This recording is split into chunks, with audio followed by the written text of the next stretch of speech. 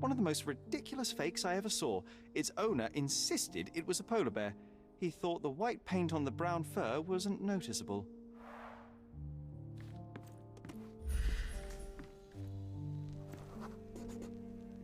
I remember this cozy blanket. It was perfect for... Wigwam! Oh, that was a joy to build them. Imagining ourselves as wayfarers on the other side of the world. It's a pity how many amazing things are missing from this room.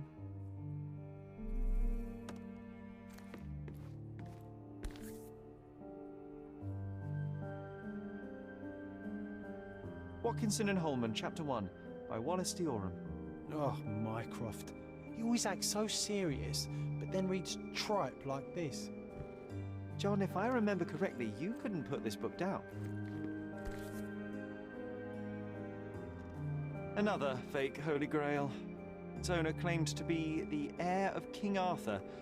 Scarcely believable. He also insisted a deadly rabbit was hunting him.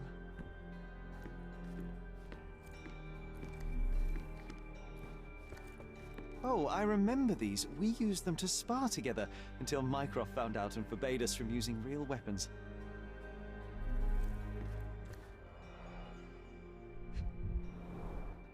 So many calling cards. Mycroft liked to keep useful people at hand.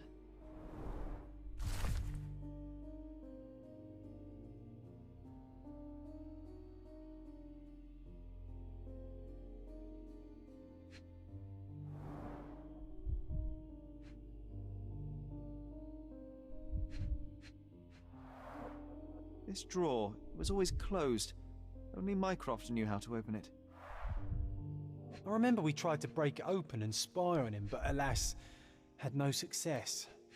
Maybe today's the day. Oh, Sherry. Carefully opened. Dated 24th of April, 1869.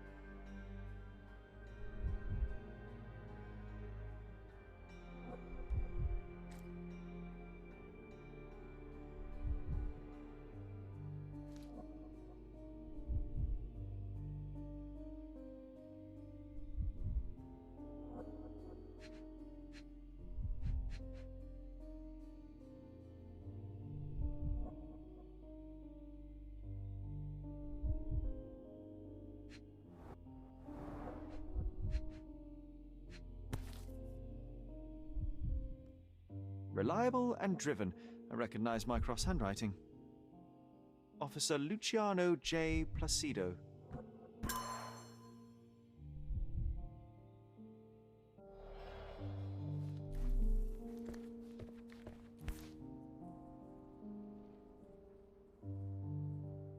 (1852), Bingley, West Yorkshire. This photo caused a lot of fuss. My mother spent some time to prove it was a fake.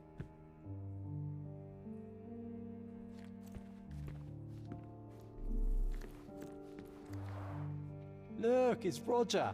This jolly old man's well preserved. Even looks refreshed. I doubt he drew much interest at the auction. That's for the best. I'd be upset if he fell into the wrong hands. The so-called mummy of a Persian princess. The defrauders did good work, but missed one small detail. It's the mummy of a man. And this one was brought from a German museum. They claimed it belonged to Vikings. Nonsense, of course. Vikings never had horns on their helmets.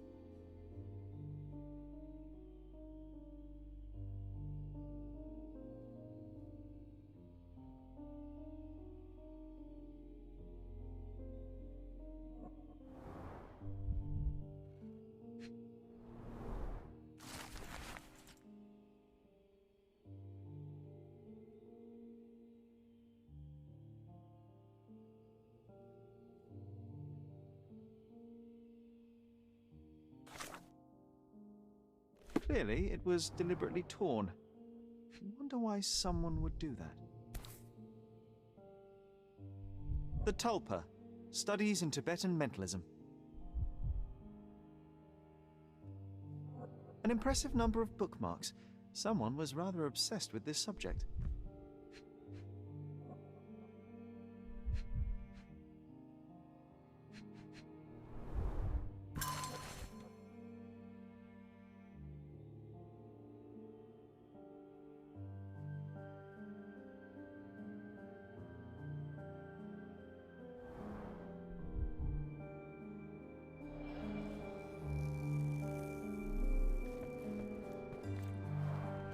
The full plate armour of Sir Robert Saunford.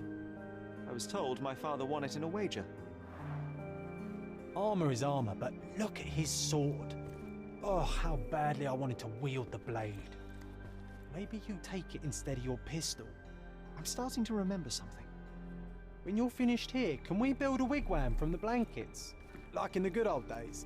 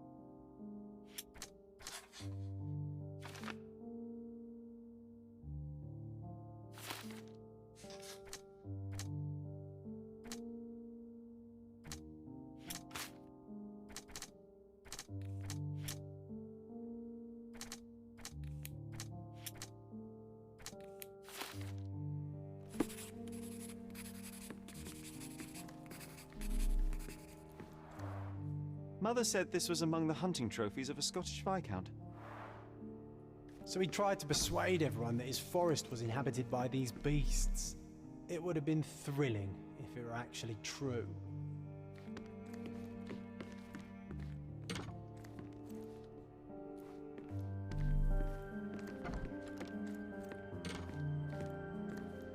It's a pity how many amazing things are missing from this room.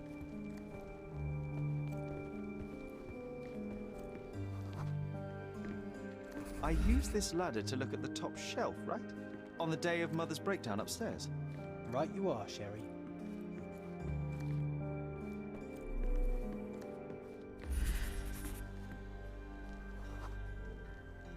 We heard a noise. I can't recall of exactly what. And we didn't have a great view from behind the statue.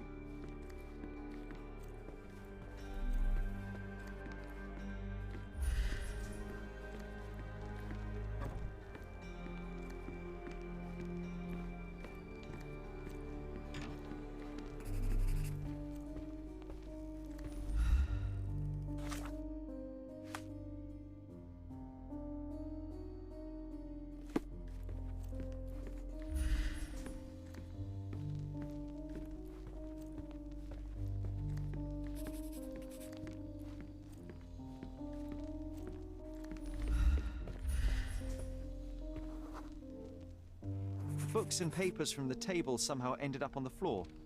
Now it's coming to the surface. I feel it.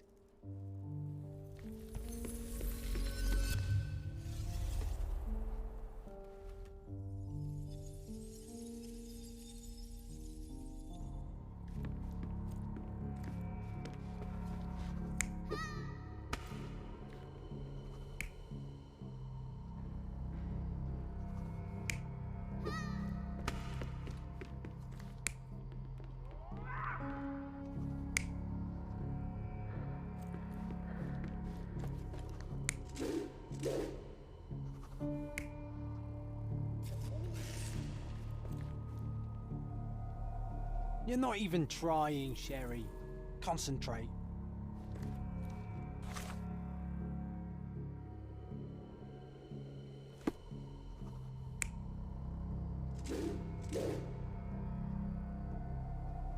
You're not even trying, Sherry.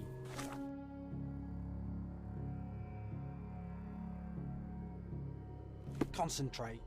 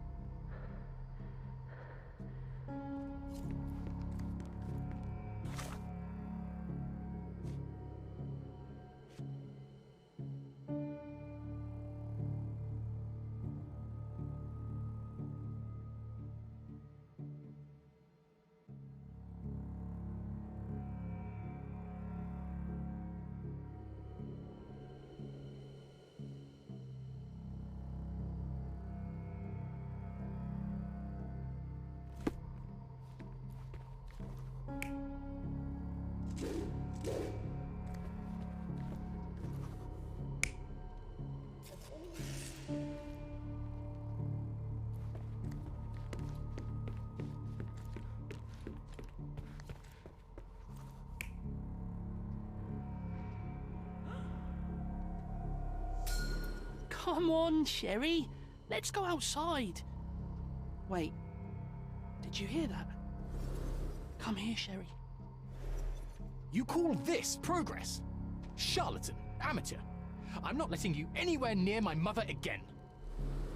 So there was a quarrel between them.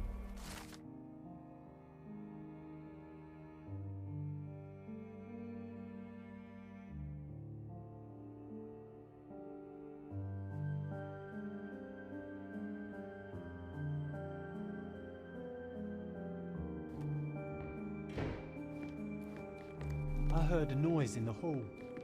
Let's check it out.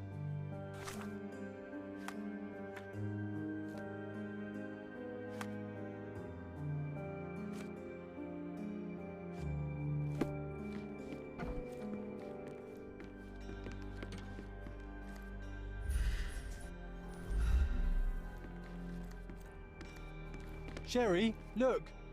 We've got a parcel here. Hurry up and let's see what's inside. I think we deserve a rest.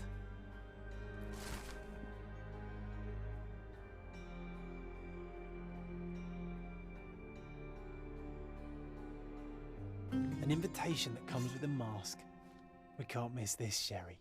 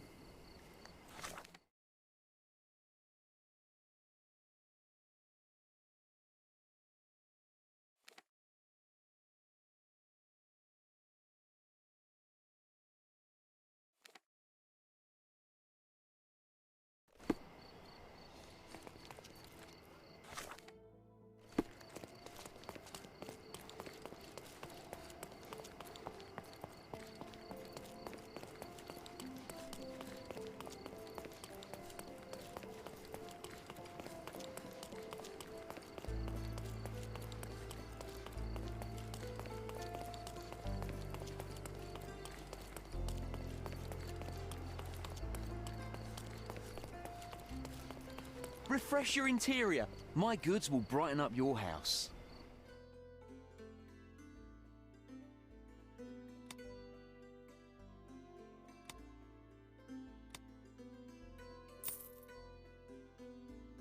Enjoy your purchase.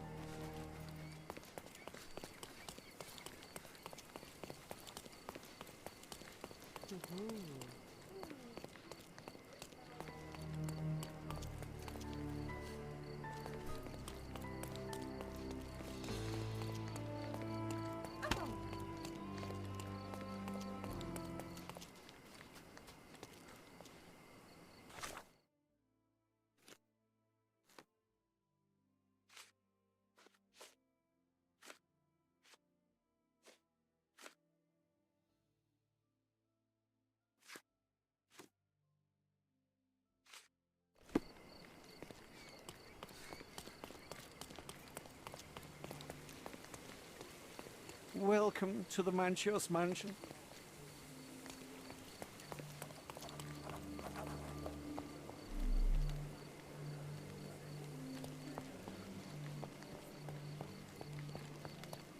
Welcome, sir. I do hope you enjoy yourself.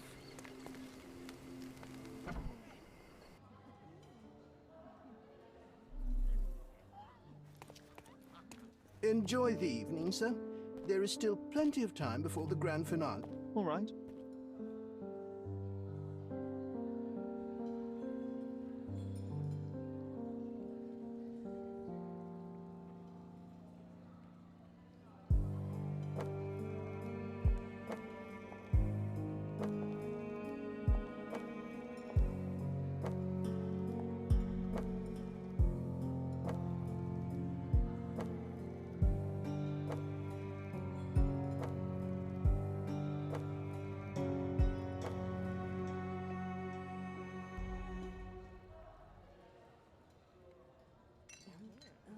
What if I write an article about these people here? Can you help me gather information about Cordona's elite?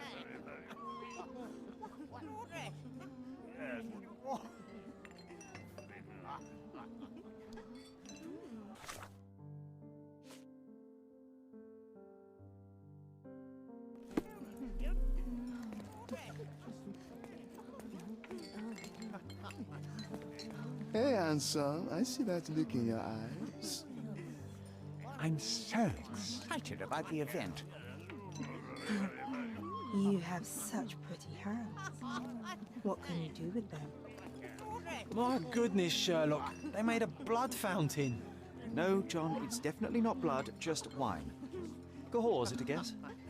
The wine vapours from here will be enough to get me tipsy. I hope.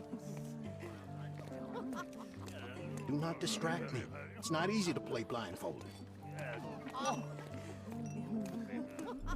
I need a rest from my insatiable wife.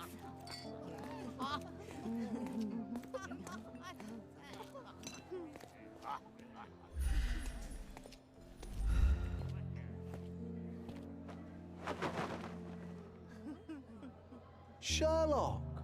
Friend! I wasn't sure you'd come.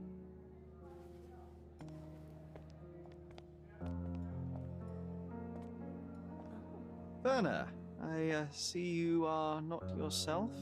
The more time you spend here in Cordona, the more I feel it my duty to bring you into our world and show you all we have to offer. And what is on offer today? Pleasure, indulgence, relief, and relaxation. You've earned some time for yourself, have you not? Those who know me would say I'm incapable of it. Nonsense. I refuse to believe there is anyone permitted to know Sherlock Holmes. Huh. You may be right. Then free yourself from inhibition and expectation. The night is young, and so are the guests. You should try to enjoy both. It's not healthy for handsome men to spend every night alone, and certainly not in a house filled with such melancholic memories. I must admit, my travels have proven more taxing than expected. I'm less confident in my life and myself. Time of relaxation seems a distant dream. So can I tempt you with a physical aid to your moral consolations? There's wine, of course, something to smoke, or perhaps an artificial paradise? Yes, something more spiritual, a potentiator to sharpen the mind. A 7% solution of, well, that'd be telling, but you must try it.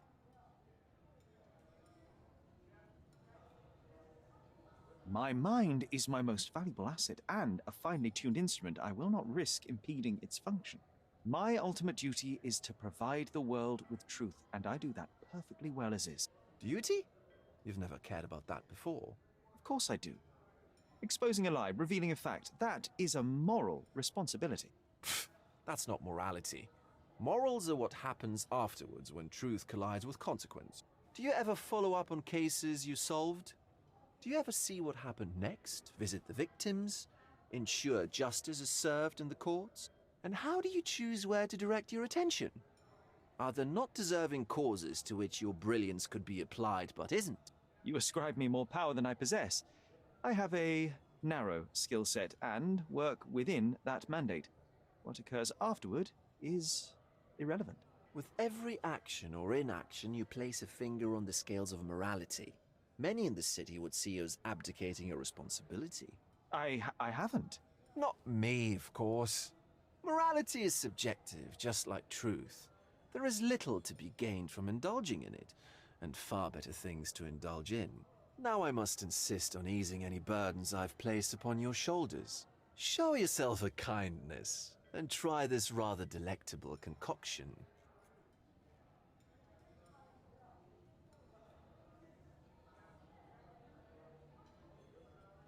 If this solution truly does assist with thinking, then well, perhaps it would be puerile to overlook an opportunity to study it. I'll take it with me. Yes, Sherlock. Very good. And now, our evening begins in earnest. I just remembered.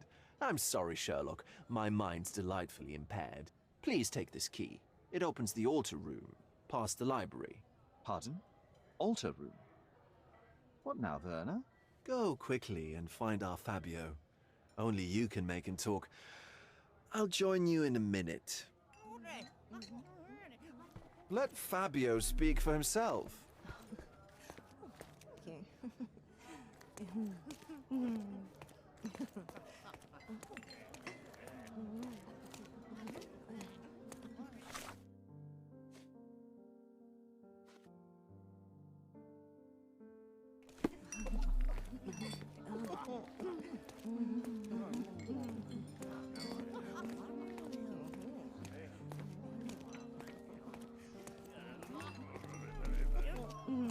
One of these books must open a secret passage. I know it. Well-known and recent plays to keep up to date with the current trends. These medieval botany and chemistry books look even more satanic than the occult ones. Romantic poetry and prose. Someone's in touch with their feelings. Codex Orchis. Why does this occult book sound like a flower?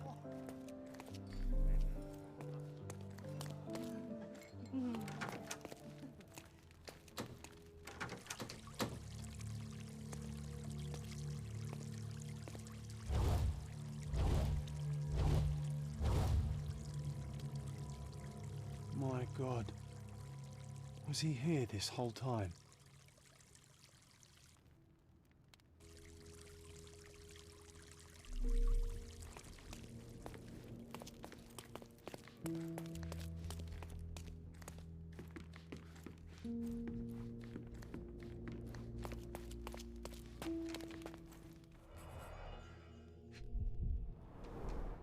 A blunt force trauma may have suffered an internal hemorrhage.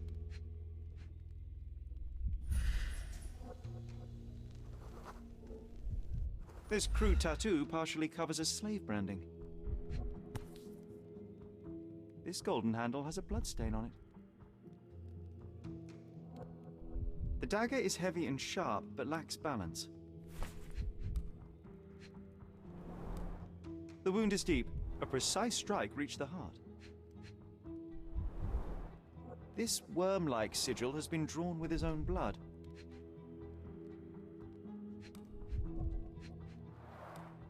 The victim has clenched the fabric so firmly in his fist that it's nigh impossible to remove it. He died right here.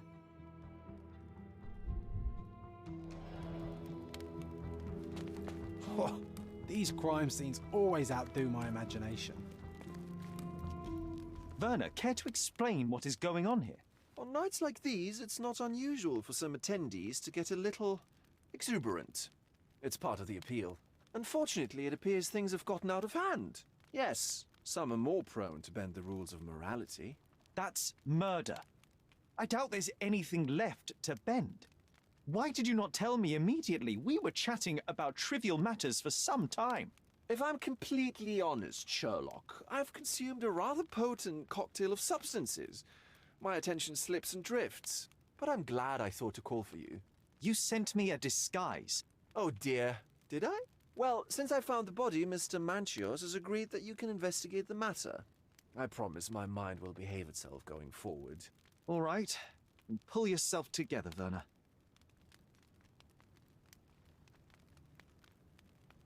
What is it about these nights that you were so eager to share with me? Well, they're not always in the evenings, but they are in the shadows. People gather to test their boundaries in a safe and consensual atmosphere, often with more stains than your typical crime scene. But that is the point.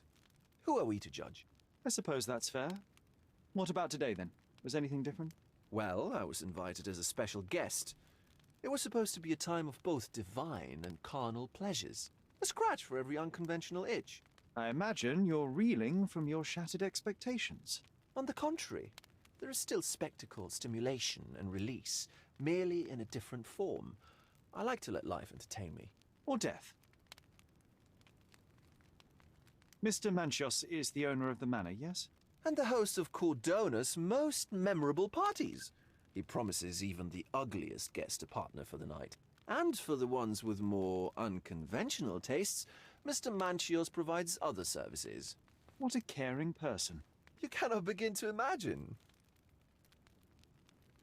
How did you discover the body? In between guzzles of alcohol? I was set to perform in a fecundity rite with Fabio and came to inquire further. It was a staged ritual where he was to play the principle of life. And the rehearsal was unsuccessful? Huh, who knows? I found him alone on the altar, his blood dripping to the floor. And then? Then I called Mr. Manchios. He was panicking, so I told him about you. We left the room and locked the door. Then we were... Filling time? Waiting for you was stressful. We indulged in some simple comforts. Overindulged, perhaps.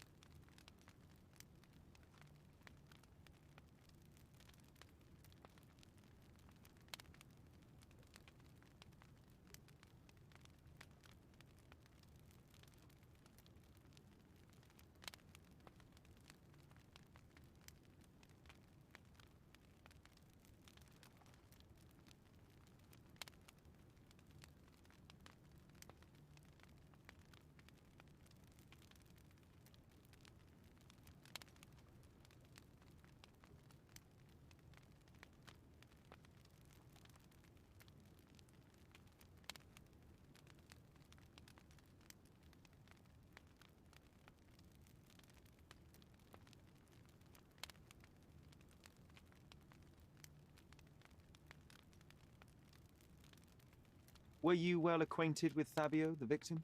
Everyone knew Fabio, or wanted to. His beauty was the talk of the island.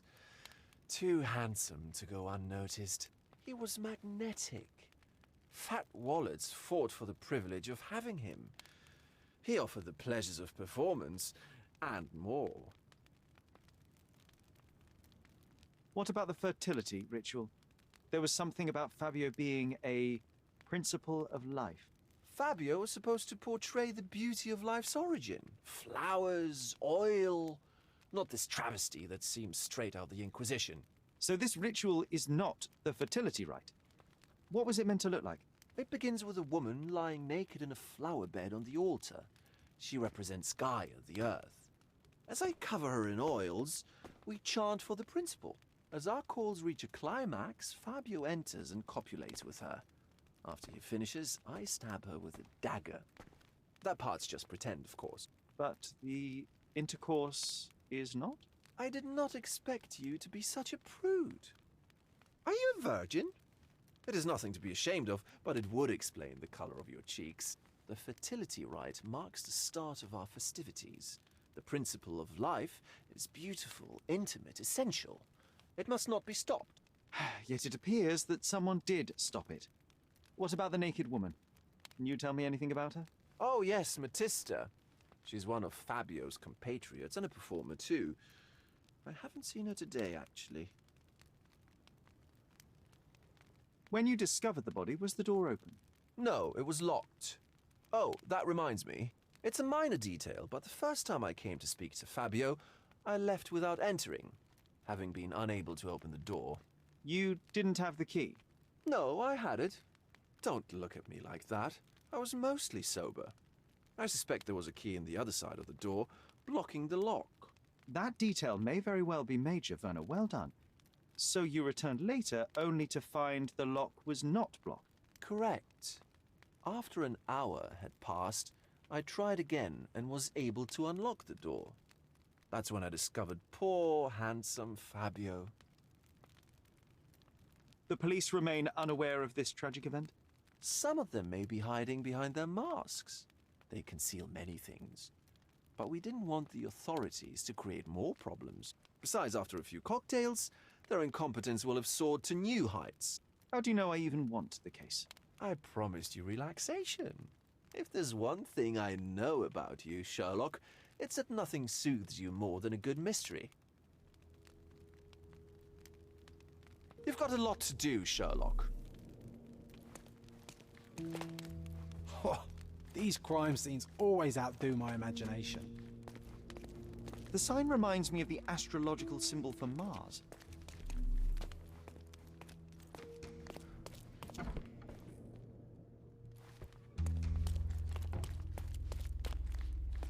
This one looks like a twisted symbol of Venus, drawn in a hurry. The ointment smells mouse-like. I presume it is an aphrodisiac prepared from a Spanish fly.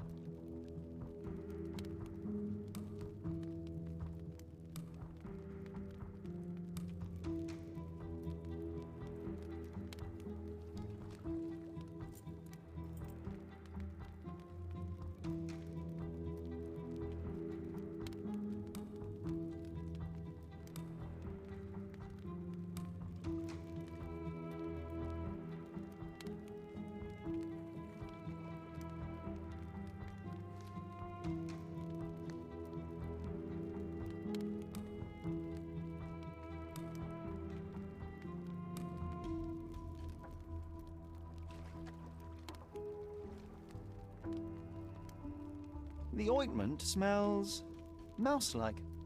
I presume it is an aphrodisiac prepared from a Spanish fly. This oil has a slight aroma of flowers and olive. This elaborate box must be for the ritual dagger. The herbs here are Salvia divinorum. They have a slight hallucinogenic effect to emphasize the ceremony.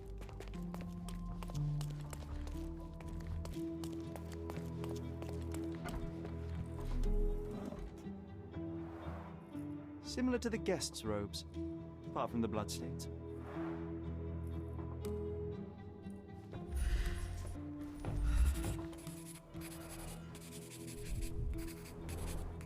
Handcrafted and luxurious cufflinks.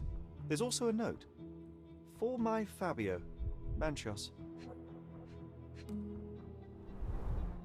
Would you recognize me in one of these? I suppose not.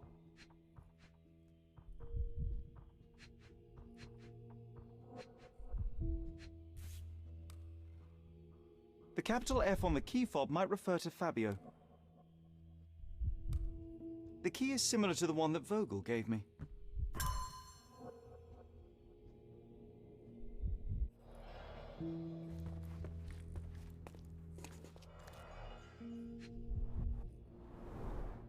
This is a different ritual.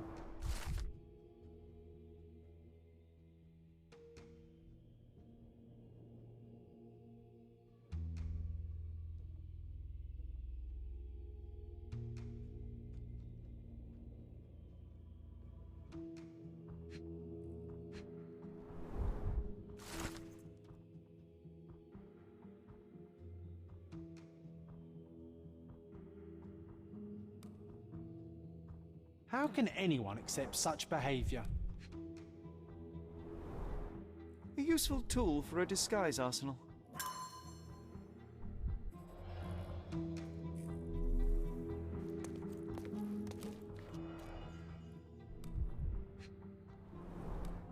The pitcher is empty, but with puddles around it.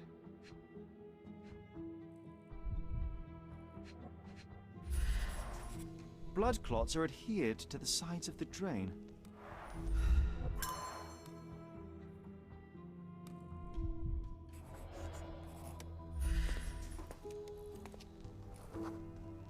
Identical to the robes the guests are wearing. Props, decorations, and tools for a more detailed set.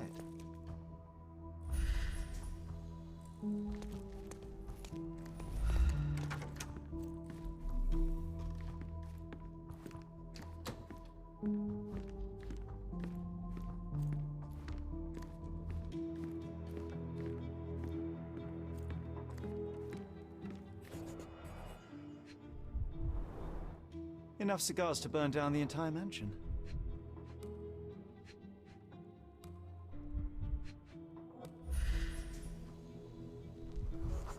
An open wound spoiled the carpet.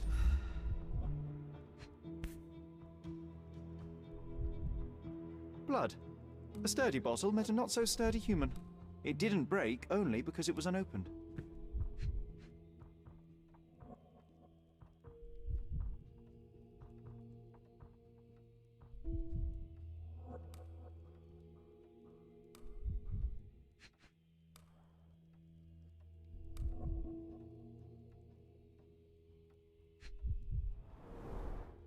Why Why don't people tidy up after themselves?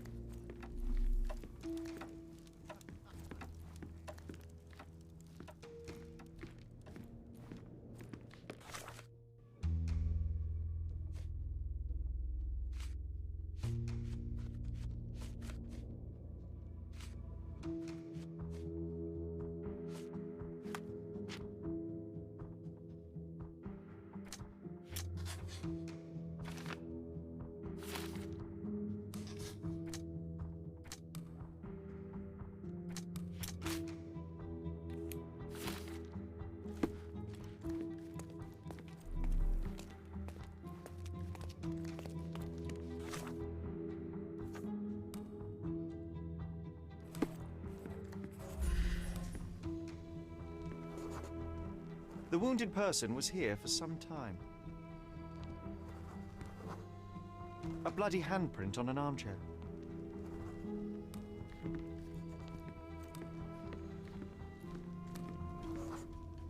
A person leaned against the doorframe.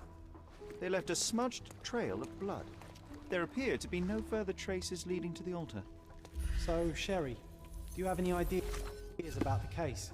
Perhaps. I think I can deduce what happened here.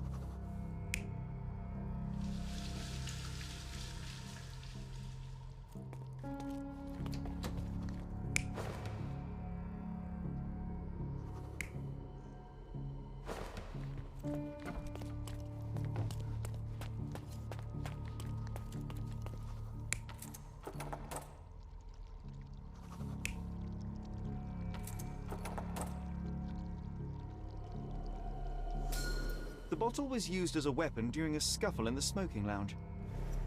Then, to ensure no one would interrupt, the murderer locked the door. The unconscious body of the victim was moved to the altar room. Once the body was on the altar, the murderer thrust the dagger into the victim's heart.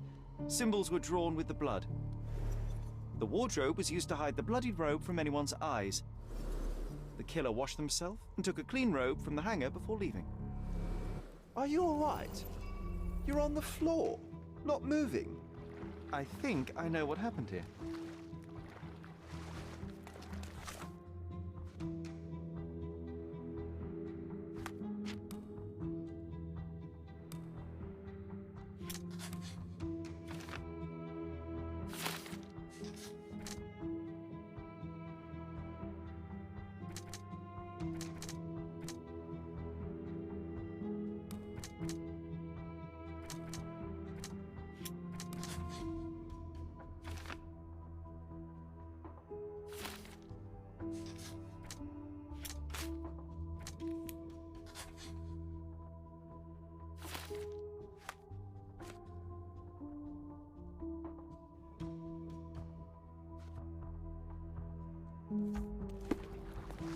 I'm starting to put the pieces together. Fabio was stabbed. I see nothing gets past you, Werner. Yes, he was stabbed, but only after being knocked out in the next room and placed here. I do not yet know why. So, who's responsible? Well, it was one person working alone, and the murderer has now donned a robe. He or she could be hiding in plain sight. We have lost time, Werner, but your discretion may prove to be a benediction after all.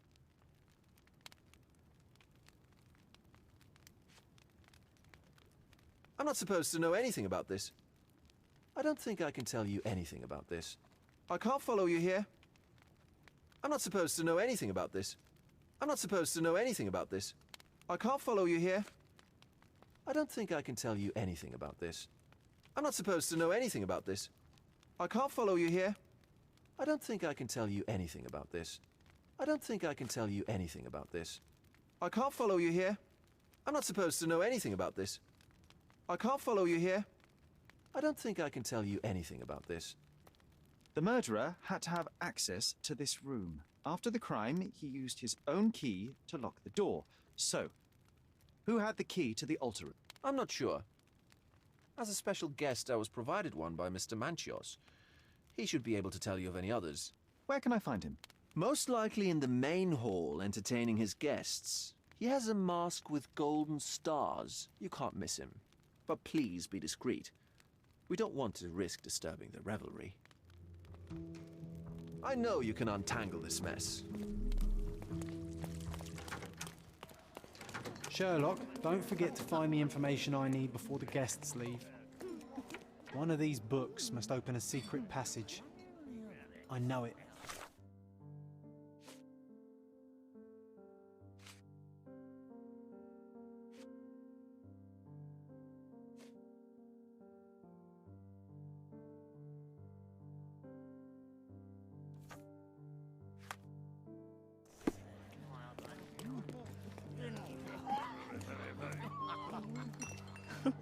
My husband thinks I am playing bridge here. Could you help me? I can't help you with that, sir. May I ask you something? Oh, sir, I'm afraid I don't know about that. Everyone's looking at us, Sherry. You You should feeling know lonely? what you're doing. I'll be your friend. I guarantee we'll have a good time.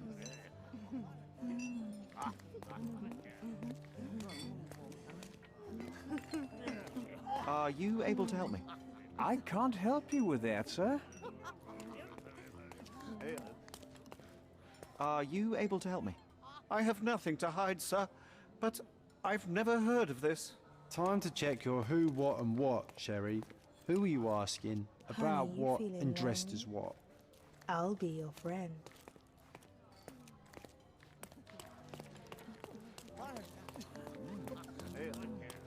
You know what's had.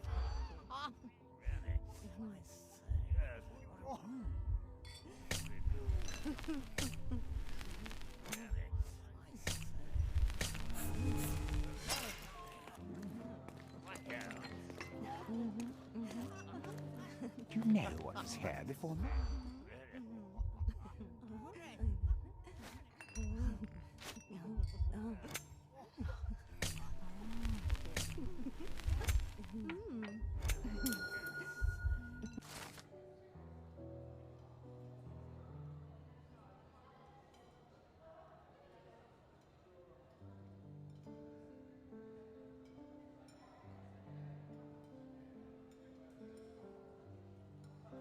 That's what I like about this party.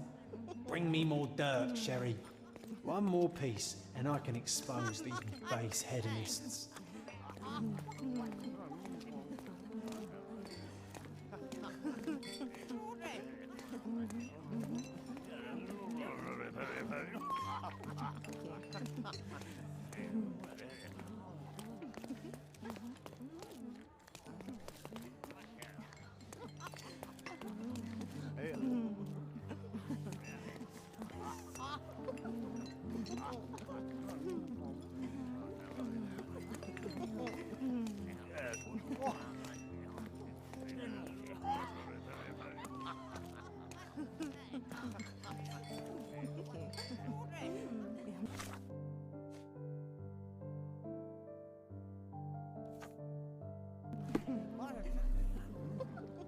Well, I heard the finale will be splendid.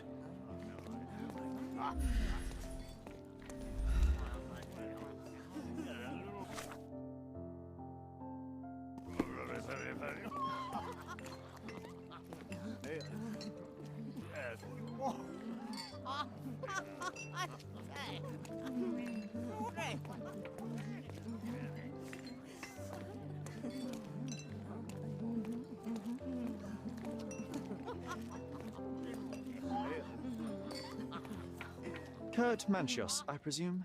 I'm Sherlock Holmes. Oh, you must be the one Werner told me about. What a sweet voice you have. It must belong to a handsome young man.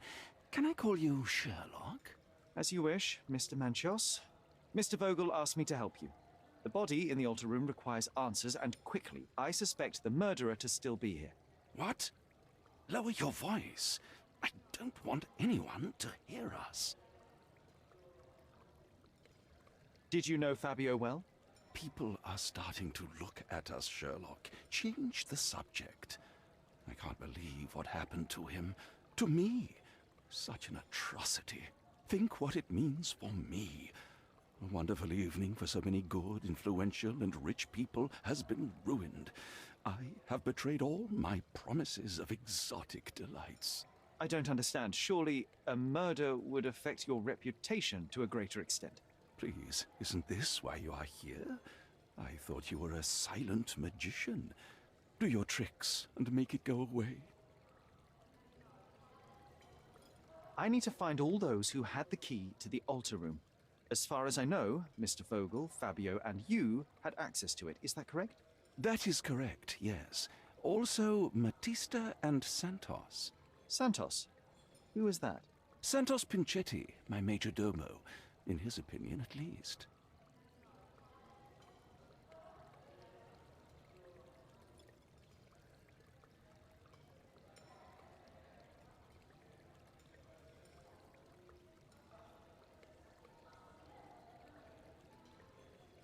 I'd like to speak to Mr. Pinchetti and Matista.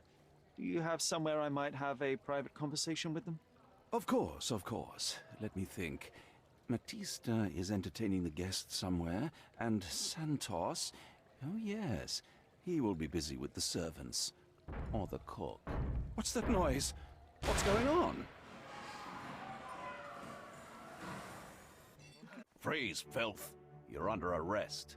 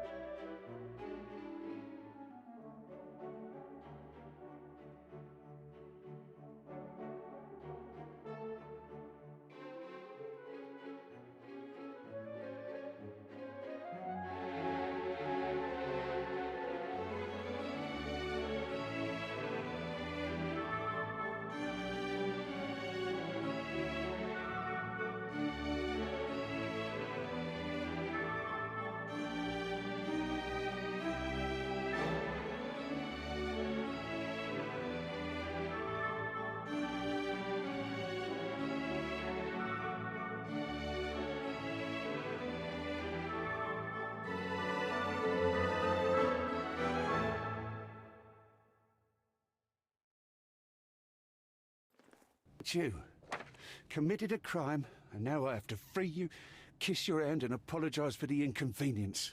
You're great. I did tell you that Mr. Vogel and I were innocent. I emphasized it in my statement. Your statement?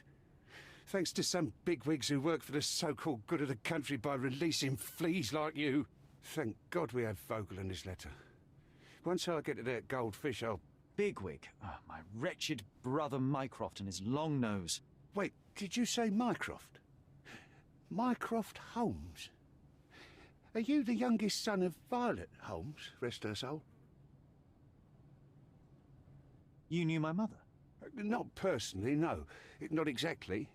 I was working on the paperwork for that case. Would you happen to remember anything of the events?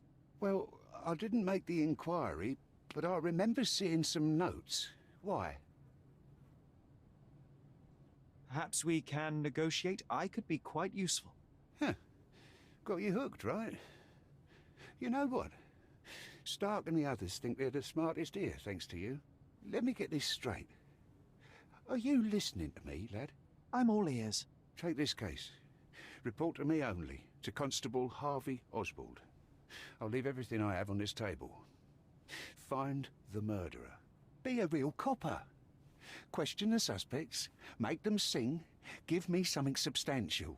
And if Mr. Vogel is not a suspect? If he's innocent, then you can take your favourite degenerate away from here.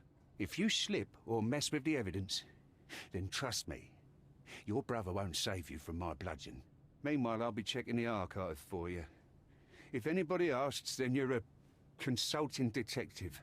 Let's make a start then, partner. We should have listened to the guests there. Now I have nothing to write about.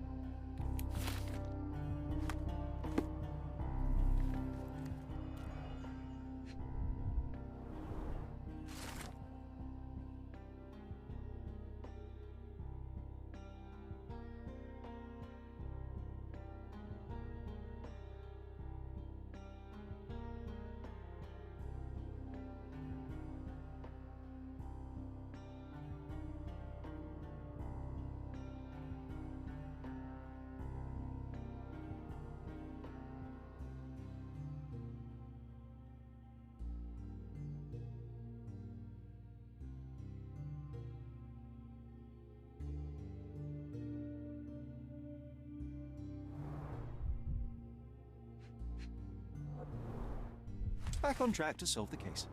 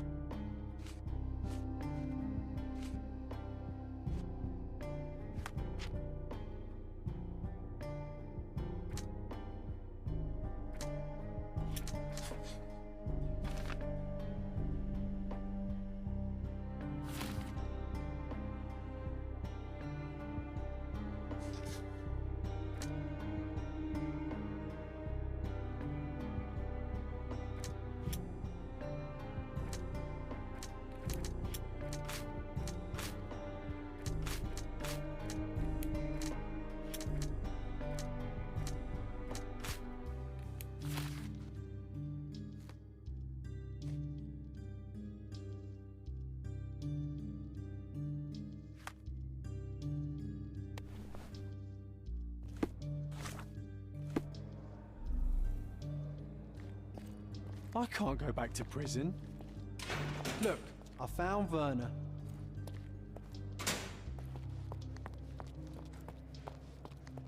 What a bunch of losers. Werner, are you all right? Oh, yes, yes. Everything's fine. In fact, it's something of a family reunion. My brother spent quite some time in this place himself. You should not be here. I told the police everything I knew, but they refused to let you go. They require proof to free you. Ha! What did you expect? The mighty Sherlock Holmes swans in, tells the officers what to think, and the world obeys? Of course not. Anyway, I struck a deal with the constable, and I've got a free hand in the investigation. I find proof to solve the case for him. He obtains files about my mother's death for me. Well done. If one has the power or will and can act, then one must. I wonder, suppose you couldn't get the proof to your truth. Would you tell a lie to the guard that enabled my freedom, knowing my innocence? Would that not be just? There are lines I will not cross, Werner. I will do my best to secure your release, but with proof. proof, not deception. Really? How many white lies have you told on this island? Why not for me? Why not another? That is absurd. I can resolve this without compromises. Do not give up hope. I'm not supposed to know anything about this. I can't follow you here. I'm not supposed to know anything about this. I have learned who told the police about the crime. It was Santos Pinchetti. Do I know him? The major domo of the manor. He cleans up after you? Well, then he does his job perfectly. All but invisible. I couldn't tell you the first thing about him. I know you can untangle this mess.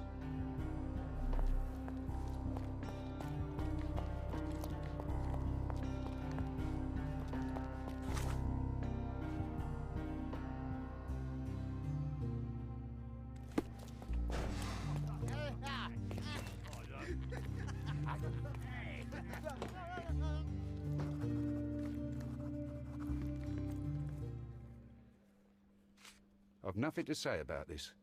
I've nothing to say about this. I don't think I can tell you anything about this. I don't think I can tell you anything about this. You'd better ask me a question I know how to answer. You'd better ask me a question I know how to answer. I don't think I can tell you anything about this. I don't think I can tell you anything about this. I've nothing to say about this. I don't think I can tell you anything about this. I don't think I can tell you anything about this. I've nothing to say about this. You'd better ask me a question I know how to answer. Have you considered Mr. Santos Pinchetti as a suspect? The snitch? Have you seen him? I mean, my breath could knock him down. What's so special about him? As a major domo, he has keys that open all the rooms, including the one to the crime scene. He could have testified only to circumvent suspicion, don't you think? We need to question him. Right. I'll send our men to fetch him. Stay here. They brought him in, Mr. Holmes. Here's the key to interrogation room number 7. Mr. Pinchetti didn't even resist, our men said. Thank you. You can question Mr. Pinchetti in the interrogation room. Did you hear?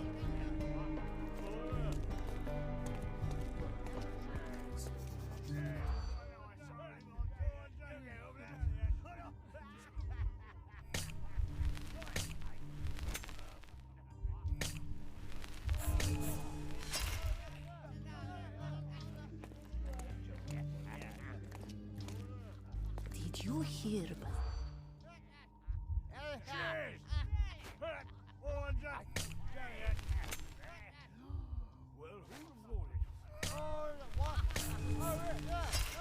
Oh, well, I guess we'll have to try again. Remember to focus only on what's relevant to the room. Did you hear about?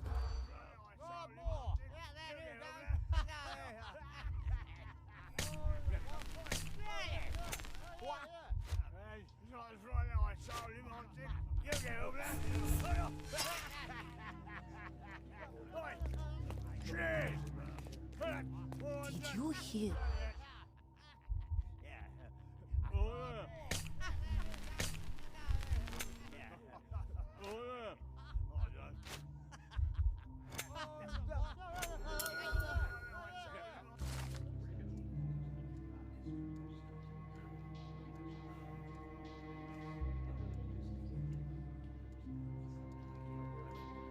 In the police.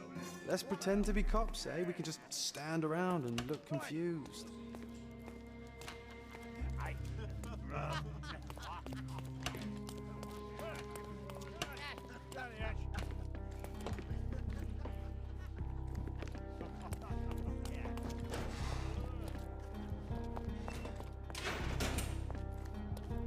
This area is restricted.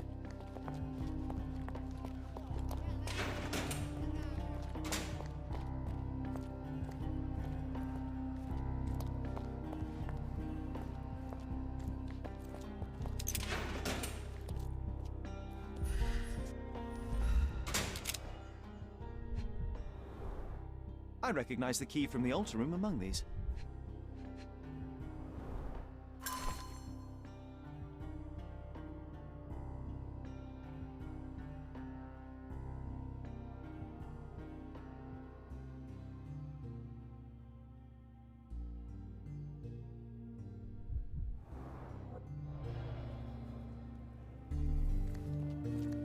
Mr. Pinchetti, a pleasure to meet you. I'm Sherlock Holmes. I'm helping Constable Oswald. I've already told him everything I know. I'm only a witness, sir. Everything's in my report. And I've read it. You forgot to mention that you hold the keys to the room where Fabio was found. I need only to find if the crime was intentional. But I need to return to my duties. I doubt the house will fall without you, Mr. Pinchetti. Just be still for a few seconds.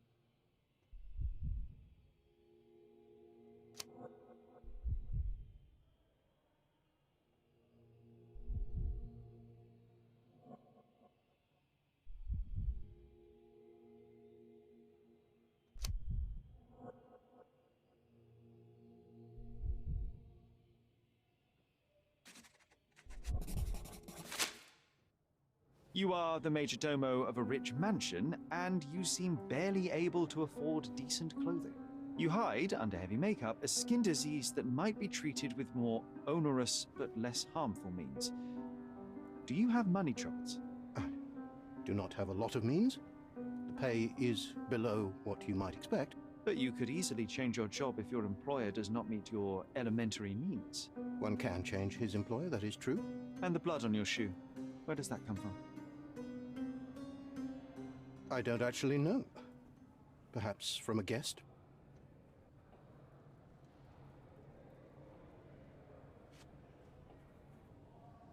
I can't help you. Don't expect me to know anything about it. I know nothing about this. I know nothing about this. Don't expect me to know anything about it. I can't help you. Don't expect me to know anything about it. I know nothing about this. Don't expect me to know anything about it. I know nothing about this. Don't expect me to know anything about it. I can't help you. I know nothing about this. He's not only my employer, he's my uncle. And I'm his next of kin. The only one. Mr. Manchios flatly refuses to pay a family member. All I have to do is repay his so-called love. Cleaning up the filth after perverts and decadents. He's imprisoned me. The best I can hope for is a new broom. That's why I wanted to have my part of the inheritance. Is it that bad? You have a roof above your head, a salary, and the status of a major domo. For God's sake. I'm forced to dye and stitch my threadbare clothes, and the holes in my shoes are painful. I'm ashamed every time a guest looks at me closely. Why do you think your uncle treats you this way? My mother, my uncle's sister, had me illegitimately. She died, and I was given the surname of one of the maids. But you are entitled to some of the money that belongs to your family. He thinks not. I was not responsible for my mother's death. I work hard, and he pays me nothing. I feed on the leftovers. While he wastes our estate's property on decadent parties, he paid Fabio handsomely and showered him with expensive gifts for their disgusting relationship. Did you know Fabio? Not personally. He was a frequent guest, and cleaning the mess after his performances was tedious. Mr. Manchios always had a role for him, and mainly the leading one. The parties were always, Fabio-centric? And Batista? Was she as popular as her partner? Don't tell her I said this, but I do not think so. Mr. Manchios hired her only because Fabio refused to work without her. Mr. Manchios used to see her as a worker. She was tasked with entertaining the guests, unlike Fabio, who could pick and choose. Please let me out.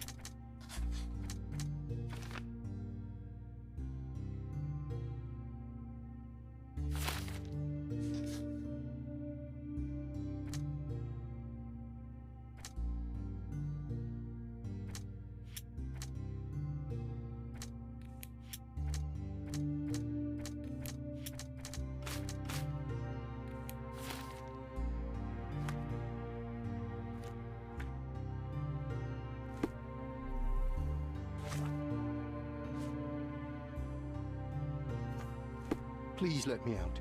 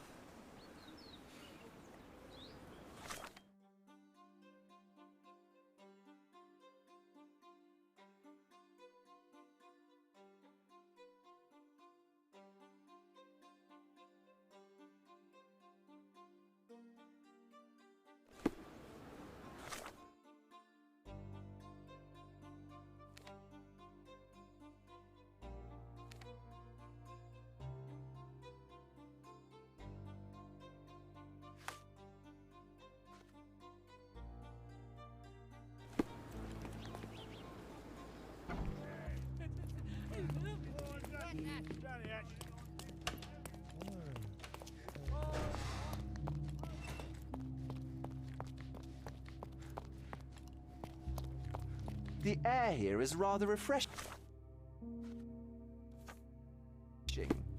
I'd even recommend that some of my friends visit the place. You've got a lot to do, Sherlock.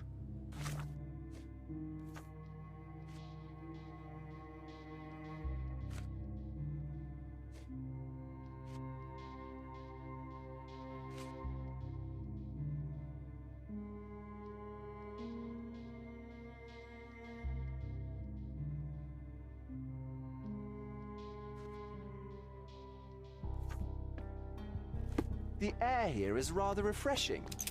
I'd even recommend that some of my friends visit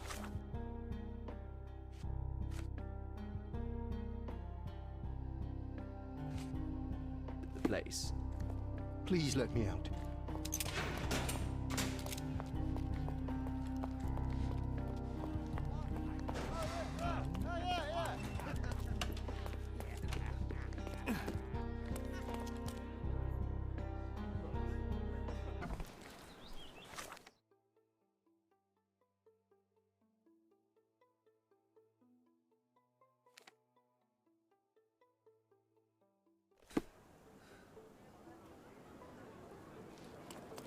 Look, the cutest thing you'll see all day. Hamlet staged by children.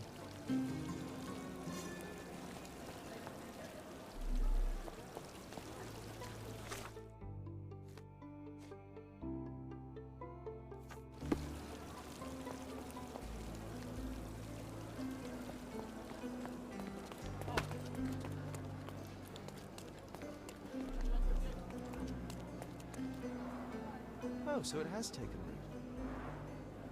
What's taken root? As I recall, when we were growing up, this theatre didn't welcome kids. You've forgotten, John. Come to the back entrance and I'll refresh your memory. Look, the cutest thing you'll see all day. Hamlet staged by children.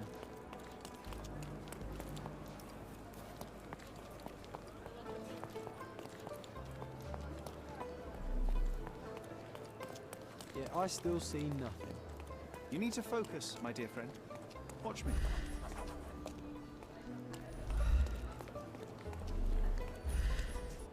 So what's here? I don't see anything.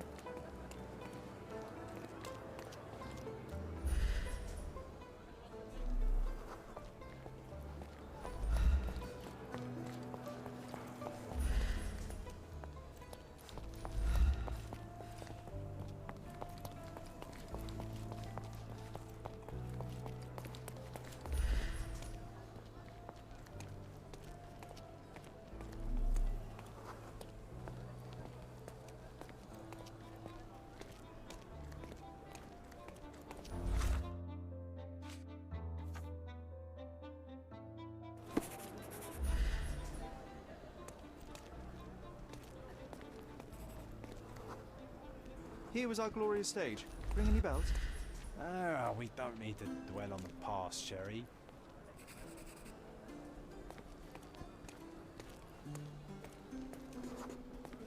And Hamlet's mother, Gertrude, taking poison. What was the name of that girl?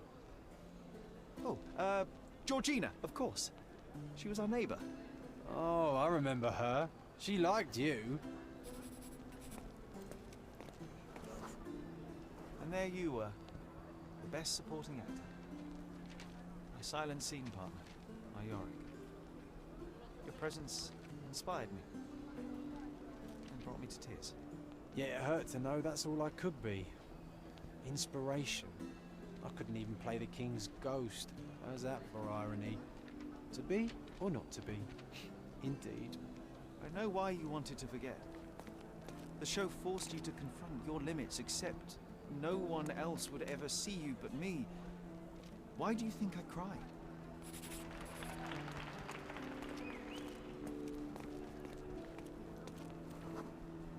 In the end, the audience was thrilled. You can still hear their roars after the final act. You were so pleased with yourself when the theatre director came down to admire your work.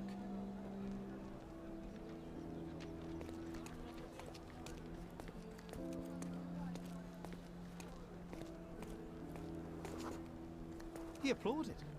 A huge gesture from a man for whom children on stage was an anathema.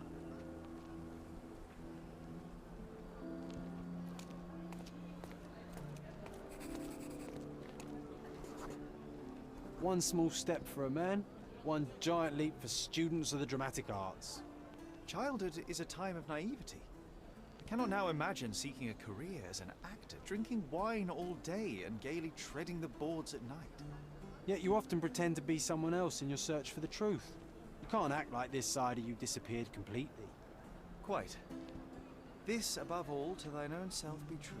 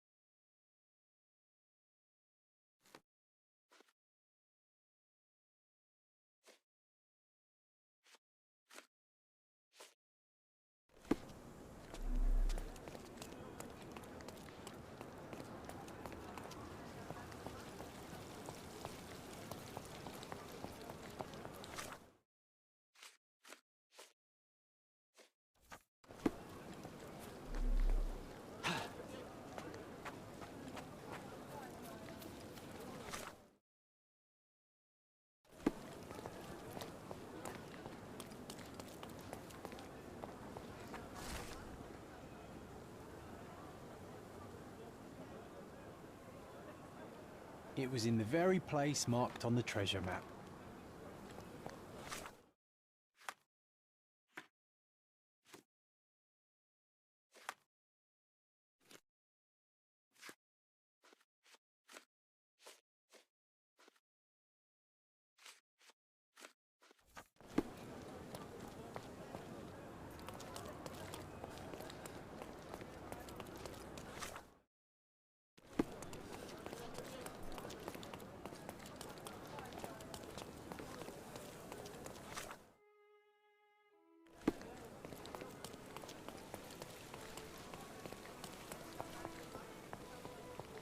Do you know anything about this?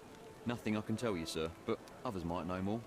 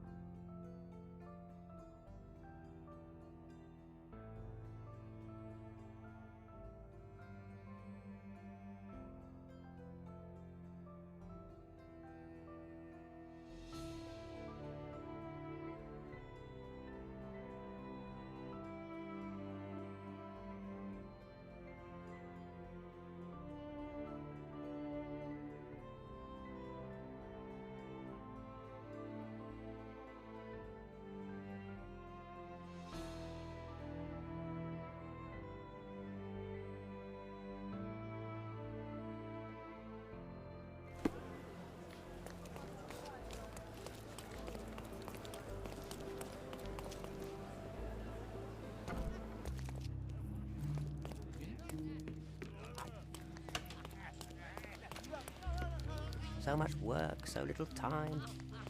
Shit!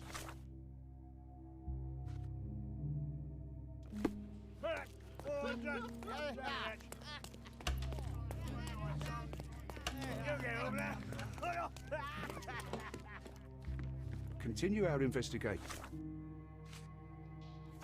while I look for the papers. Continue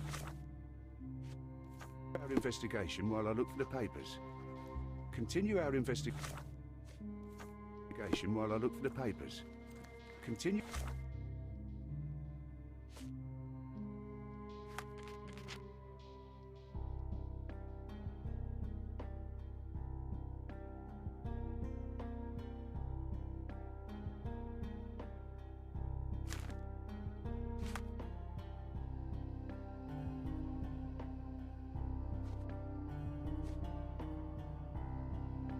Our investigation while I look for the papers.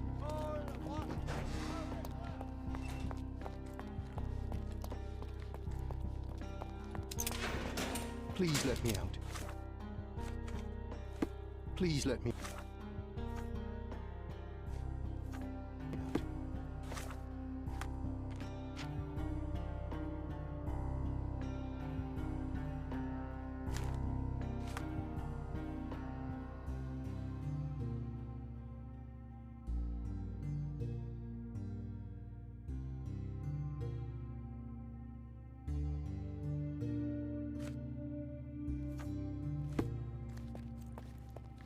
Please let me out. The air here is rather refreshing. I'd even recommend that some of my friends visit the place.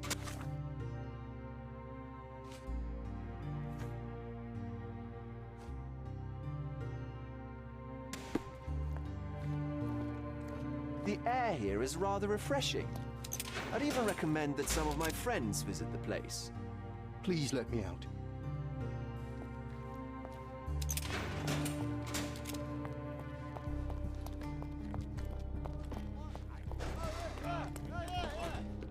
Continue our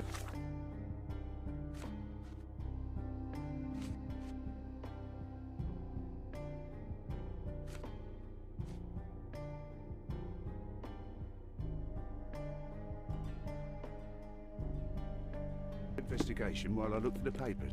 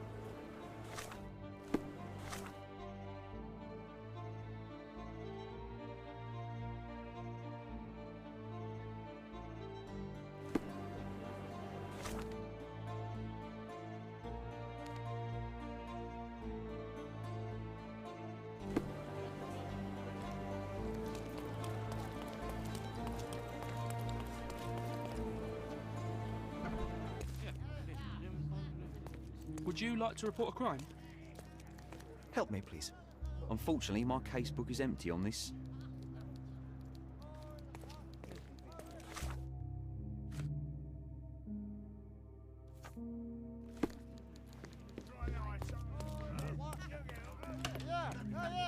Excuse me, just one question. Sorry, officer, you should ask someone else about that. This isn't working. You might need a different tack.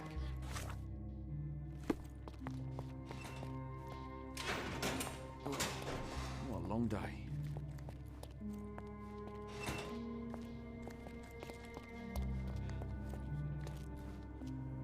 Is this familiar to you? Oh, I don't know about that. Ask one of the others. Help me, please. Oh, I don't know about that. Ask one of the others. Everyone's looking at us, Sherry. You sure you know what you're doing? Could you help me? Oh, I don't know about that. Ask one of the others.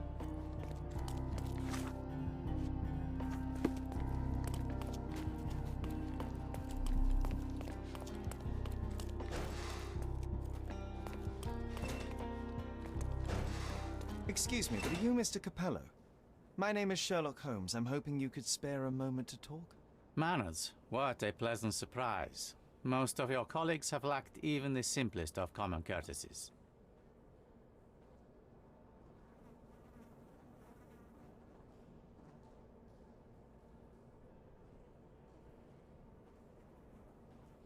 You're a suspect, sir, but not yet a criminal. I shan't treat you as such. Your case is refreshingly unusual, and I wish to get to the bottom of it. Manners and enthusiasm. Huh. May you go far, young man. What can I help you with?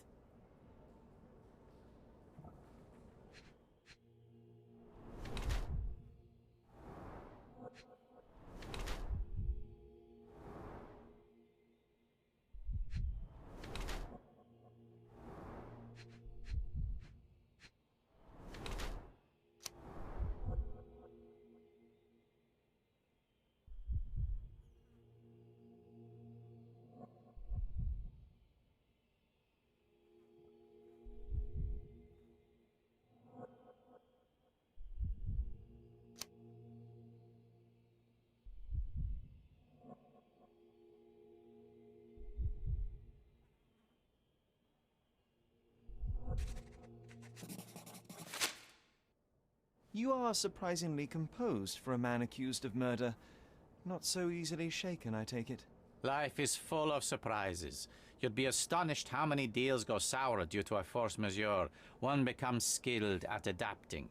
I am confident this will all be set straight. Until then, I will endure. Much how you endure that injured hand. Those bruises look painful, but you seem barely aware of it.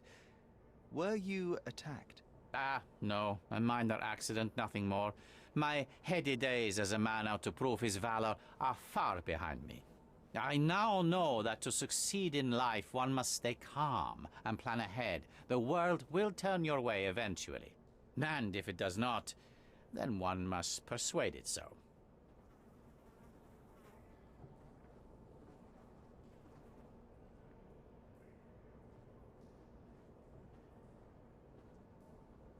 Please, tell me how you ended up in this situation.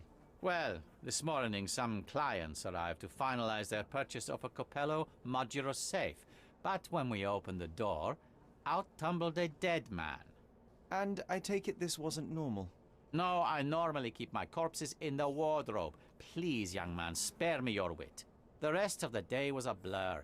I recognized the victim, and it seems so did the police. That was enough to make me the main suspect. Who sent for the authorities? No one.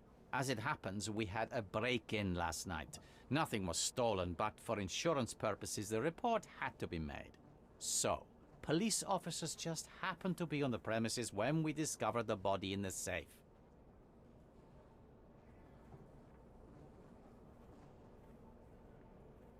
You mentioned you were showing your wares to some prospective buyers when the safe was opened. Who were they? Clerks from the bank. They inspected the safe from top to bottom yesterday. I assumed the sale was just a formality at that point. And the safe was closed? It's usually open, but it locks automatically when the door swings closed. That's another marvelous Capello invention. A coffin that locks itself. Marvelous indeed. Help me grasp your movements yesterday. What time did you meet the customers from the bank, and did you have any other appointments? Yesterday, the bank clerks arrived at 10 a.m. Afterwards, I was alone in the office until my wife Augusta came in at 3 p.m. I left for home at 6:30 p.m. And what about this morning? Our meeting for the demonstration was set for 9 a.m. I arrived about half an hour prior in order to prepare. I have one final inquiry. Do you recall the time at which the safe door was closed? Young man, I may just as well ask you when you closed your cigar case. I have opened our safes 12 times a day for 12 years. I do not recall.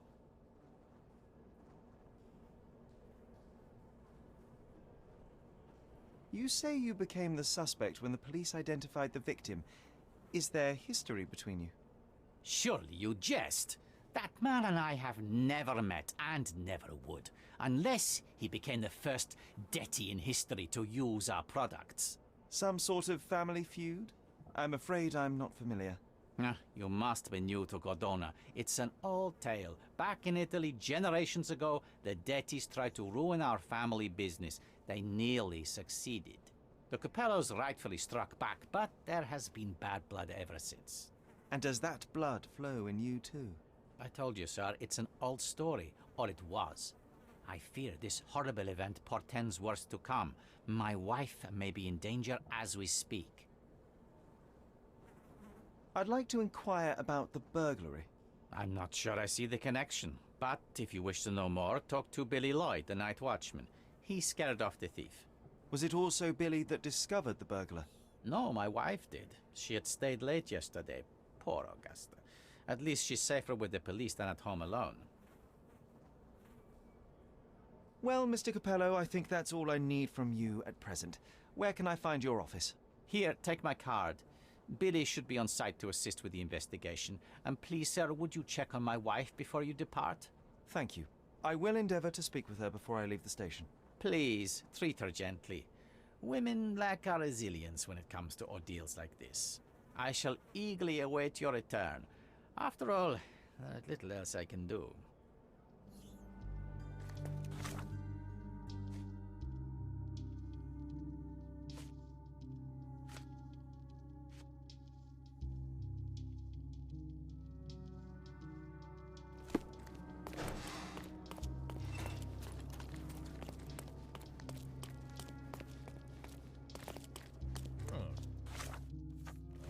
Excuse me, just one question. Oh, I don't know about that. Ask one of the others.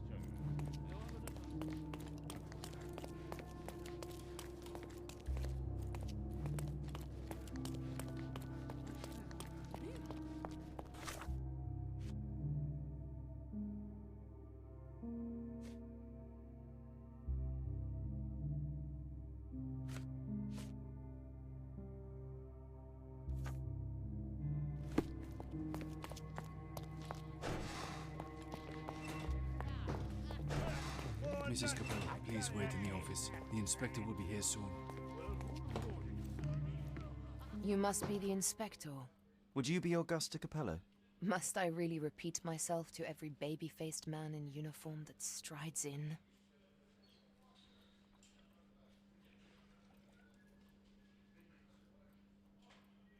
Forgive me, I am not the inspector, but I am working on your husband's case. Then I have nothing to say to you. Come back with the inspector in charge so that we may dispense with the endless repetition.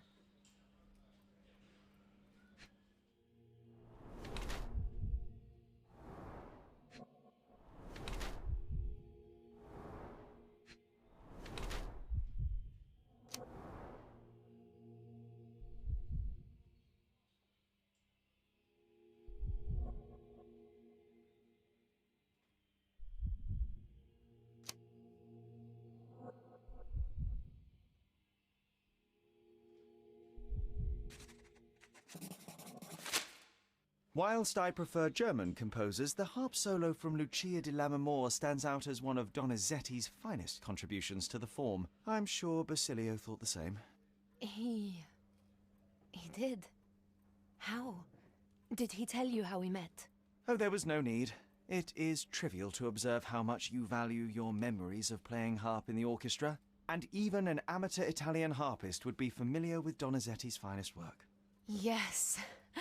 Music is a balm in these uncertain times. It is nice to meet another who appreciates it. Much as I appreciate the truth. Please, Mrs. Capello, let me help you and your husband. I am not unappreciative, sir. But I'm afraid I presently lack the strength. Basilio tells me you were present during the burglary yesterday. What can you tell me about it? Oh, it gave me such a fright. I fainted, fell to the floor.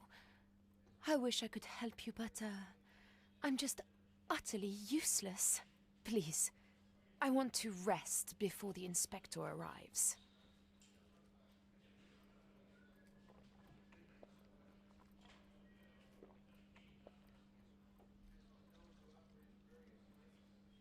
Were you familiar with the deceased man found in the safe? No, I did not know him, nor can I conceive of how the poor soul ended up there. You've had quite the day, Mrs. Capello. I shall leave you be. If I have further questions, I may visit again later.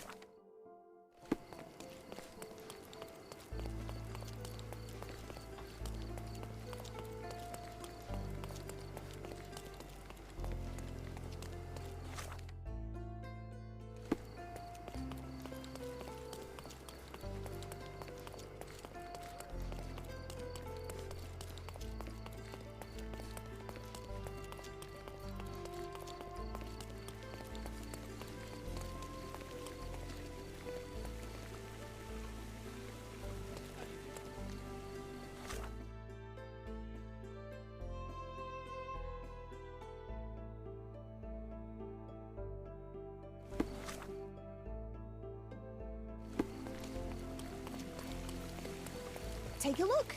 Try it on. It'll be a nice purchase.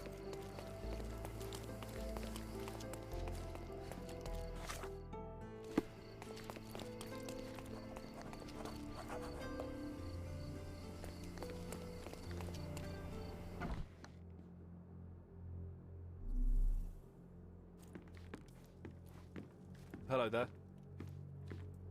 They sell door locks, padlocks. No Sherlocks, though. Probably for the best. Imagine dealing with two of you. Ugh.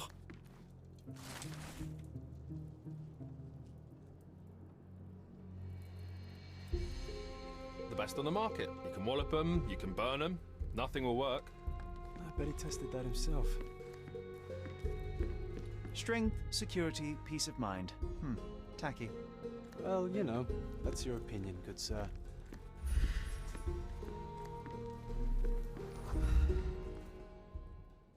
Ill-fitting pants, wonky nose, and hair that appears to have been cut by your own hand. You must be Billy Lloyd. Oh, it's you! I knew you'd come. You did? You're Mirko Gallia, the best investigative journalist on Cordona. I'm a fan of your work. Alas, you're mistaken. The name is Sherlock Holmes, and your employer... Oh, of course. Discretion. I'm sorry. I doubt the policeman upstairs heard me, though, so your secret is safe with me, Sherlock. Mr. Capello told me you were present during the burglary and scared the criminal off the property? Yeah, you should have seen it. As soon as the burglars saw me, they went white as death. Ran out the back door of the office. I heard a thud and cat shrieks, so I think they went over the railing and into the bushes out back. Clearly, my reputation precedes me. Mr. Capello was so proud. You're a guard, but you didn't give chase. Well, by the time I made it outside, they were miles away. So I went back to help Mrs. Capello. That kind of gentlemanly courtesy is why I'm so well regarded round these parts. What did the thief look like? Shorter than me, mid-20s, a huge scar across the right cheek going from the eye. Short hair.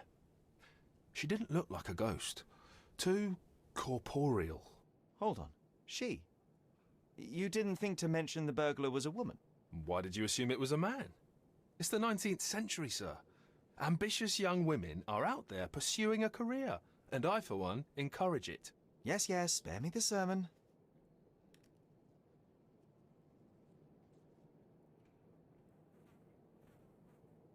When did the burglary happen?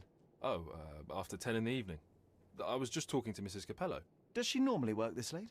No, it's the first time it happened. Usually I'm alone at night. I was explaining to Mrs. Capello how drinking water every 3 hours can help with digestion, when she excused herself and went back upstairs. Then there was a scream, and I ran up to the office and... I know what happened next, thank you. What about last evening? Do you have any more details about the break-in? Of course. I write down everything that happens during my watch. Take a look. Fastidious in its mundanity, but I will make of it what I can. I must go and inspect the crime scene. If I have further questions, Mr. Lloyd, I will find you. Oh, don't worry. I won't be able to keep away. Right.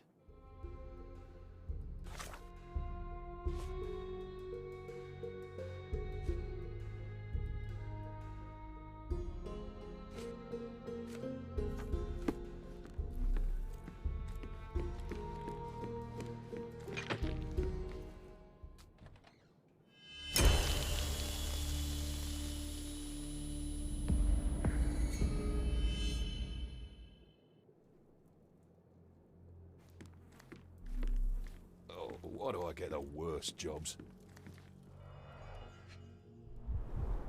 The bottle is half empty. A wine, well enjoyed.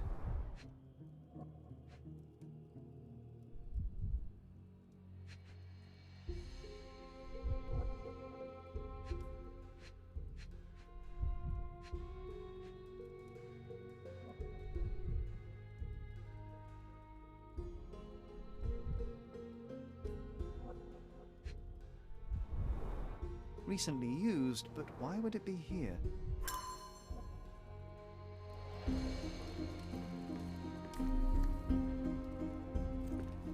Wouldn't want to be in his shoes. I'm a bit claustrophobic.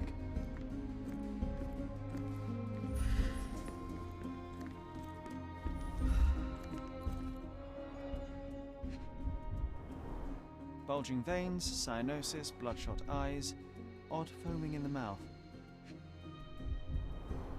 Bruises, torn nails, bleeding was severe and continued at length. Blood on the safe door could have been left by the victim.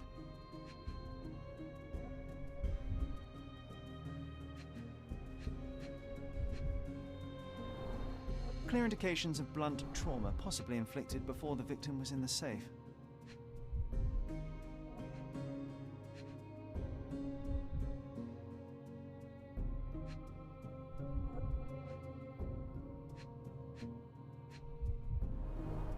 Clothes are not fully buttoned. Was the victim dressing or undressing? What a rotten way to die. Yeah, what a shame.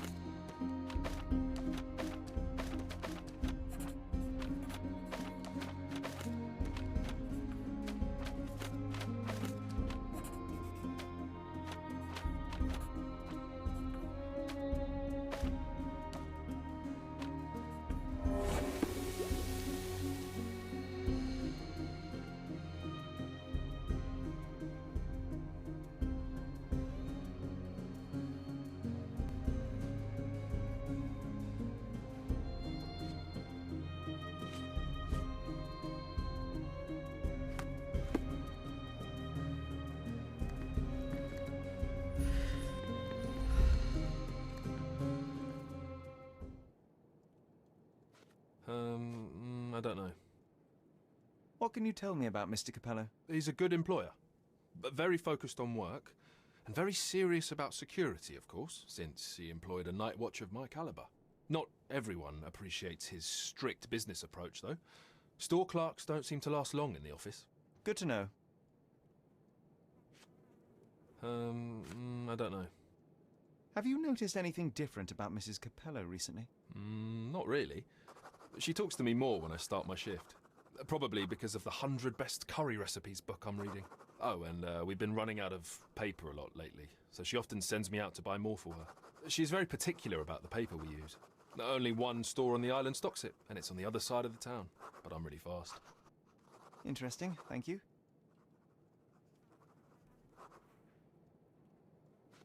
Is this code memo still valid? Oh, yes. It's the same combination code everywhere. It corresponds to Mrs. Capello's birthday, actually.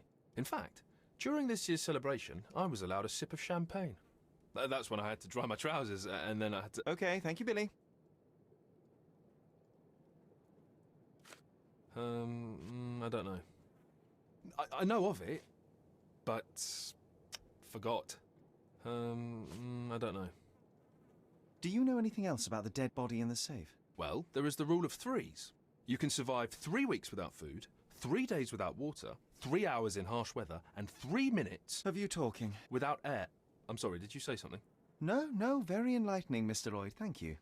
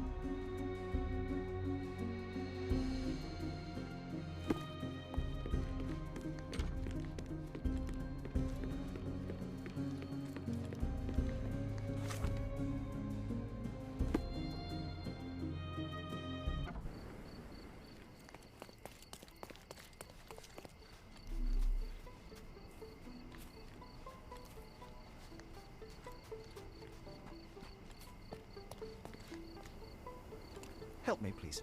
And if I won't tell you, you lock me up again, then I'm saying nothing.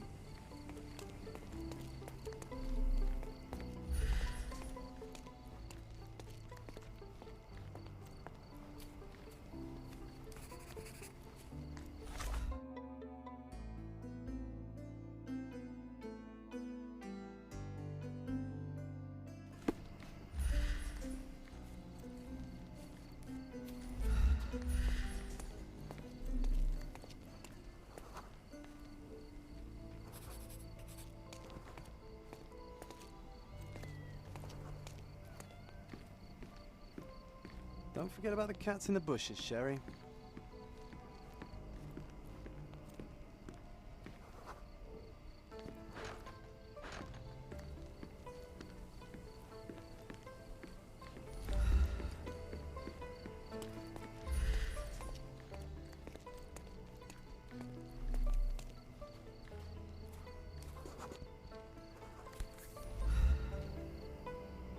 The letter F is inscribed within a 4-leaf clover pattern.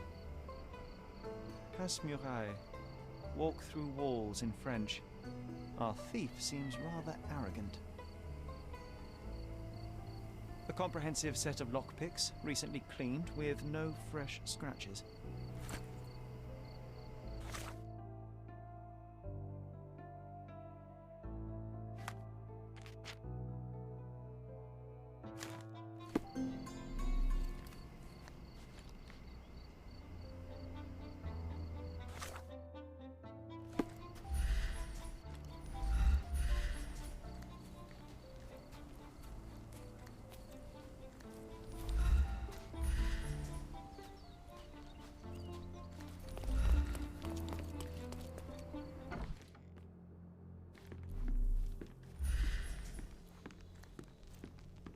I'm going to catch the criminal myself. But later.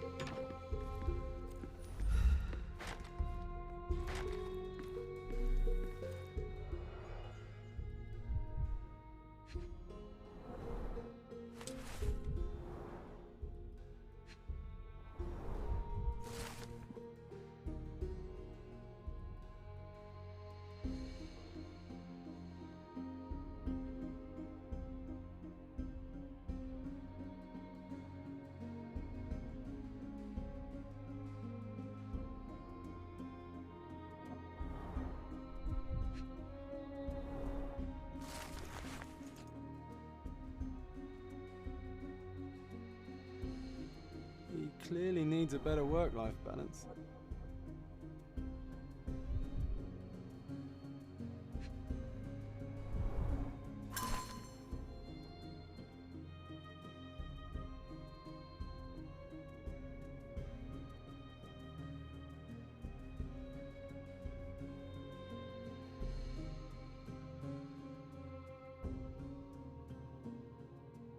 Well-organized workplace?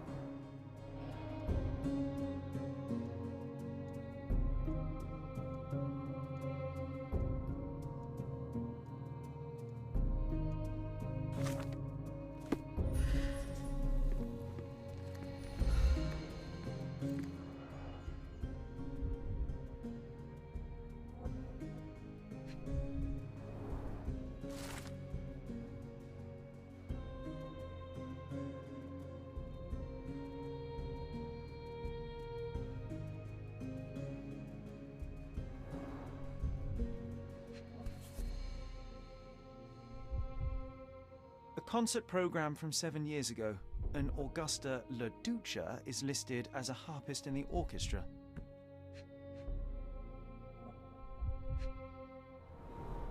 Two theatre tickets for Shakespeare's Othello. The performance is tomorrow. Have to respect the classics.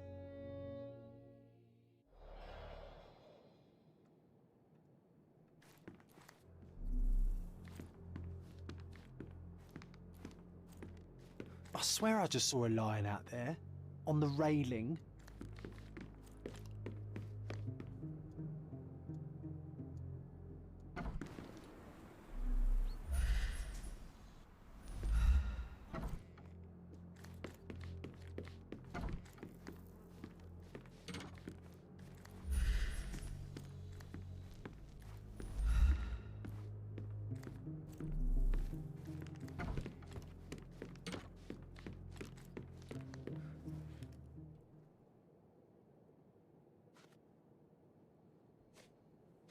Do you know whose keys these are? Probably Mr. Capello's. Police took him so suddenly. I have the same set, but it's more efficient. Has fewer keys. So you don't have access to the entire office? No. Only Mr. and Mrs. Capello have the key to the back door. I know of it, but forgot. Do you know anything about these entries? No, but Mr. Capello is so well organised. I use a different method. Very popular among the Buddhist monks. You create an attic in your mind and... I'm familiar. Keep it tidy, put only necessary information in, remove unnecessary information regularly. What? No, it's called an attic. You just stuff it with everything. You never know what might prove helpful someday. That is profoundly upsetting.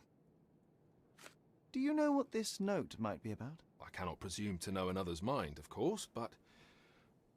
I think Mr. and Mrs. Capello have been having some familial difficulties, probably due to their lack of children. One of my oldest friends helps couples with their relationship troubles, and he always says... You don't have to continue.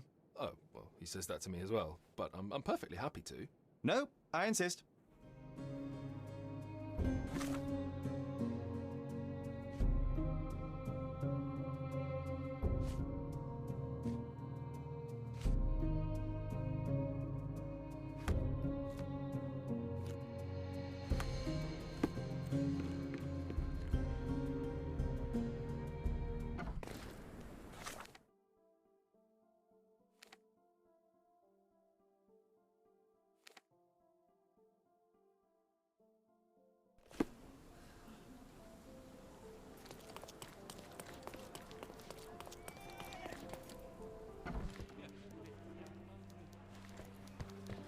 Killed with one perfect shot.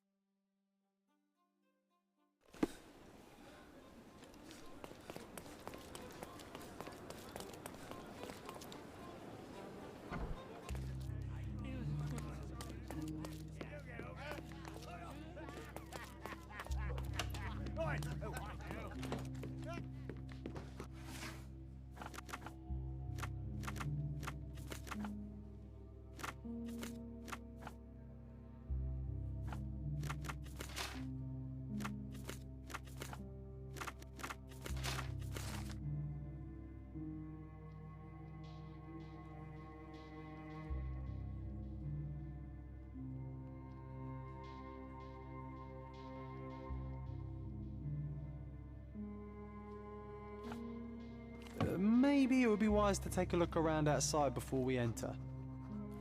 Just a thought.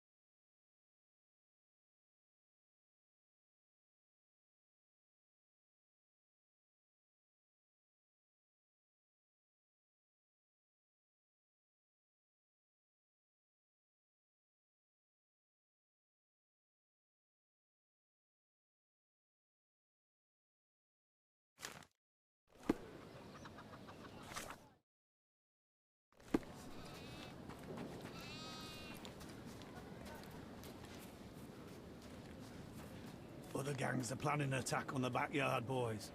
The pipe is looking for information.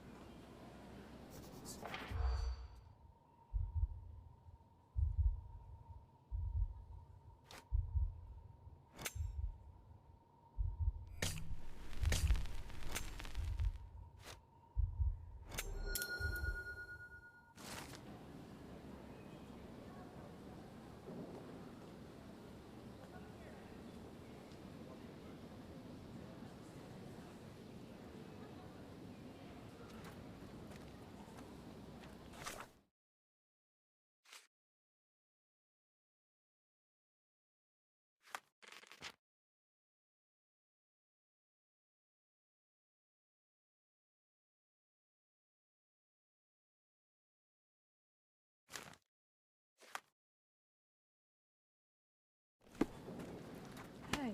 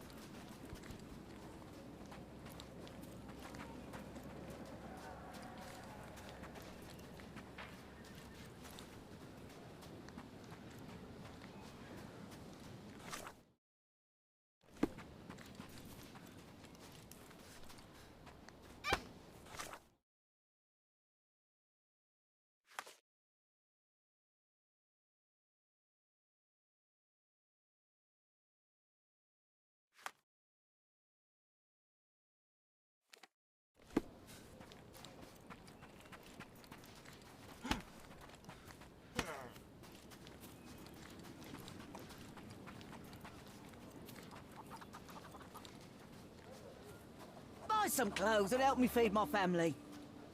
One man's trash is another man's fennel. Oh, nothing left in stock.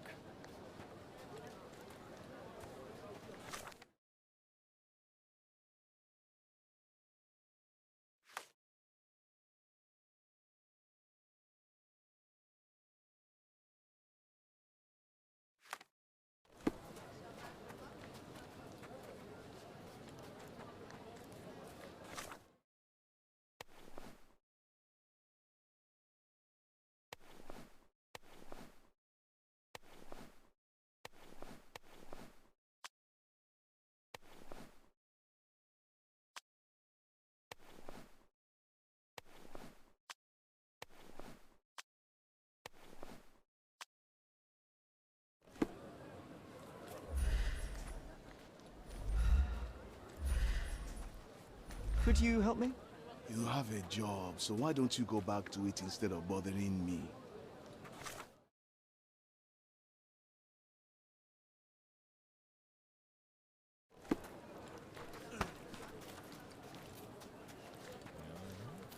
One man's trash is another man's... Oh, close. Step right up.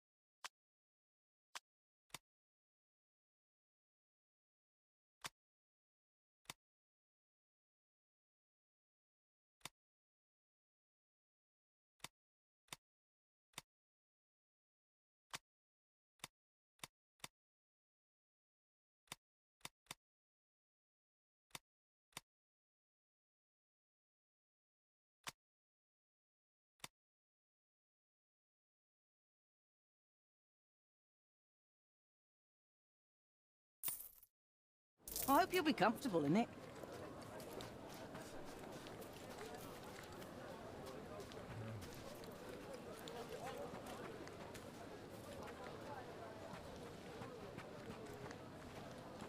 Help me, please. I would like to help a companion in misfortune, but I know nothing about this.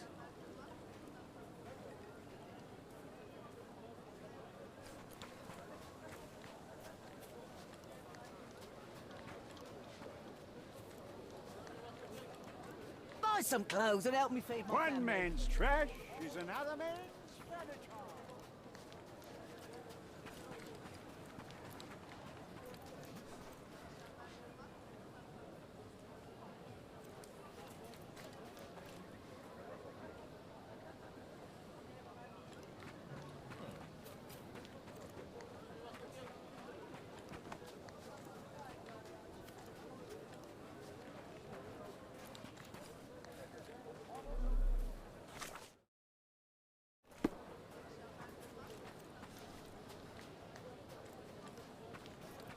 The worst clothes at the best The price. best the flea markets can offer.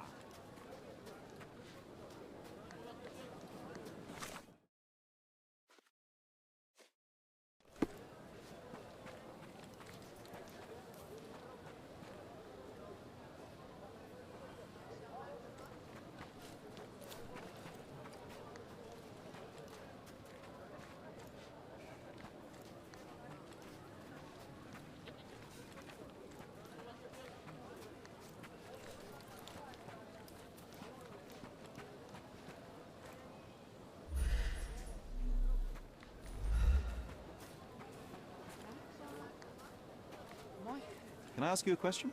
I've never heard of it. I'm sorry.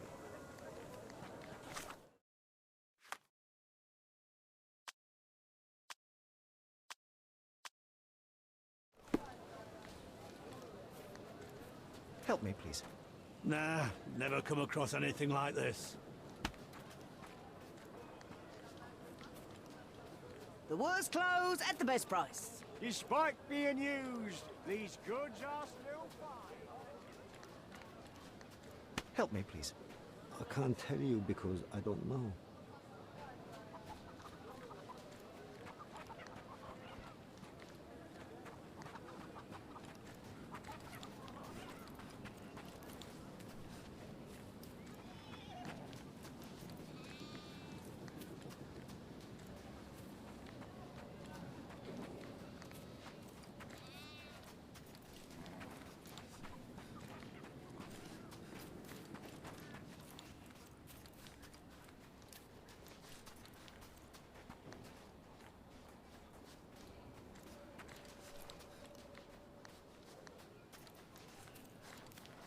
Can you satisfy my curiosity? Ah, mate, I have to disappoint you. I know nothing.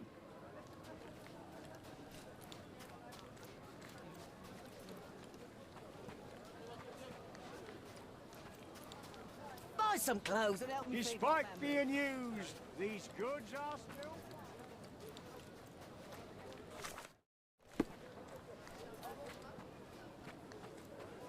Are you able to help me? I'm sorry. I don't know anything.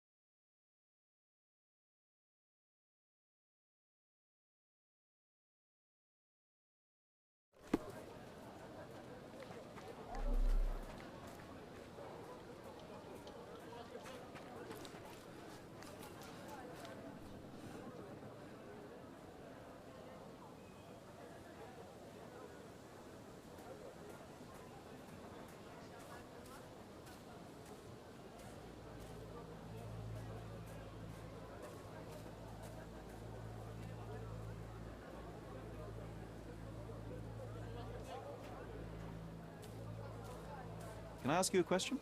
Ah, mate, I have to disappoint you. I know nothing.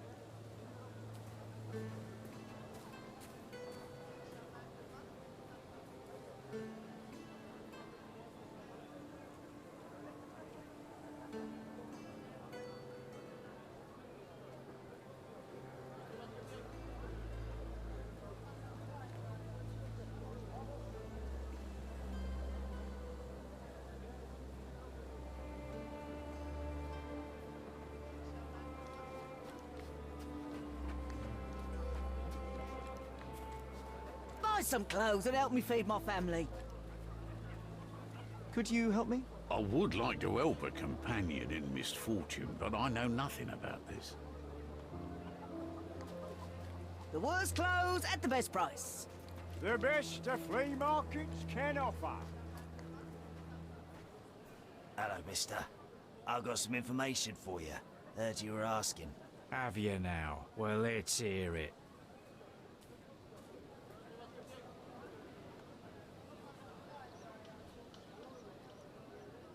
So the bandits, right? Not coming. Bigger fish to fry, they say. Bigger worries. Interesting. Are you absolutely sure? Heard it with my own ears. Lord is my witness. Oh, good. Here you go. Buy yourself something nice. Might I suggest soap? Oh, thank you, mister. Thank you. What a simpleton. Supposed to be Philip from London. Good impression.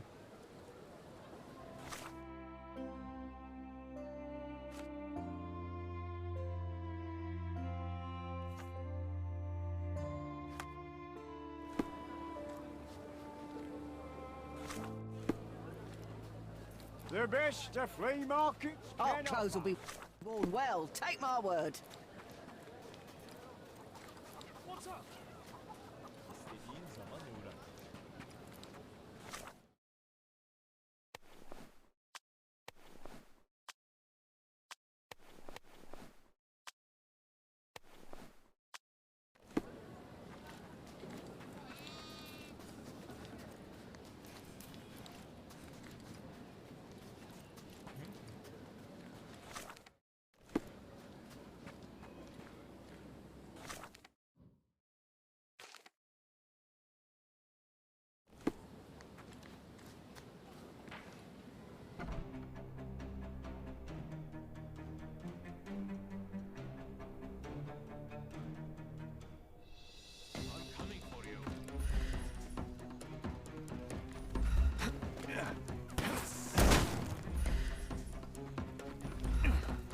Eat lead!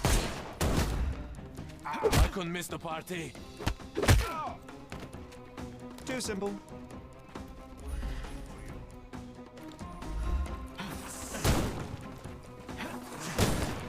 Just die! I'm coming. I'm coming.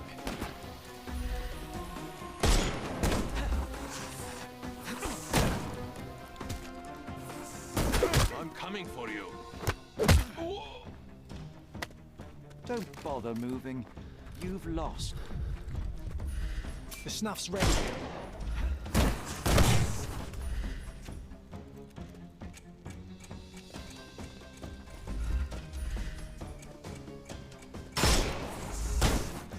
Just die!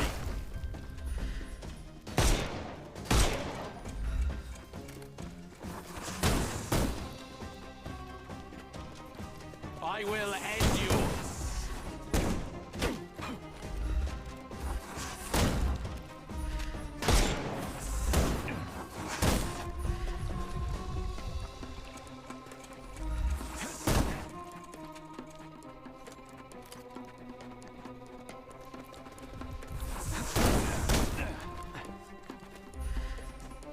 We can overcome the brute now.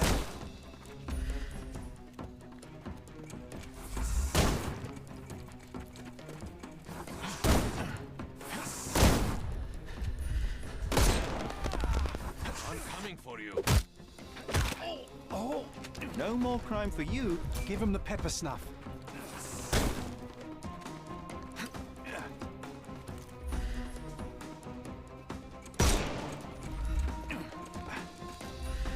put you 6 feet under.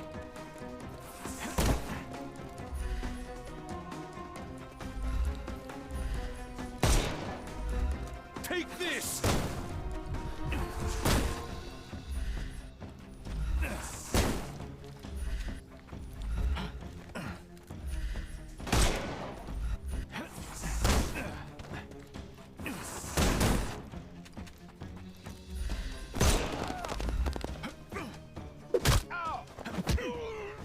I couldn't miss the party. I'm coming for you.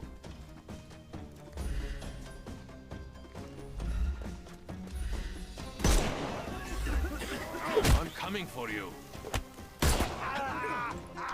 Too simple. Give him the pepper snuff.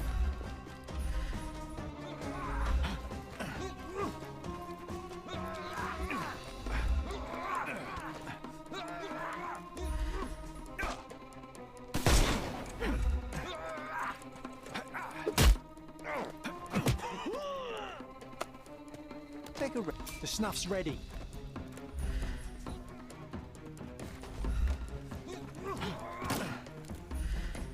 It's all yours. I'm coming. Too simple. Give him the pepper snuff.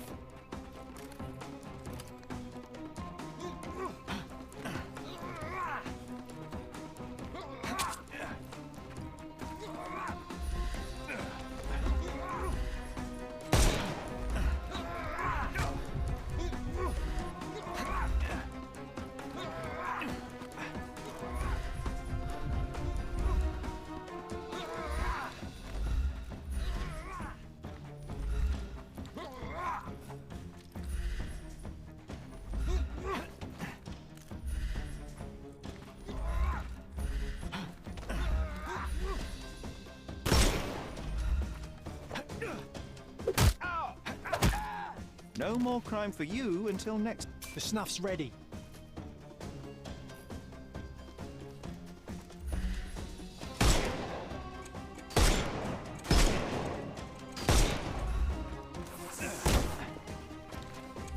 Time to knock this guy out.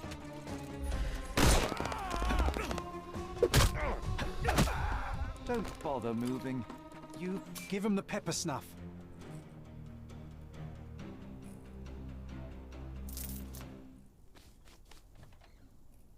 Okay, I give up.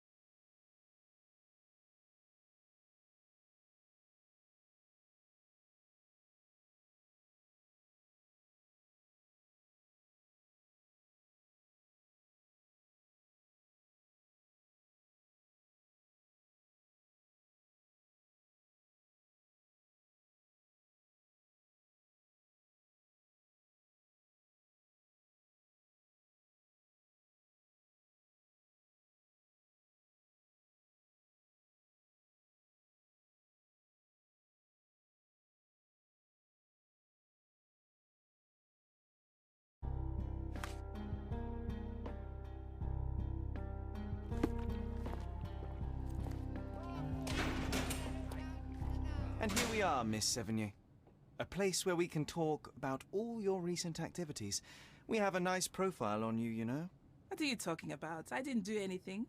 Is there nothing you didn't do, Miss Sevigny? Thieve for the gang, break into the Armor Capello office, kill Niccolo Detti? What? Kill? I didn't kill nobody. No, how? So you admit the rest. I suppose you won't mind explaining some things to me then.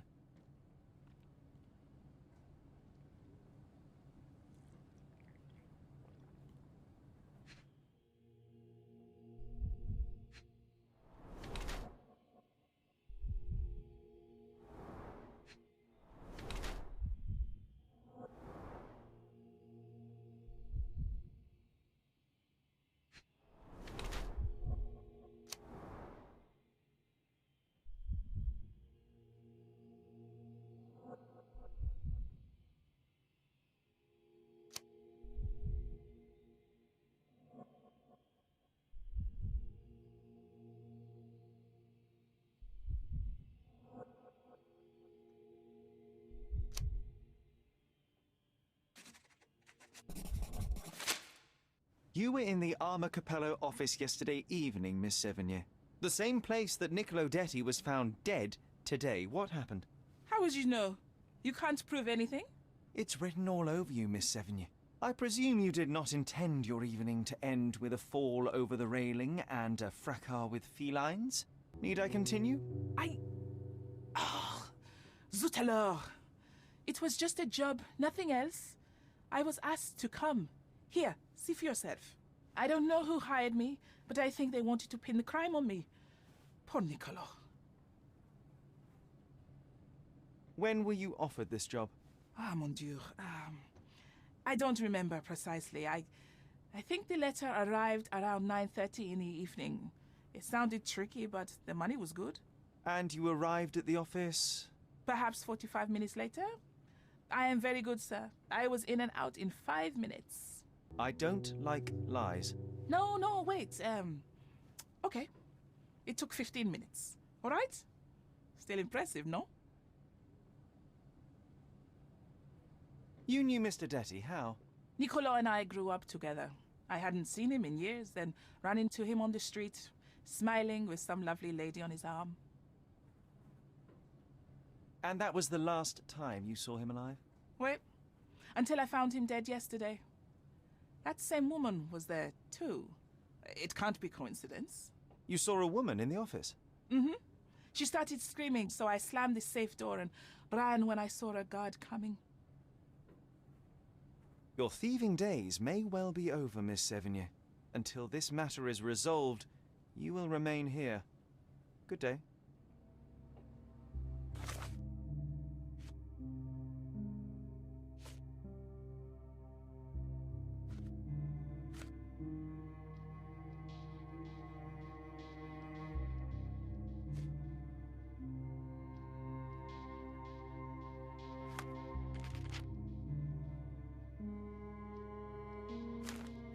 I didn't do a thing.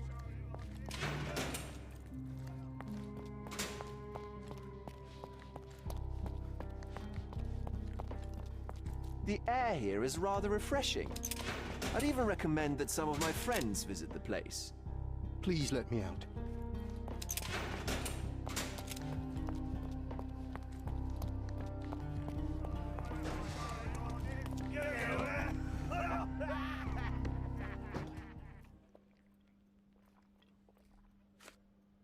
Can we please do this later? I don't know. Can we please do this later? Can we please do this later? Mrs. Capello, would you think your husband capable of that which he is accused? No. Basilio is a good man, a devoted man. I love him. He cares about his work and cares about me. He approaches all his passions with diligence and temerity. I think there is nothing he could not achieve if he set his mind to it. Indeed, in all our years together, I cannot recall a single business opportunity Basilio failed to see through. Thank you, Mrs. Capello. I don't know. To the best of your knowledge, does the safe's combination remain the same? Nearly always. We have a default combination code we use on all our products for convenience. My husband can change it, though. And no others? I don't know. I certainly can't. Can we please do this later? I don't know. I don't know. I'm just so exhausted, sir. Can we please do this later? I don't know. Mrs. Capello, please take a moment to study this profile. Is this the woman who was in the office yesterday? I don't remember. Please, I feel faint at the mere thought of it. I see. Forgive me for expecting a gentleman's stamina. What exactly was your relationship with Niccolo Detti? Who? What are you talking about? Madam, please, a young woman dedicated to her music and an enthusiastic artist, your marriage to Basilio could not have offered all you needed. And then about 6 months ago, you met Niccolo Detti. There was a spark, you started to see each other. It brought passion back into your life. How could you? But your tryst didn't go unnoticed. Felicia Sevigny spotted you with Niccolo, but rather than cease your affair, you took care to avoid the public eye. You started working with your husband at the office and met your lover there in the evening after Basilio departed. Billy would not notice, and you hoped neither would your husband.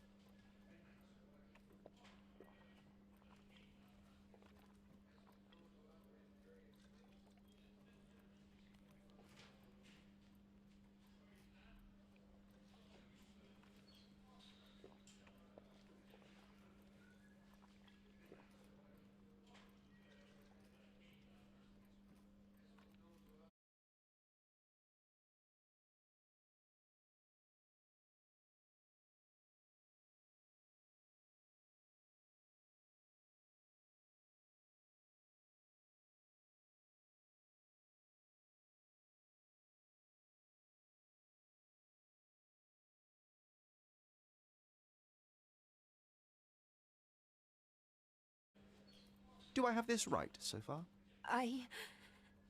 Yes. I love Basilio, I truly do. But his first passion is his work. I respect that, but it left me adrift. Niccolo. Oh, sweet Niccolo. He was the man I needed. If he had had any other name, I would have talked to Basilio. But he was a Detti. And your husband suspected something. I think he did. He asked questions. Billy's schedule was moved forwards here. Yes. Yes, he suspected.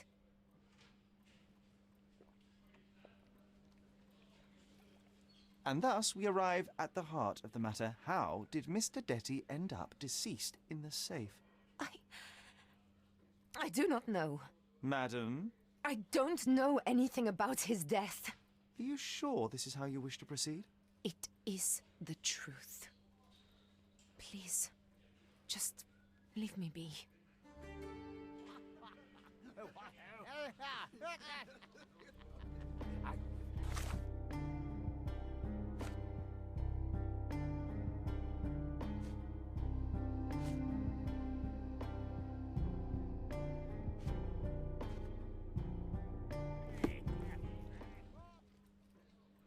Apologies, Mrs. Capello, but I must go.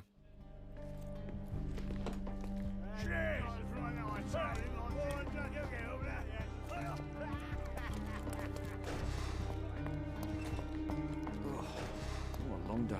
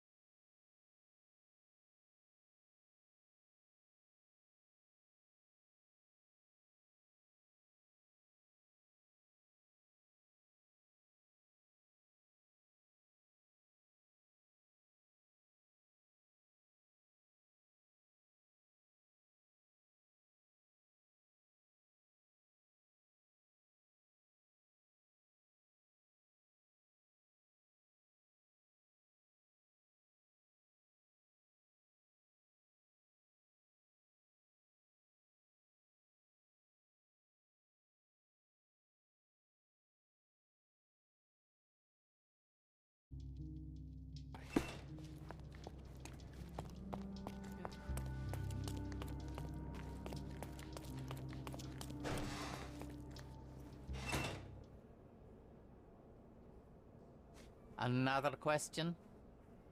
Not much to say, I'm sorry. Another question? How is that relevant, young man? Please, I need a complete picture of all the parties involved. Consider, perhaps, the possibility that the burglar was targeting your wife. It seems unlikely, though if a Detti was out to threaten my wife... We met 7 years ago. Augusta was a harpist with an Italian orchestra. The passion in her eyes back then. I am glad she still has some of it now. And you and your wife get along well? I love her most dearly, and I know Augusta loves me. I fear someday she may be bored at work, but I try to give her all she wants.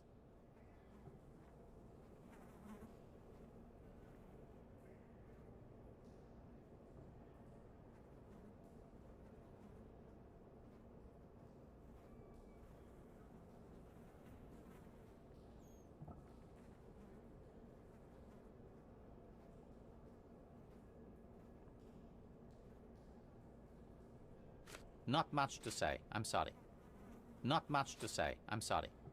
I'm interested in some entries in your diary that may prove important. Could you elaborate on these ones here? Bene, I won't name the detective, but rest assured that is unrelated to the investigation. It is just one of our clients. And those safe entries are about an interested party who was going to purchase the product. We met yesterday, and today were to finalize the transaction.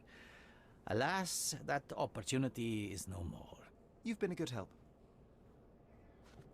What was your intent behind this note? This is private, young man, and hardly relevant. Its relevance, as it were, remains to be seen. My wife Augusta joined me in business half a year ago, but works late hours. I worry because I love her. What else do you need to know? I appreciate your candor.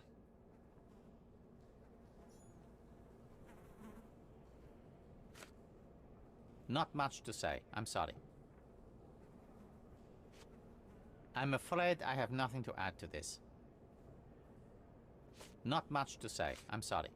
Mr. Capello, have you anything to say about the burglar's claims? Not a whit. The woman is a liar and a criminal. I don't give it the slightest credence, and neither should you.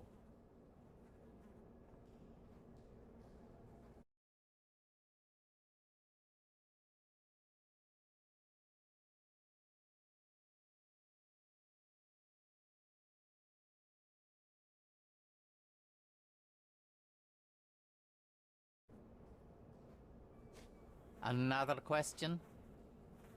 Another question? I'm afraid I have nothing to add to this. Is this note still valid? Oh yes, we use this code by default for each safe. Now sometimes a buyer may ask to see how it can be changed, but I always reset it afterwards. And the safe containing the body used the default code, I presume? As it happens, no. In my demonstration, I wanted to show the bank clerks how easy it was to set a different combination.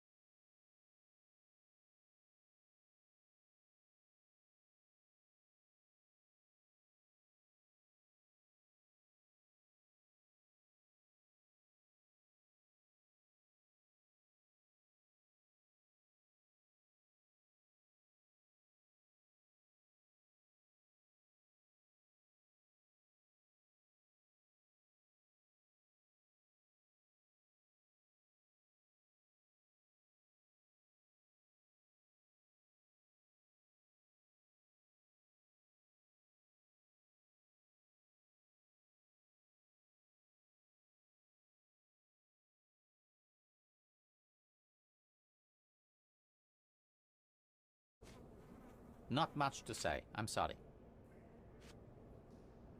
Another question? Were you aware of this, Mr. Capello? Of the relationship between your wife and Niccolo Detti? Enough! I will not hear it. Augusta is an impressionable woman feeling the stress of this horrible situation. She does not understand what she's saying. I see. So, you think... I think that if you want to help, you should stop bothering my wife and find the criminal responsible.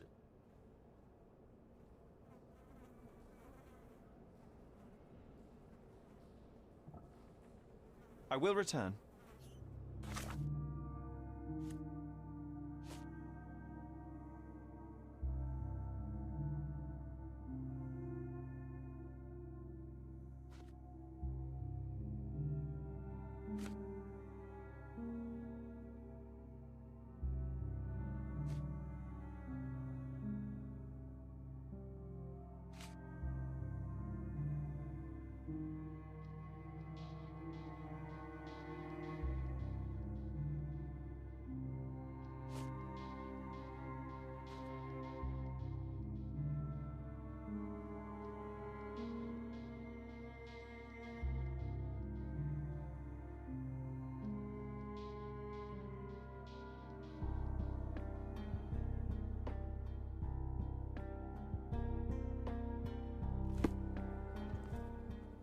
I believe that I have found the truth, Mr. Capello, and that truth does not show you in a good light.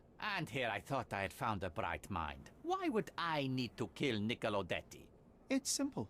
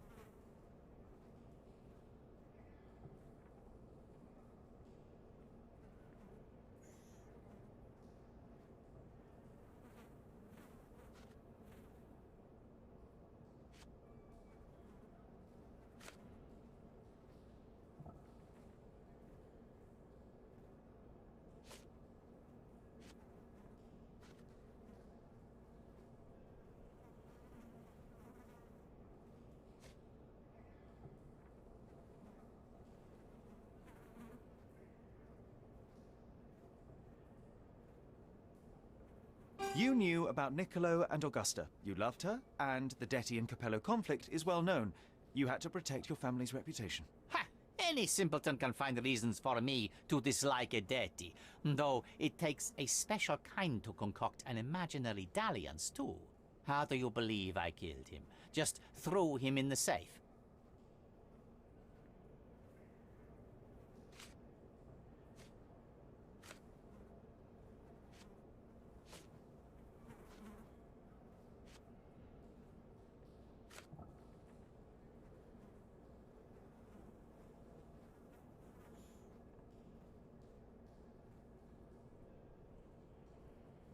That could have sufficed.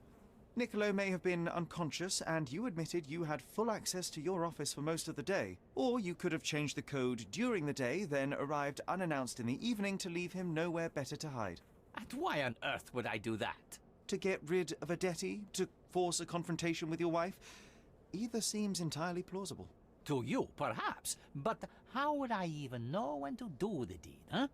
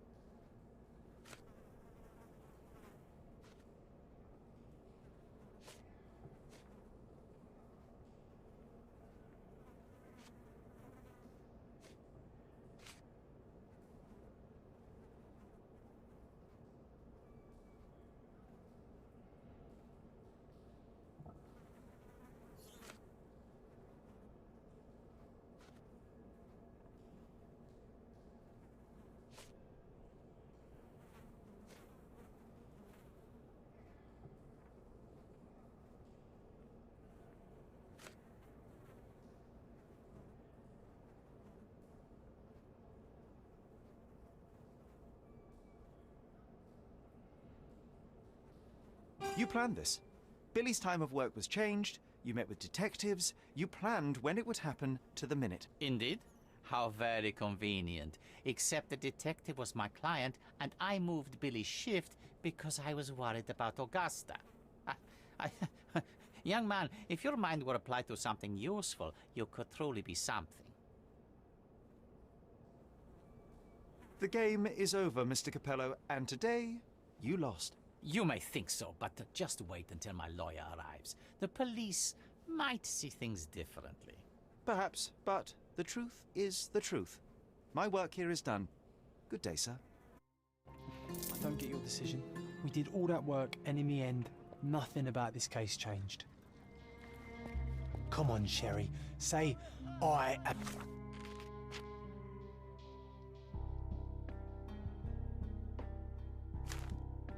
the law.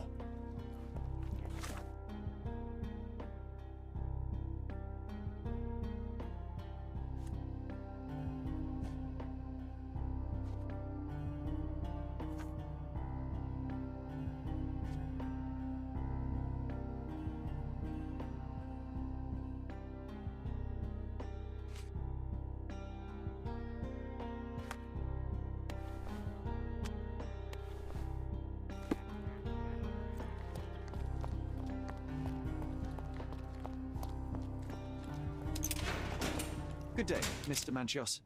I am Constable Oswald's partner in this investigation. Be quick and gentle. Some of your colleagues are untrained boors. Although I don't mind meeting young officers, the new blood here. If you cooperate in finding Fabio's murderer, there will be no need to meet with the boars again.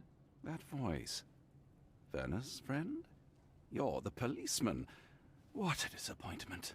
Only an undercover agent can scour a ditch full of deviants. I am a consulting detective, although I'm capable of replacing the entire department through my consultations. Sharp-tongued, I like it. May I presume this tongue will get us out of this trouble? I would be so indebted and glad to repay you. Nothing's changed. I'm looking for the murderer. That's the only way to get us out of trouble. But it shouldn't take much time, correct? We're all busy, after all.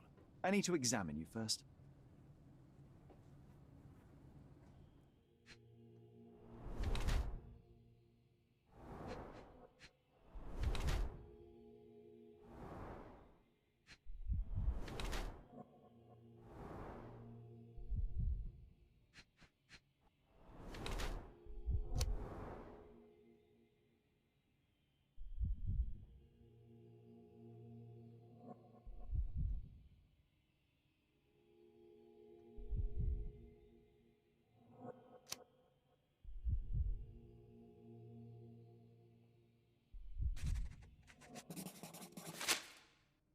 You are a little over the top with your use of makeup, Mr. Manchios.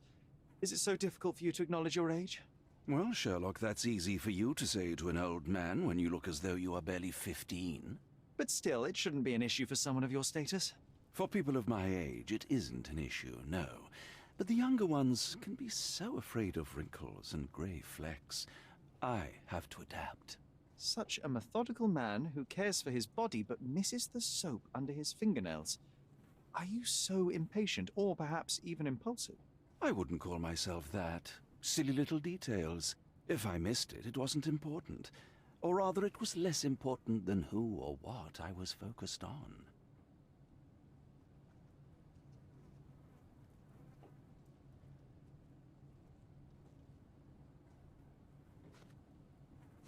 You'd better ask someone else.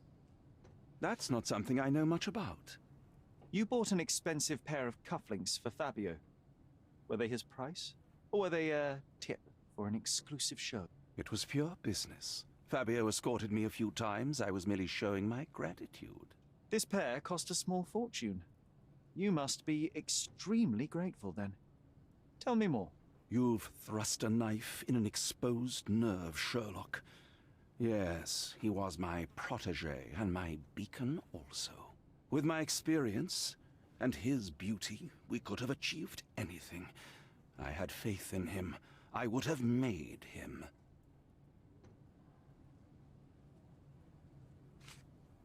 You'd better ask someone else. I've no idea about that. That's not something I know much about. I've no idea about that. You'd better ask someone else. That's not something I know much about. You'd better ask someone else. Do you have any idea who tipped off the police to raid your mansion, Mr. Manchiot? Of course. It was you.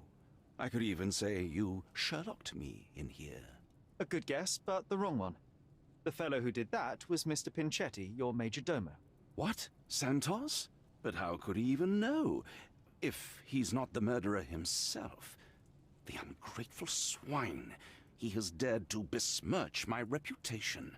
Not a very eloquent choice of words. What should I call him then, since he's a snitch? Make him talk, Sherlock.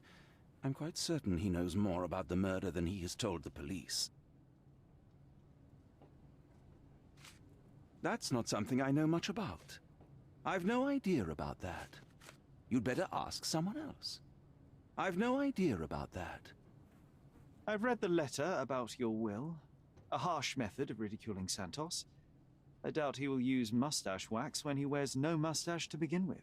Where did you get it? Is the slug here? Tell him I shouldn't have to provide for him. He's a grown man who shouldn't sit on his uncle's neck. He conceives himself as my only heir. And who is he to you? He's a leech on my aging body. He has only added problems to my life since the death of his mother. I fail to see why you made him your major domo. He needed to know his place, so I taught him. Mr. Vogel told me a little about your parties, but I would like to know more directly from you. I'm all yours, Sherlock. You have me arrested and locked here, with you alone. Why did you invite Mr. Vogel as your special guest? He's a pretty fellow. He's capable of surprising the public. He has a talent for saying words that no one else would wish to either say or hear. I suppose I can't argue with that. He is a free addition to the eccentricity of the party, which is fine by me, as long as it enhances my party.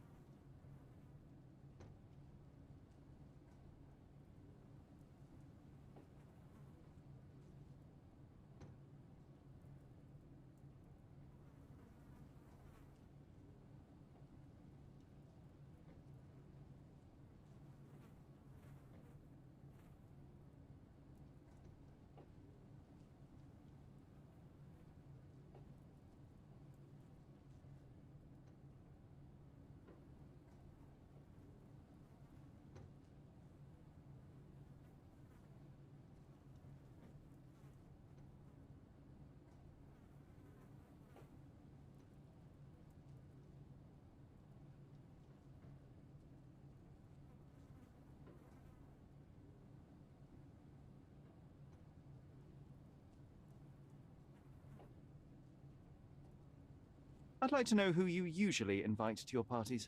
Free minds who are able to leave reality for an evening, who can taste forbidden fruit without prejudice. There is nothing that quite spices up life like these parties, assuming one is old enough and has worked many years for the good of one's country. Oh, all true laborers, I see. What was Fabio like? His personality, his habits? Anything you can tell me?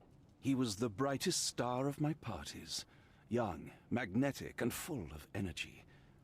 I don't even want to mention his beauty. Otherwise, I'll be sobbing. An expensive champion, I imagine. His performances were flawless. He deserved his payment. Do you think he was murdered because of money? Possibly. What about the other guests? Were they used to opening their wallets as well? I wouldn't restrict my guests from anything. I'm sure Fabio received a few coins from others for his services. I can't wrap my head around...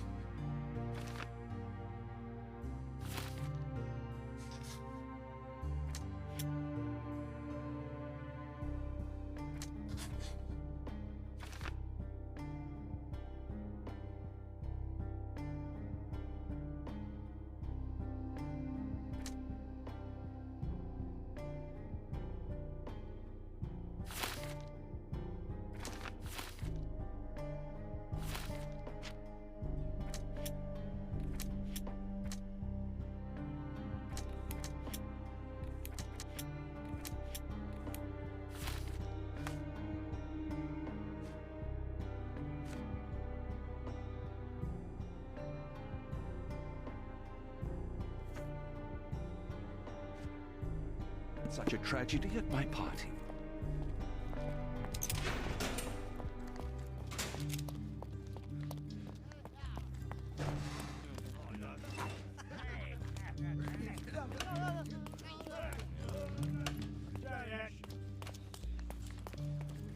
Good night. Your ticket, please, if you want me to help you.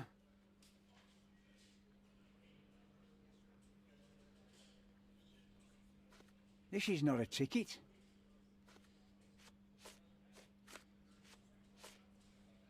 I'd like to check the evidence from this case. And who are you? Oswald sent me. I'm a consulting detective. His partner, then? Let me see. Ah, a ritual murder. What a bunch of degenerates. Wait a second. I'll bring it to the table.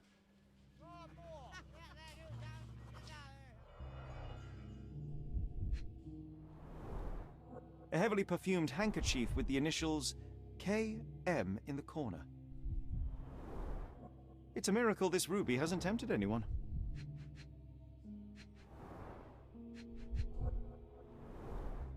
All the keys of the mansion on one golden ring.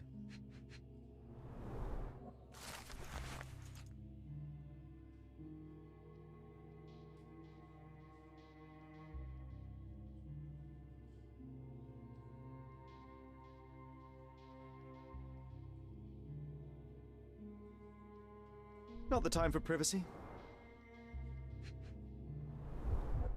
An emergency kit for boredom.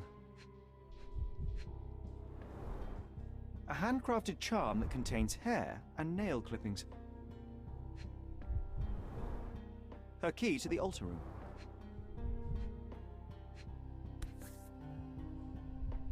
That's not for bedtime reading. This ex libris belongs to Manchios Library.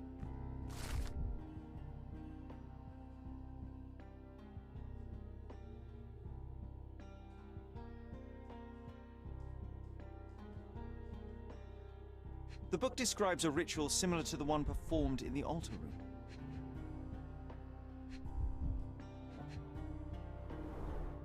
Werner's personal sketchbook. Thank you, officer.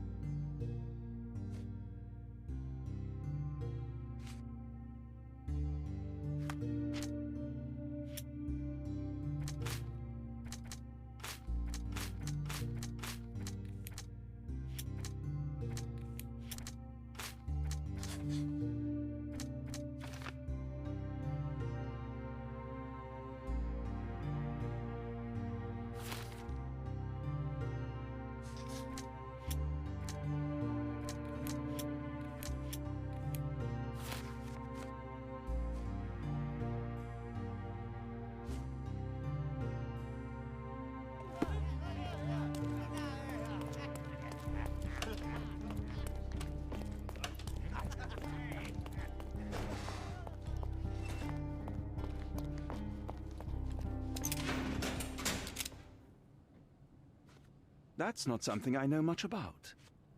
That's not something I know much about. I've no idea about that. I've no idea about that. Do you recognize this book? Could Matista have borrowed it from your library? She didn't ask me. How ungrateful. The things described in the book were inspiration for the rituals you performed? Do you really believe that blood, symbols, and incantations can resurrect the dead? They are just eerie tales with a mix of occultism and voodoo. My rituals are a stage to show some of the forbidden pleasures. There is undeniable evidence that you were the original recipient of this letter. What are you talking about? Is it addressed to me? Your protégé wanted a fresh start, it seems. This is sufficient to charge you. Me? Hurt my star? Are you insane that you would accuse me of such a thing? He did not consider himself as yours. Since you deny everything, let's move on. Do you have any idea as to how the letter could have ended up in Mr. Vogel's pocket? You were the detective. Perhaps he took it from Fabio. Werner was a little high.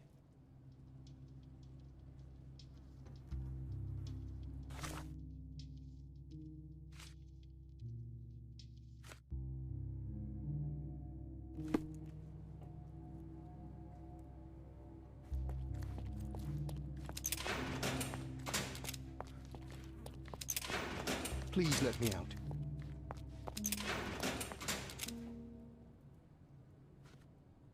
I'm not supposed to know anything about this. I can't follow you here. I'm not supposed to know anything about this. I'm not supposed to know anything about this. I can't follow you here. I'm not supposed to know anything about this. I can't follow you here. I can't follow you here. I can't follow you here. I have reason to believe that the intended recipient of the incriminating letter may have been Kurt Manchos. Well, that makes sense. Too bad I can't remember how I came to possess it. Though I did spend quite some time with Mr. Manchios during the party. Unfortunately, even with an answer, that may still not be enough to clear you with the police. But fear not, I will persevere. I hope your attempt to put things straight will make up for... You being on a bender? Touché.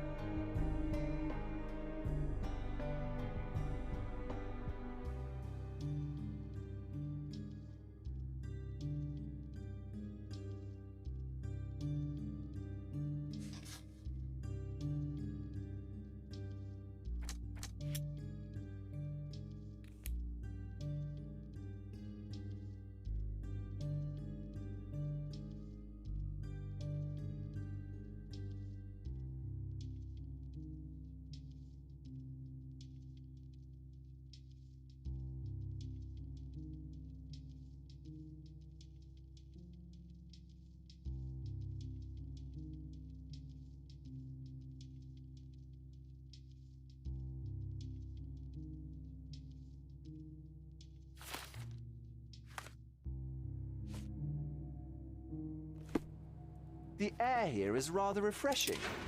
I'd even recommend that some of my friends visit the place. Please let me out. Please let me out. Please let me out. I can't wrap my head around such a...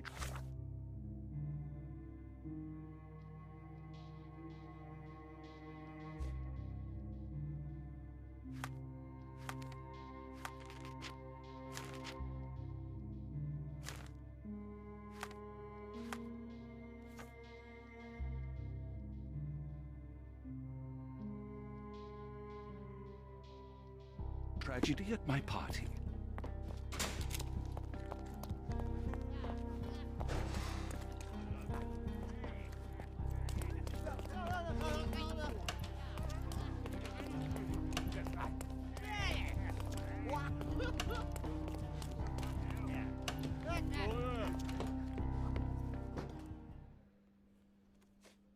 You'd better ask me a question I know how to answer. I've nothing to say about this. You'd better ask me a question I know how to answer. You'd better ask me a question I know how to answer.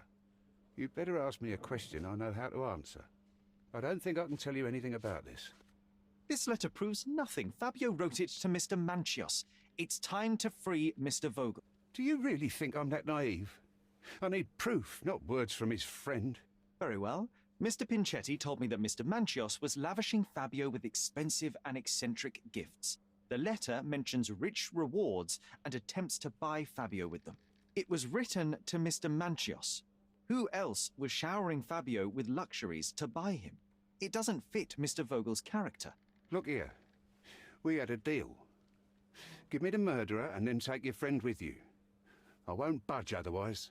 Well, fine, but you're just wasting time.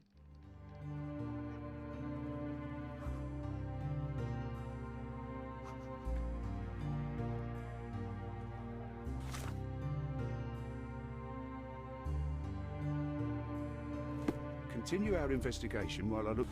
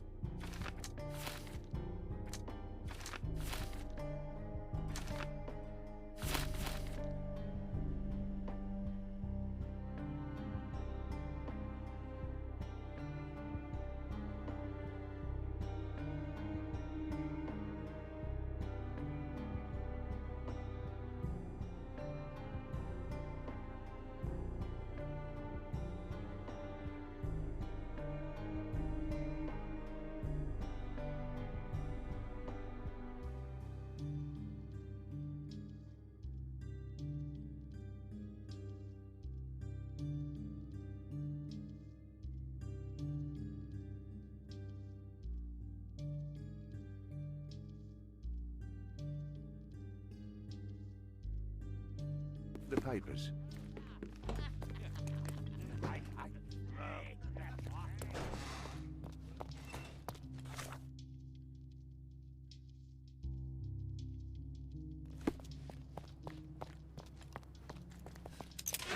I can't wrap my head around such a tragedy at my party. I can't wrap my head around such a tragedy at my party. Are you done yet? Can I leave? Please let me out.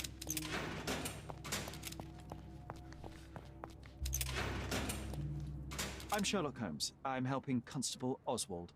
You are Matista, Fabio's friend. This body, yes, it's Matista. But it's a mere shell that will die someday. Just like Fabio.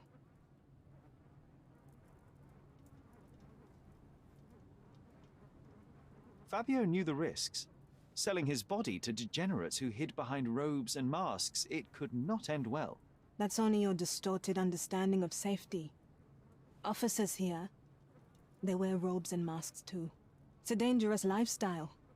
But it's not as though we were given many other choices. I'm just here to ask questions and find Fabio's murderer. It will not bring Fabio back.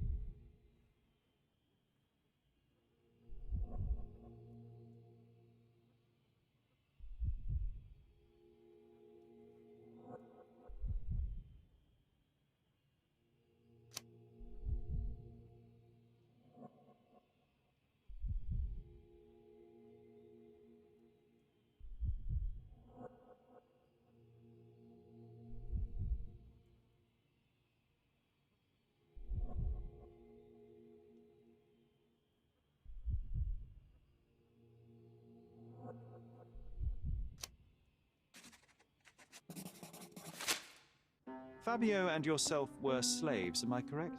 You have a similar branding on your body. Yes. It was a long time ago. Couldn't help but also notice fresh cuts upon your forearms. The cuts helped me to forget my past, to cover the old wounds and hide them.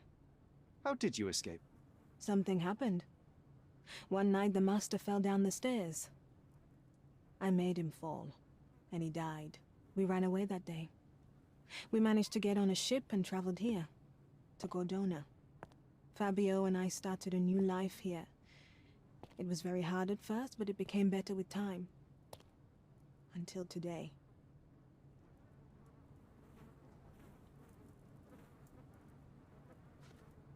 I've nothing to say.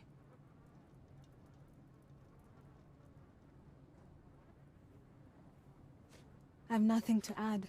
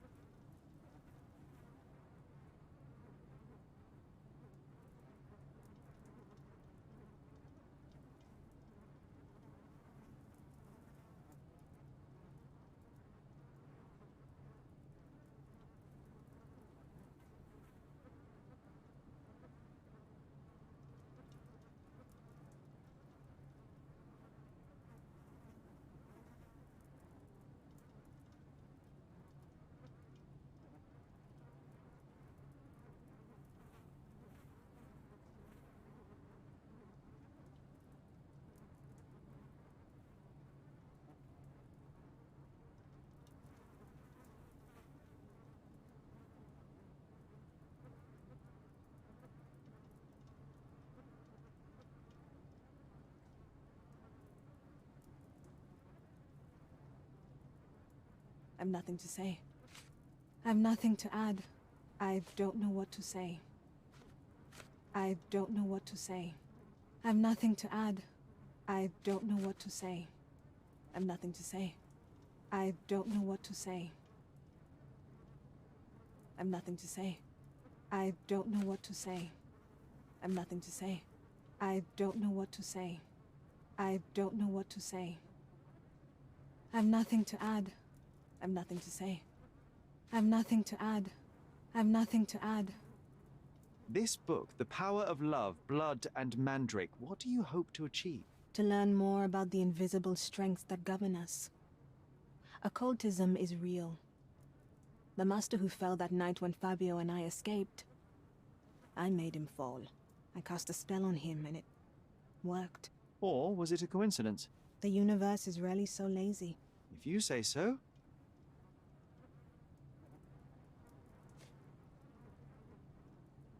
Could Fabio have written this letter to Kurt Manchos?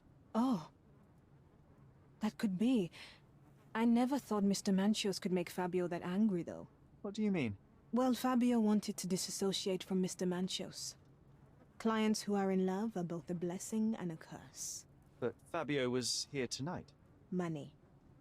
In our line of work, we can't afford to turn down clients who pay as well as Kurt Manchos. Was Fabio afraid of Mr. Manchos? Not at all. The old toad wouldn't dare to do more than sweet talk and touching. Talk can be forgotten, and touching washed away. The bruises on your neck are not self-inflicted. Someone else made them. Some guests can't contain themselves. They even bite, sometimes. Do you practice occult rituals? For protection? For fortune? To wash away the ugliness of the world? Sometimes to survive. I have the gift, and I'm learning to use it better. Did you use your gift on Fabio? I only used white magic. Love charms lately. Fabio became so distant. I just wanted him to be with me, but I suppose I'm not as skilled as I thought. I know.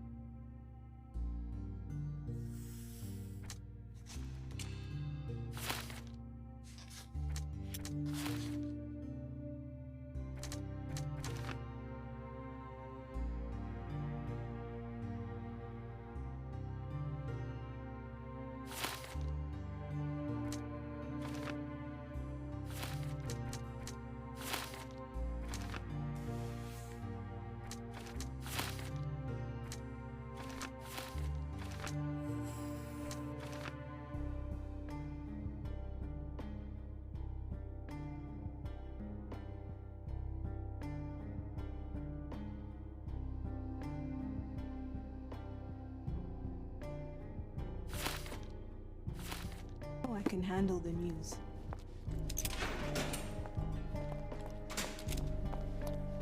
I know you can untangle this mess. Please let me out.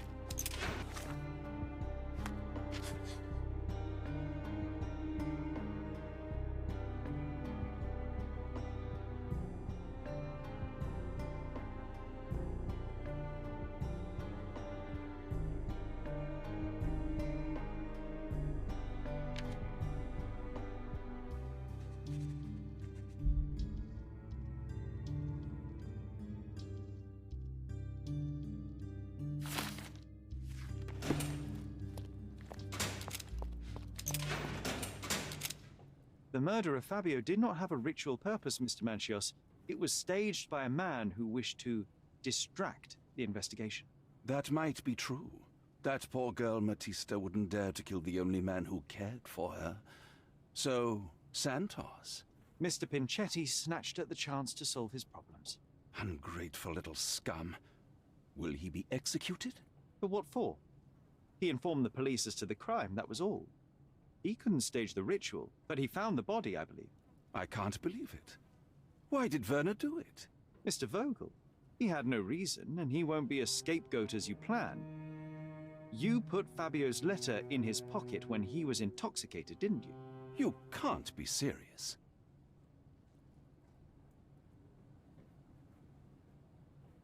You're at the twilight of your life. You have no partner, you have no children. You had feelings, however, for one man. That was Fabio. You loved him. That is, you wished to own him with money and gifts. But he was also a free mind, was he not? He turned his back on you. Quite unjust. Love, so cruel and painful, and Fabio, with his words and deeds, made you feel the more wretched. So you killed him. You must surely perceive that my sensitive nature wouldn't allow me to hurt anyone. We can very often deduce someone's life by their shoes or their fingernails. You are a meticulous person, but this murder was fairly traumatic and filthy. After you stabbed Fabio, you were covered in blood. You panicked and neglected to rinse the soap from under your fingernails. The devil is in the details, Mr. Manchios. Nonsense. I missed it simply because of the busy schedule of the party. Of course, a staged murder was certainly not planned.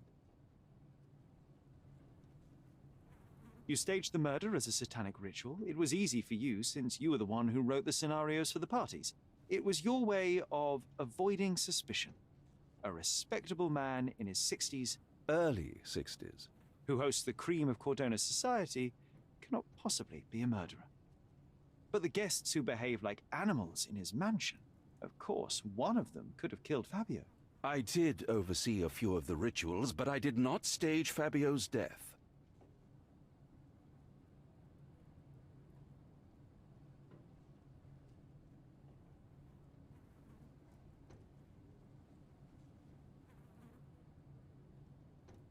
The young performer played with your emotions.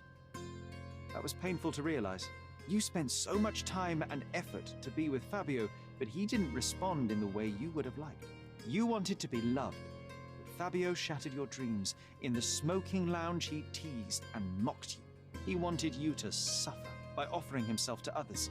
The deception was unbearable. You struck him, and then you staged the ritual. You planted the letter in Vogel's pocket and attempted to set up Matista. What poppycock? Sherlock, stop this game now. There is no stop word, Mr. Manchios. Relax and enjoy it. I'll pass the remainder of this case to Constable Oswald. He'll know what to do with you.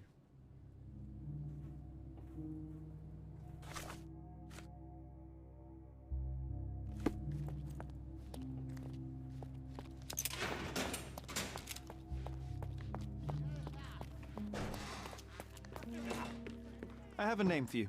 Kurt Manchios. Is that so? The Master of the Sabbath? The man himself. Mr. Manchios couldn't stand to lose control over his lover. A deadly revenge that deserves a proper sentence. I have all the evidence to charge him. A degenerate and a murderer. I'll make a name thanks to that for sure. As for my part, not everything was in place.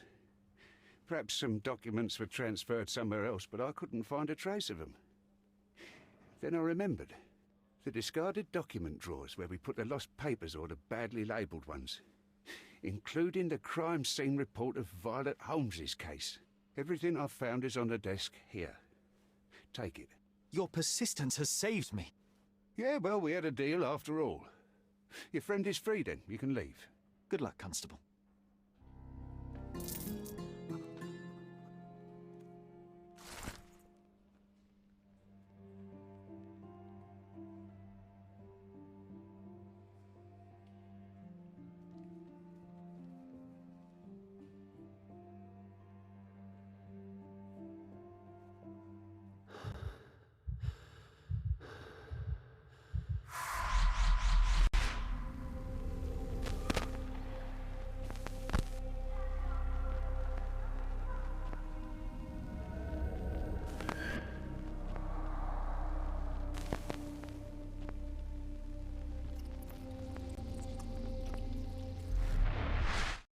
Garden. There's a garden behind our manor. How could I forget? That's where it all happened, where it all went wrong.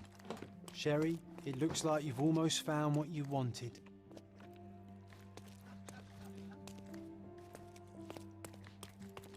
Oh, you did it, Sherlock! The case is closed and all rewards belong to the winner.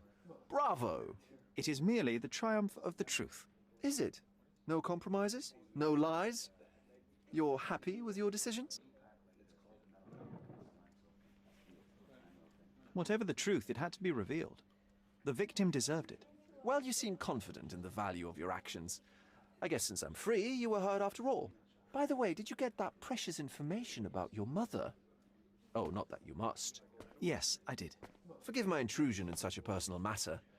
I simply worry I'm failing to be of much help to you. Actually, you were. For some reason, all the archives on the case had disappeared. This was a rare opportunity to obtain the impossible. Outrageous. Perhaps someone found the truth unpleasant. Society usually rejects those who speak with too much honesty, doesn't it? A comfortable lie is often preferred to an uncomfortable truth. Still, I believe that the latter should prevail, and I cannot remain silent. That's quixotism at its best. Your mere truth cannot defeat institutions, systems, and power. Etiquette, religion, marriage, they're all lies told to preserve connections, love, and sanity, and it's all corruptible. Lies destroy human dignity. How could you make a free decision without any knowledge of the truth? Are we really free to decide anything in this world, Sherlock?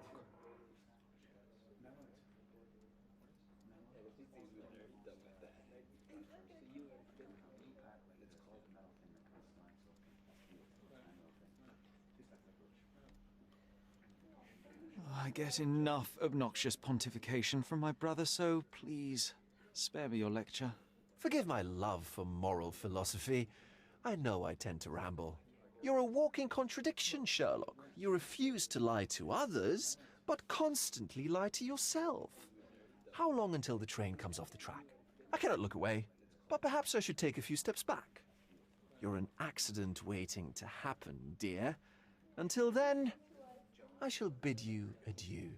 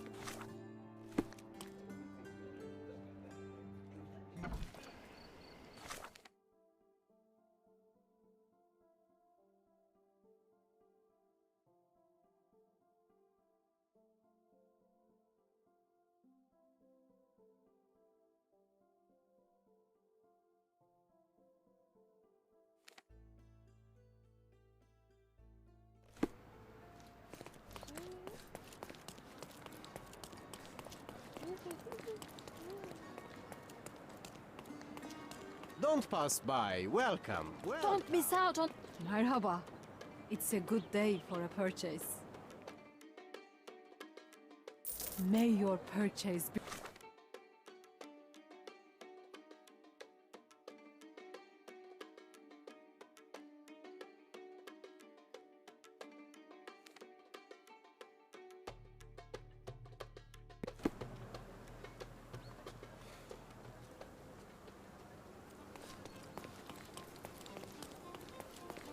Lovely. See you. Extra, extra! Murderer sings.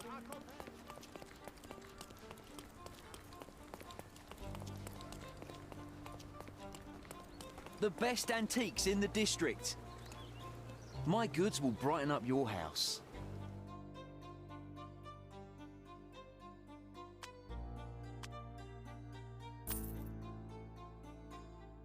Enjoy your purchase.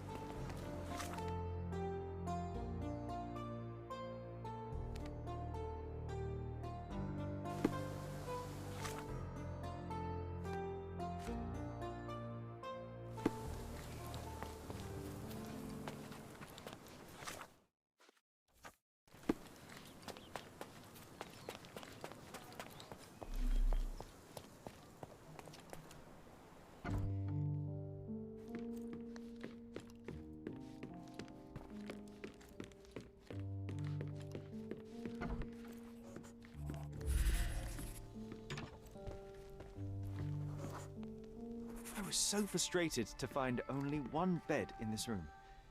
Mycroft initially refused to bring another for you, but after a week-long dispute, he gave in. What a stubborn man. How well do you think he would sleep without a bed?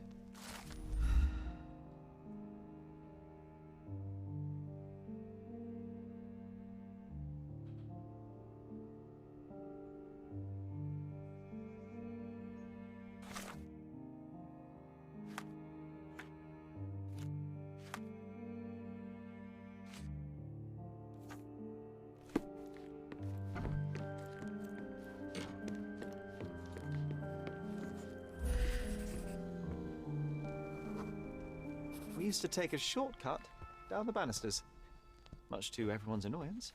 Oh yeah, what fun. They had to fix these handrails several times. I wouldn't try it now, Sherry, tempting though it is.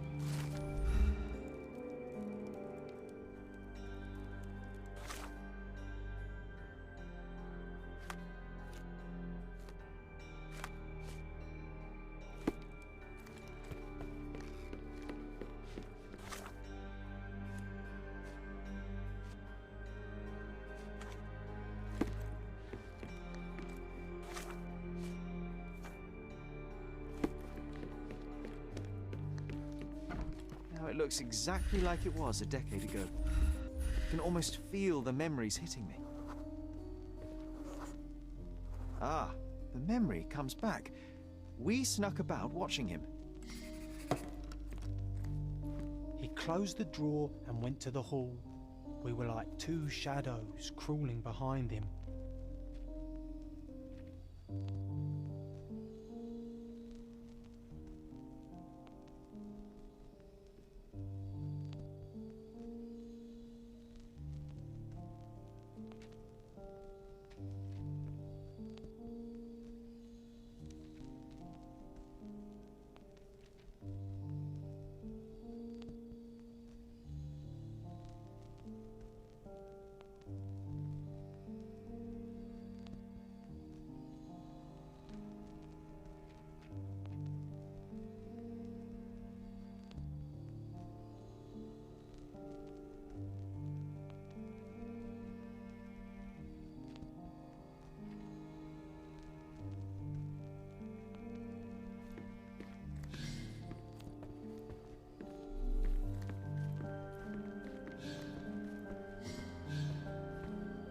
Some light reading for my spare time.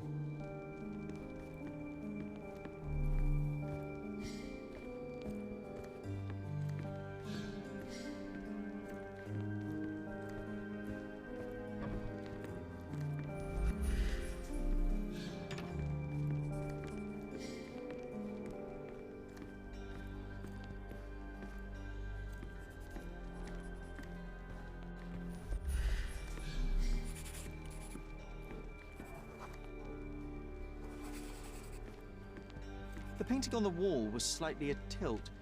He stopped and straightened it.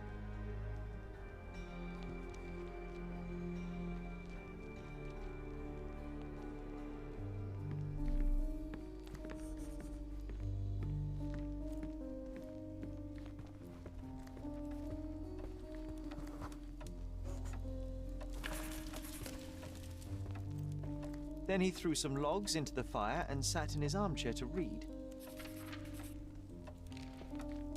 It's as boring now as it was then. I'm sorry, Sherry, but I think that's it.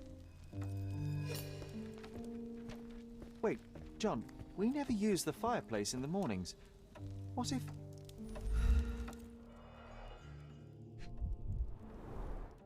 A bit of juniper in the fireplace created a soothing atmosphere. It's the little things, isn't it? I think this is what we're looking for.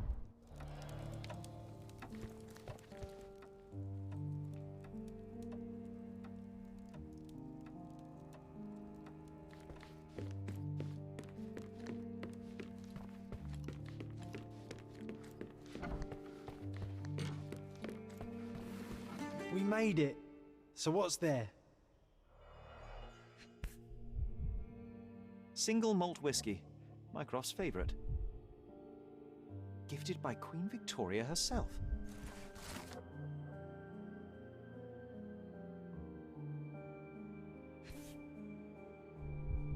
Otto Richter.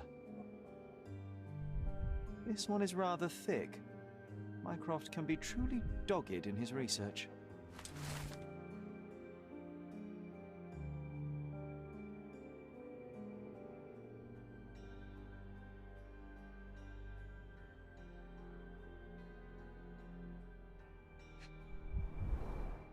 Dossiers on the most influential people on Cordona. Mycroft always had a habit of building files on everyone he met.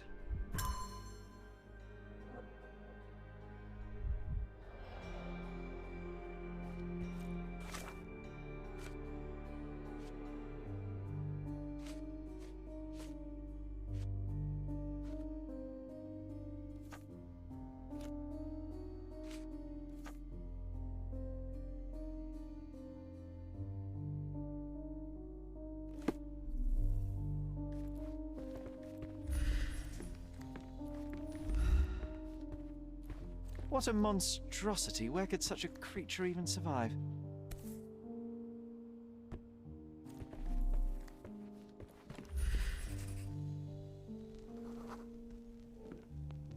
Oh, I remember now. I never liked the way the books were sorted on these shelves. That you didn't. Your brother often struggled to find his reading materials after our visits.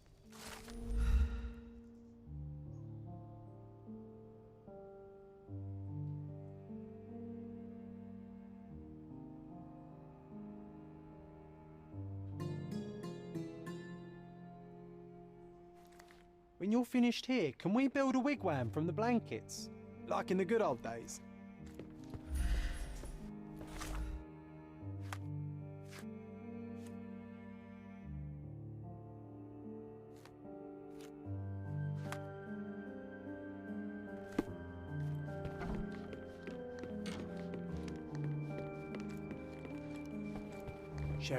Sherry, please listen to me.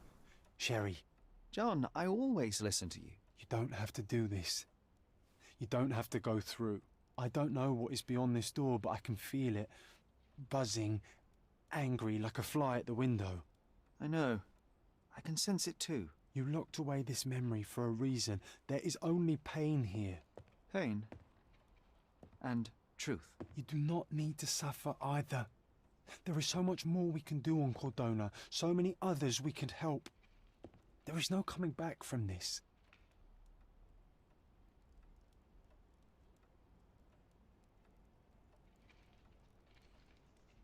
I find myself awash in uncertainty. Perhaps now is not the time, with so much left to do. Thank you, Sherlock. Thank you.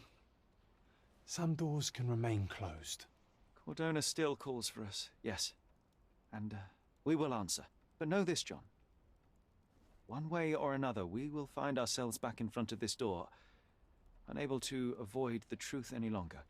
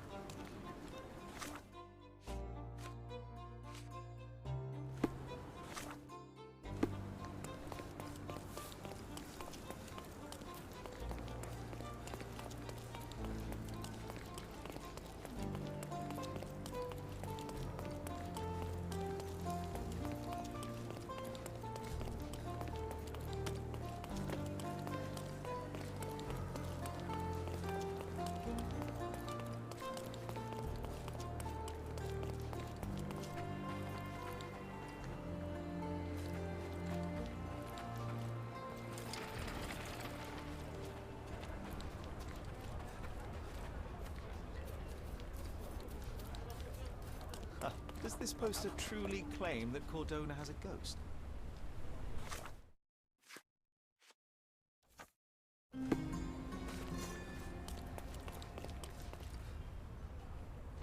Come, let's continue on your quest for the truth. Unholy howls keeping you inside at night? Luigi can help. All ghosts gone. Meet on southern pier of the Silverton port. Donations gratefully accepted. This town loves the supernatural, but all I see is another scam to disprove.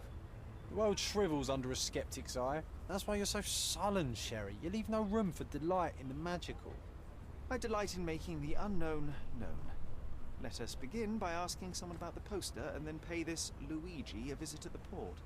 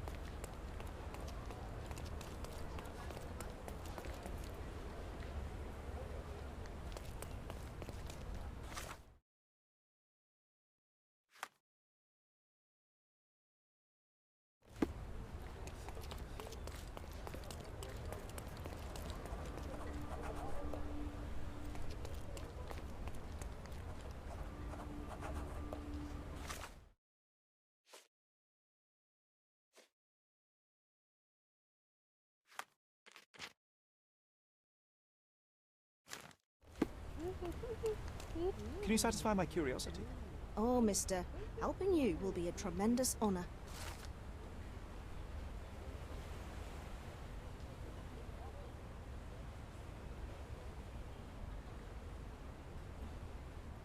Someone is playing on people's ignorance and fear.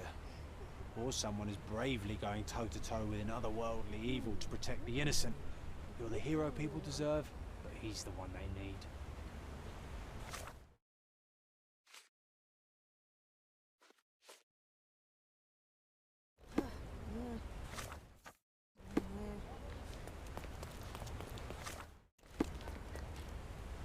Excuse me, just one question. So you think if you have money, we should bow to your whims? No, sir.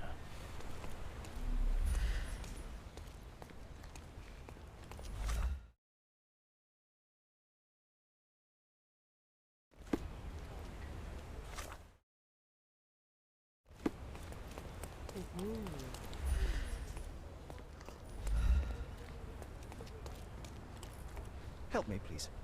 There is no amount of money that would make me talk.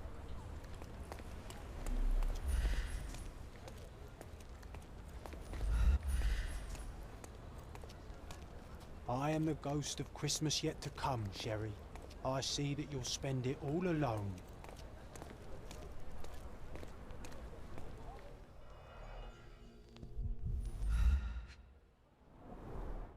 Not much brandy was spilled when the bottle broke. Someone had drunk most of it already.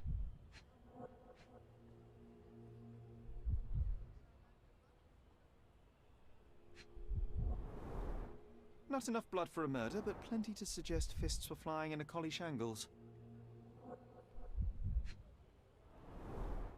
I wonder if Luigi made it himself. I reckon the ghost is responsible for all this mess. Don't jump to conclusions. Until we locate any evidence to the contrary, we shall continue to exclude the supernatural. Let me concentrate, John.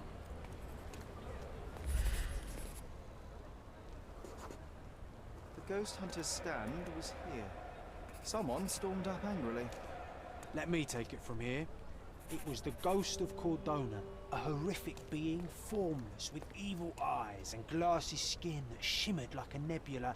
It lurched towards its foe.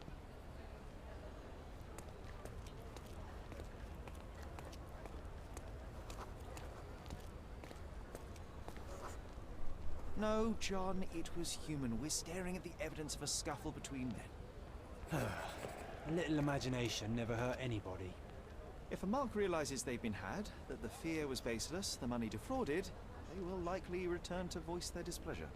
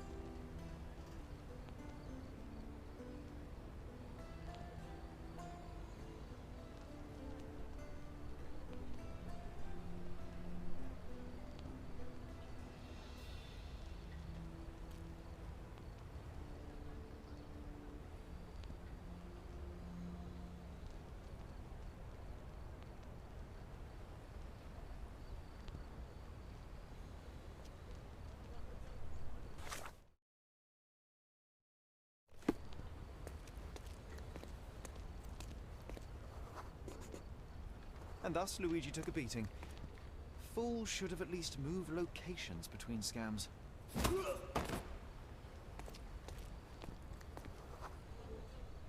After the attack, he fled bloodied and bruised.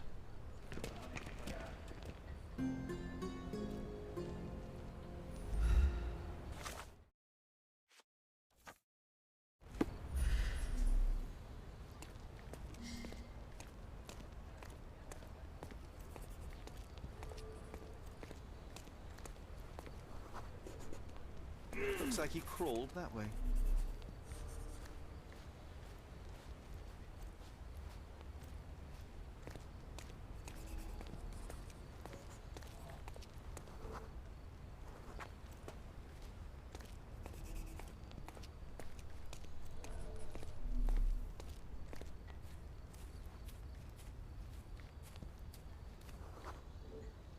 The empty bottle suggested intoxication.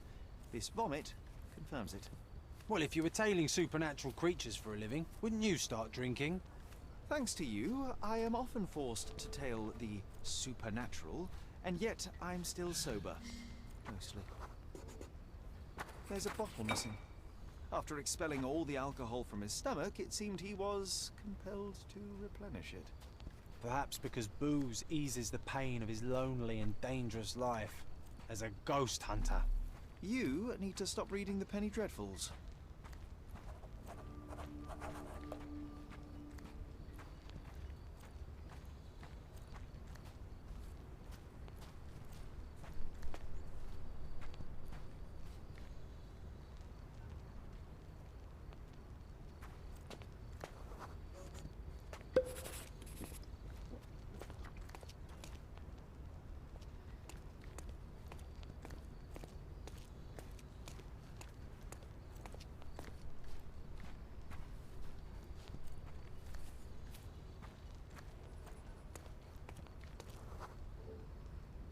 Threw the bottle here.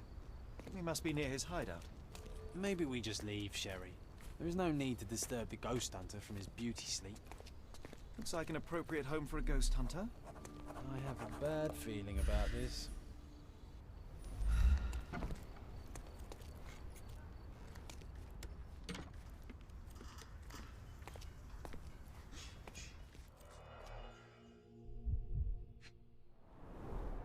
Donations, one presumes. The painter definitely has an aesthetic. An eerie and unsettling sound.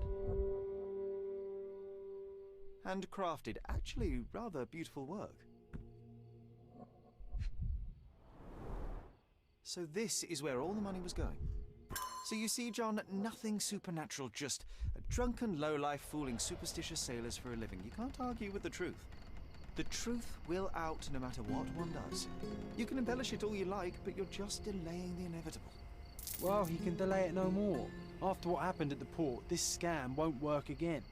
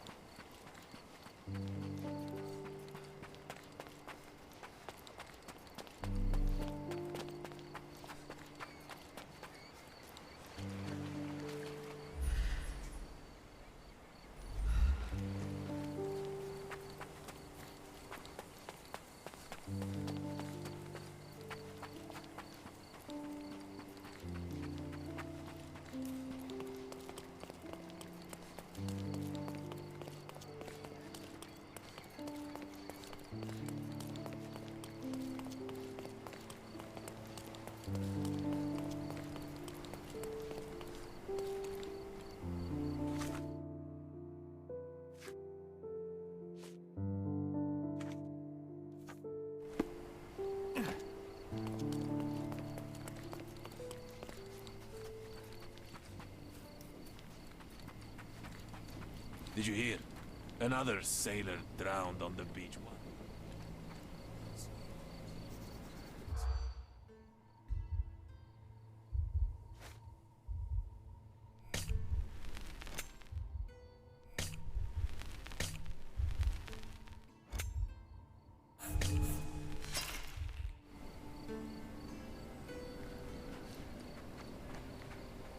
Did you hear?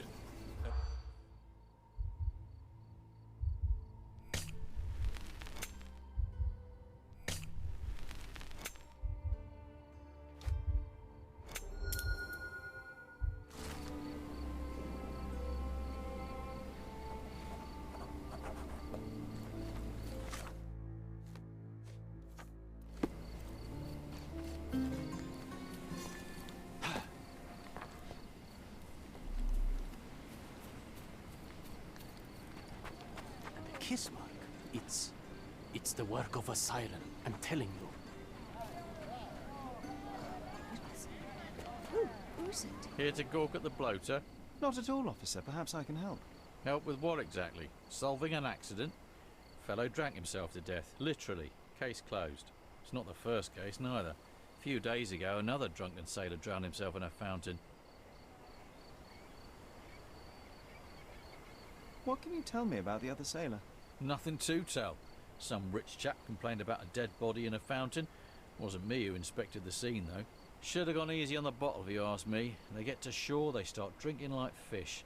Too bad booze doesn't make them grow gills, eh? I would like to take a look around. Go ahead. Just don't disturb the evidence, all right? I still have to write my report.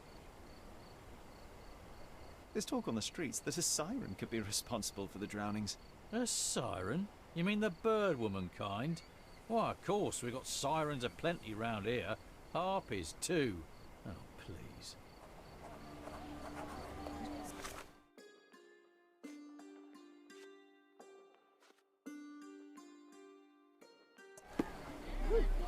The water is shallow and the slope is smooth. One would have to be dead drunk to drown here. Hobbies are a good way to take the mind off all the murders. His whole body is tense, stiffened by rigor mortis.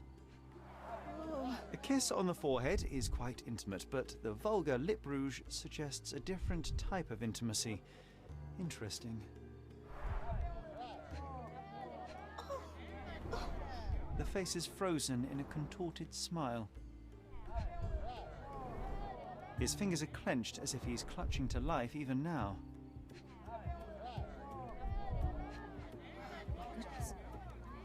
Who's it? Oh.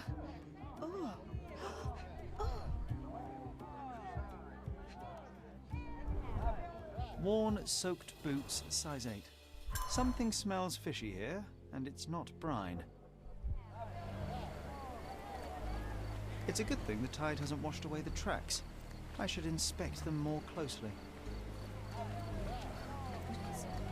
Who's it? Siren's song. The rumours weren't so absurd after all. There's still some left, just enough for a tipple.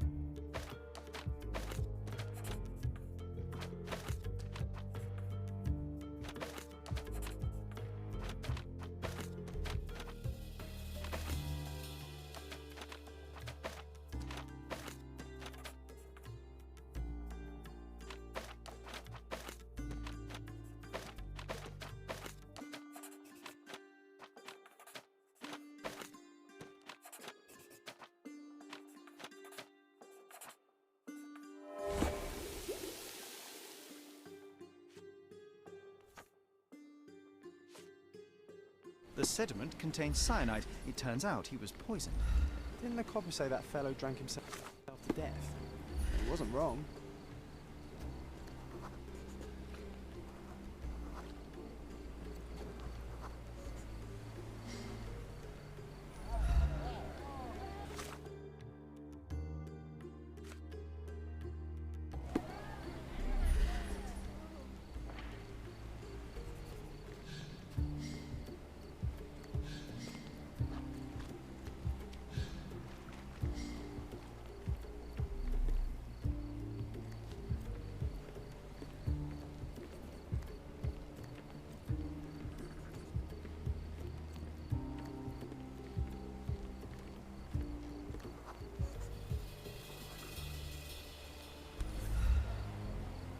Light tobacco with a hint of citrus.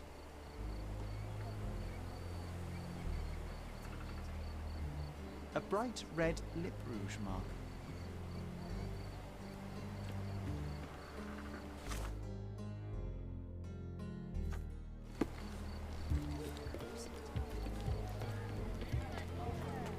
What now? I've still got my report to write, so make it quick. I hate to break it to you, officer, but it wasn't an accident. Care to elaborate, smarty boots? The bottle of wine I found near the victim had been poisoned with cyanide. He was dead before he hit the water.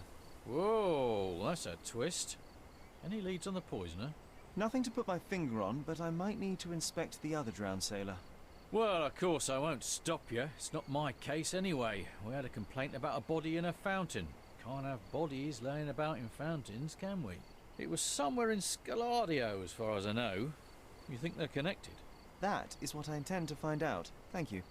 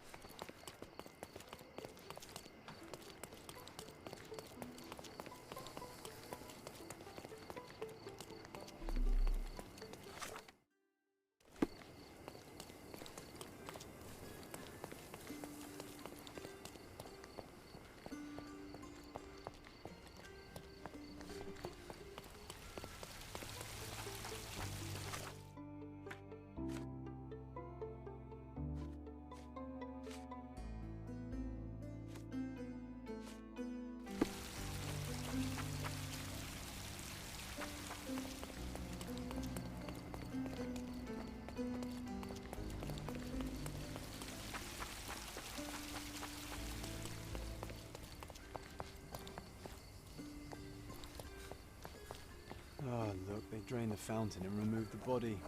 We're too late. No matter, we'll work with what we have. A cotton shawl, could it be our sirens?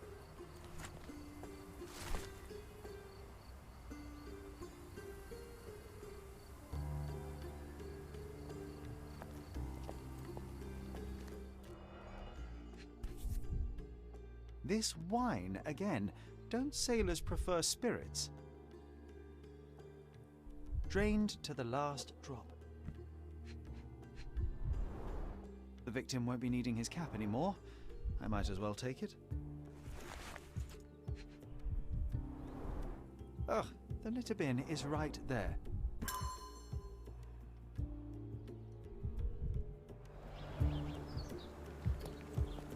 Drowning in a 2 feet deep fountain? I've seen some things, but this really takes the biscuit.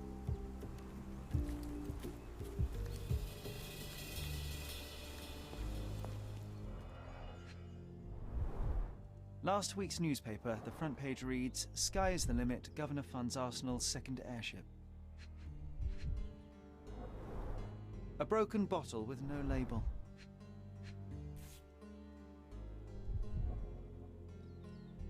A bright red lip rouge mark. Light tobacco with a hint of citrus.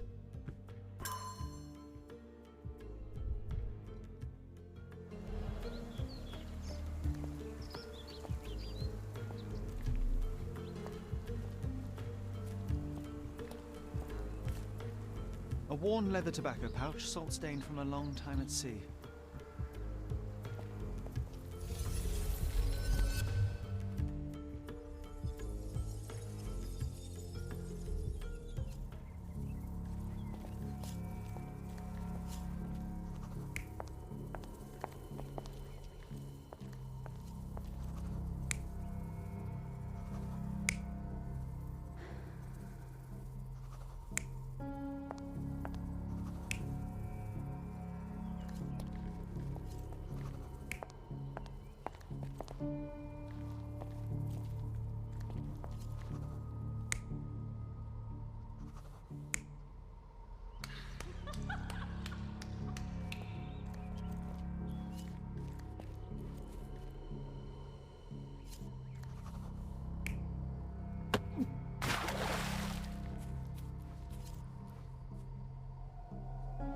You're not even trying, Sherry.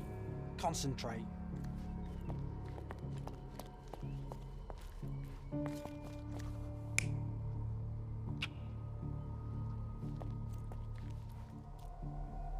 You're not even trying, Sherry. Concentrate.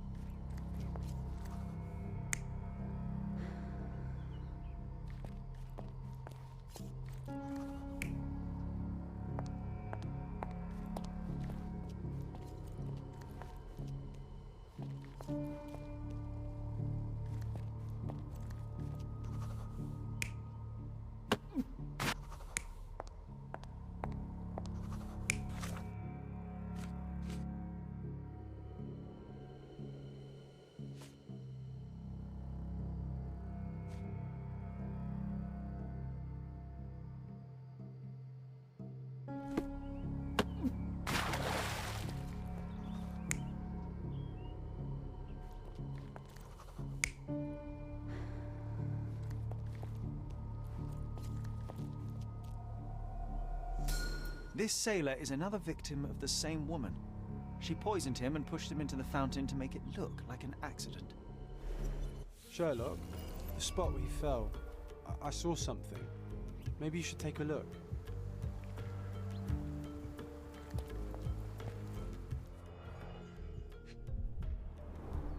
Venetian copper soldi, authentic but worthless.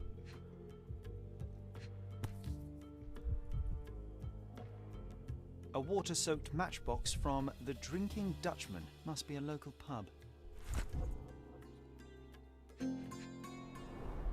Blimey, the great detective is baffled by a piece of cutlery.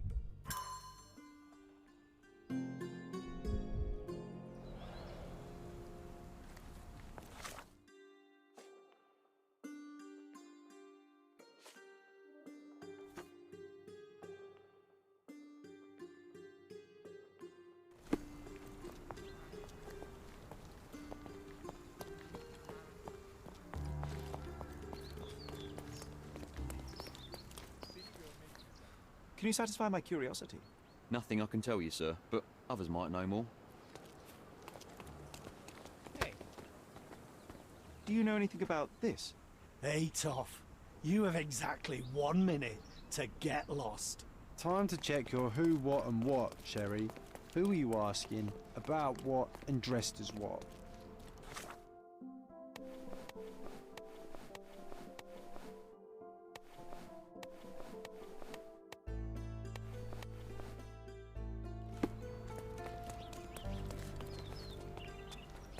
May I ask for your assistance? I'm afraid I can't answer that. I know nothing about it.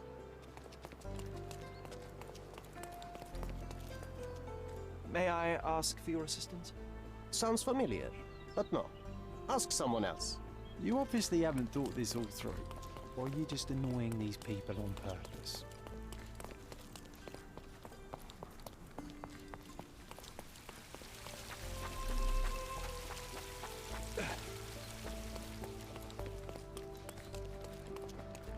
May I ask you something? Go back to work. I'm not answering your questions.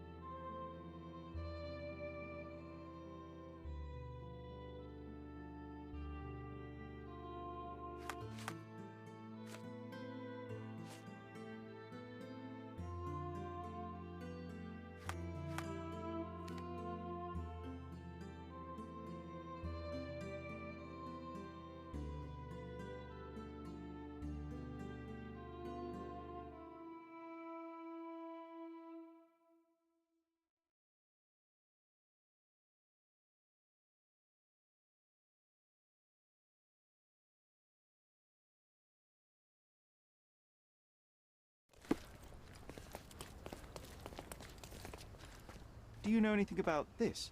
Even if I do know something, it's none of your business, all right?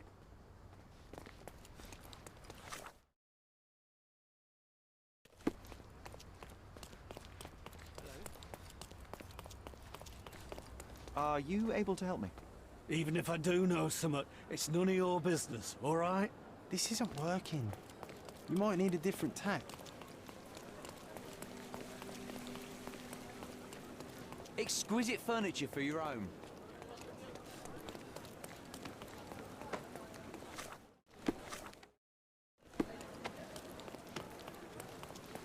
Take a look. The finest clothes for the finest citizens.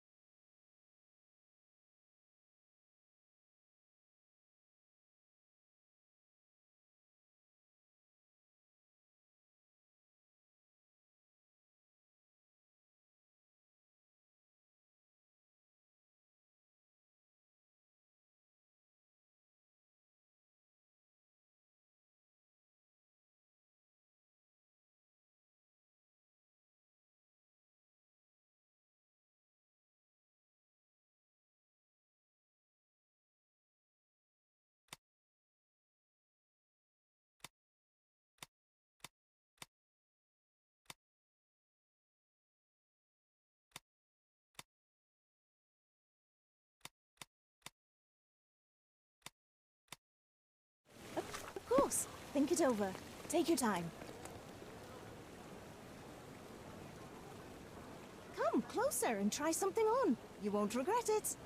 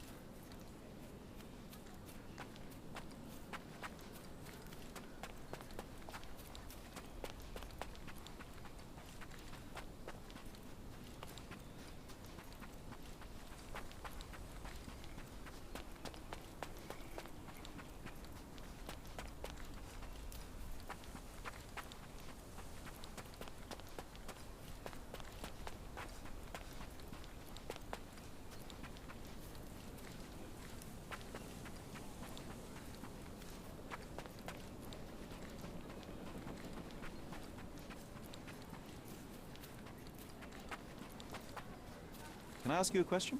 Sail away, sailor boy, and don't come back.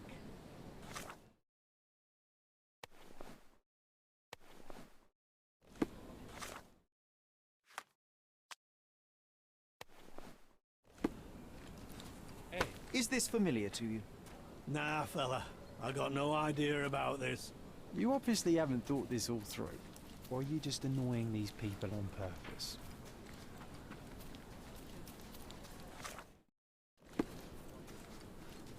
Nasılsın?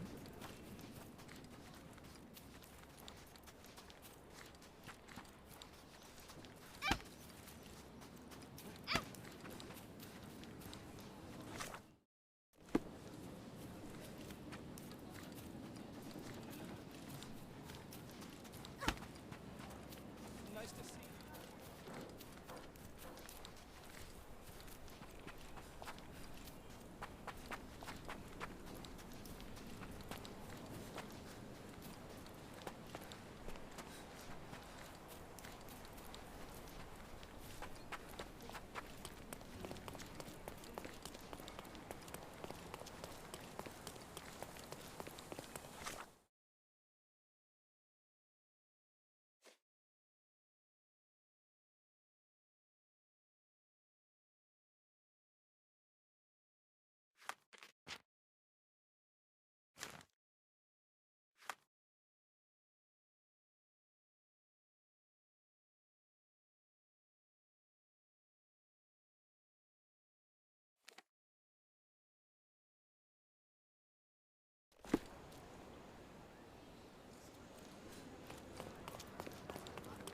May I ask you something?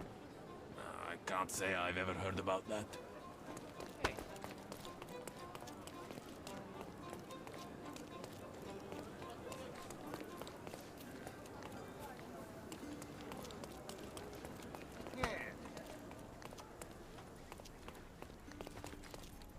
May I ask for your assistance? No, brother, I've never heard of this.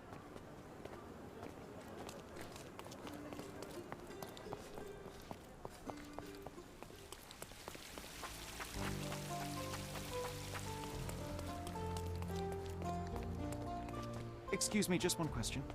Nah, never come across anything like this.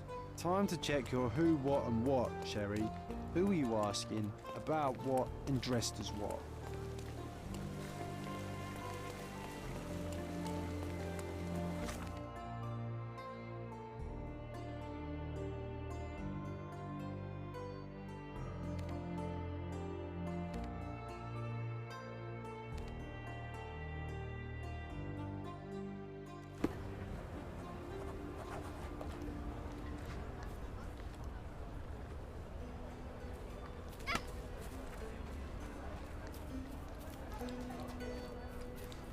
Not in the mood for chit chat.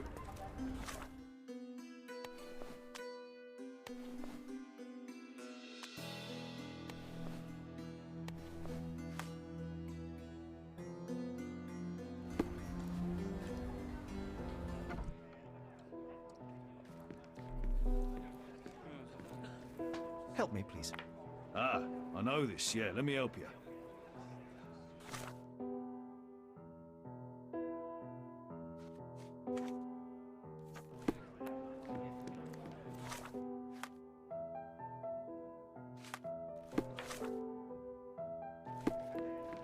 Help me, please. I'd help you if I could, but I know nothing.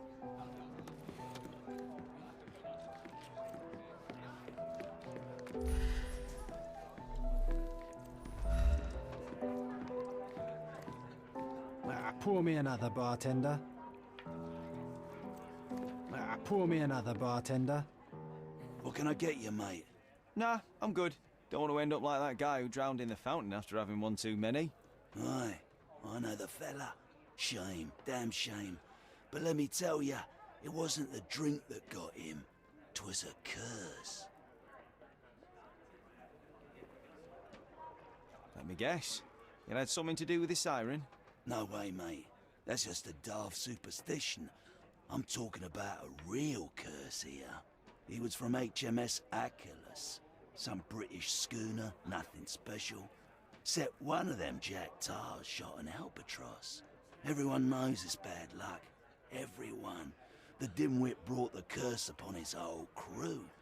3 are dead already.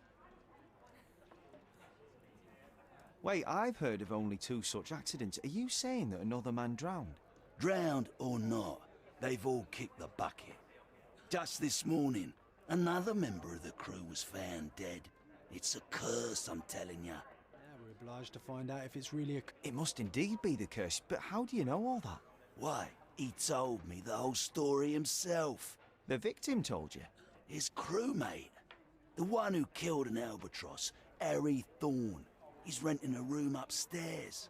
Every day, he gets completely rat-arsed, raving on and on about the bird around his neck. He's sleeping it off right now.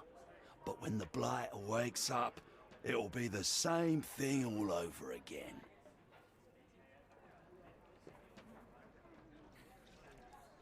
Do you have a free room? Certainly do. Dirt cheap. Here's the key. Go pick anyone you like.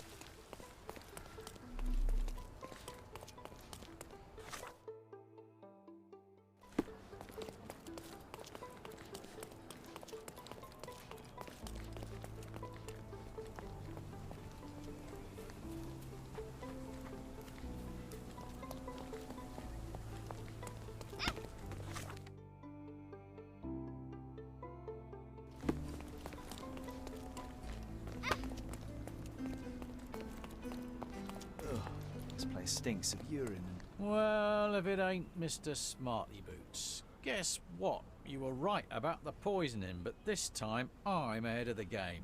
We've got another homicide on our hands. Same method, same everything. See for yourself.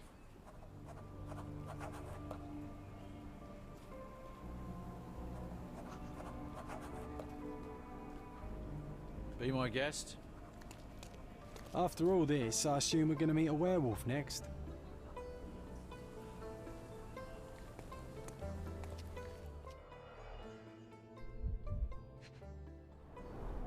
A sharp, bloody rock stuck deep in the mud. The officer must have rolled the body over. He suffered a head wound. There's caked blood in his hair underneath all the mud.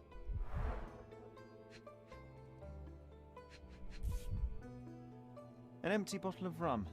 There'd be no sirens.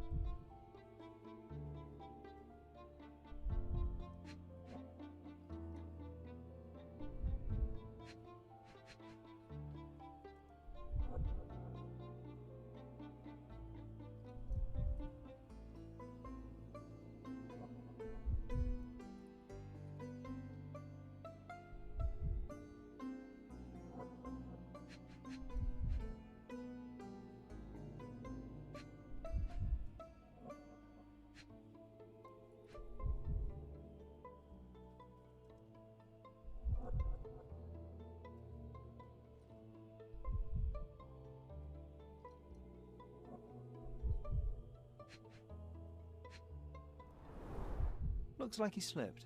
This was clearly an accident.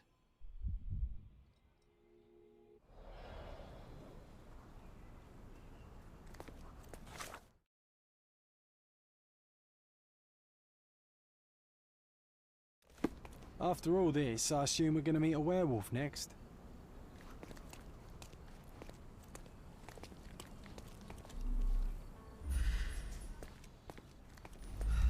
What did I tell you? We've a killer on the loose. I knew it. That may be true, but this here is very clearly an accident. The victim slipped and hit his head on a rock. I would have thought it obvious. Oh, you've got to be kidding me. I thought I had all this sewn up. But you just had to come along and make me look like an idiot. I hope you're happy now, genius. Just move along. So it was a curse after all. The curse of clumsiness. I hope it's not contagious.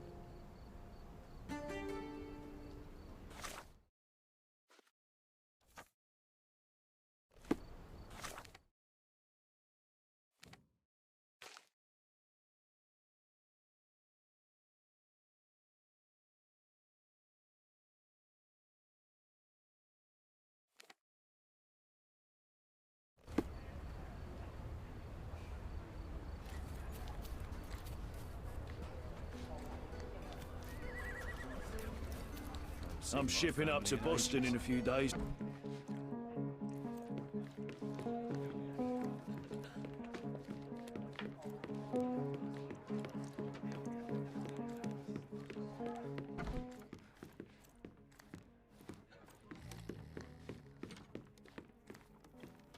Oh, it smells of stale cigarettes and damp bedsheets. Not exactly the best place to stay in town.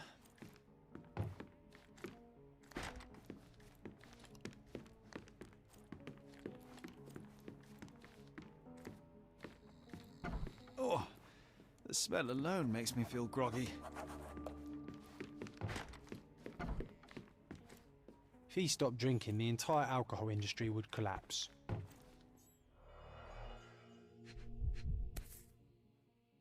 The photo of the cursed crew. Here's Thorn, and right next to him, our first drowning victim.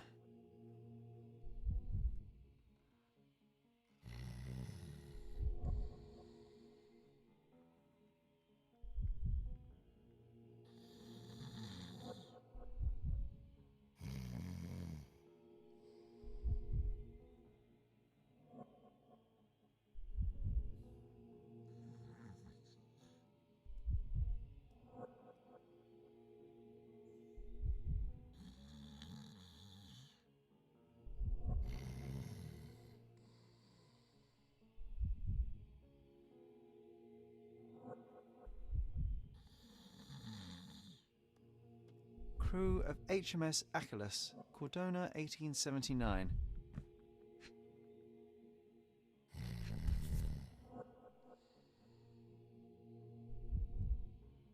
The same as we saw earlier. She's pretty free with her kisses. Perhaps too much for her own good.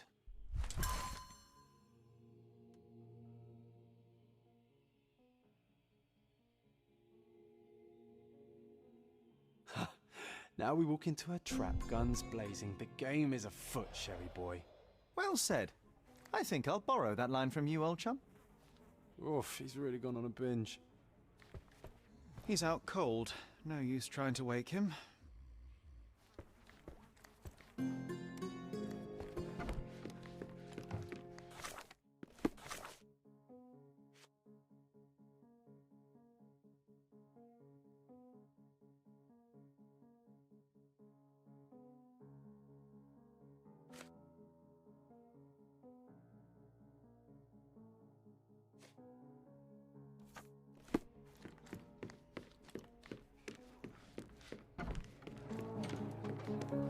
Take care, lad. Hey, barkeep. Another one over here. May I ask you something? I'd help you if I could, but I know nothing.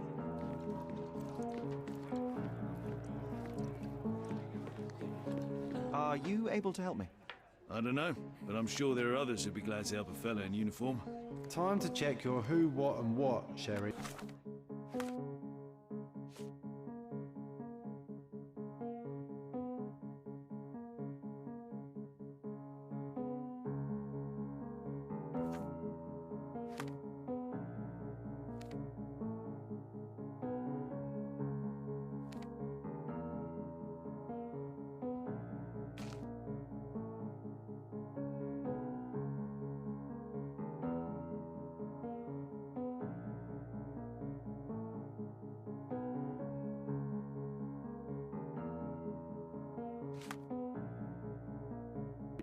Who are you asking? About what and dressed as what? Do you know anything about this? Ah, I know this, yeah. Let me help you.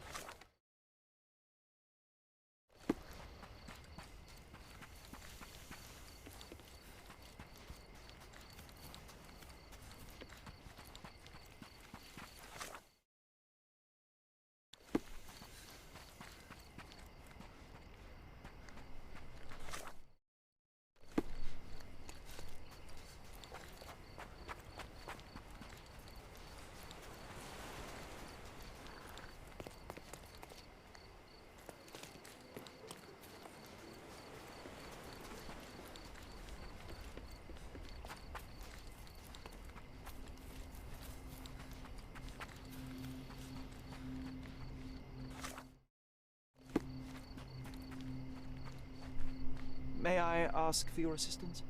I wish I could be of help, but I can't. Sorry.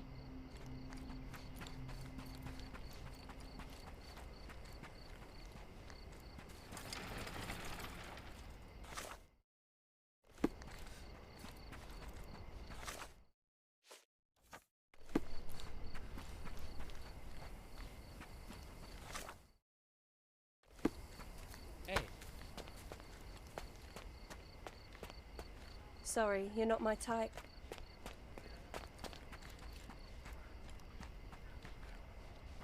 Can you satisfy my curiosity? Oh, sorry. I know nothing about it. But I can please you in another way.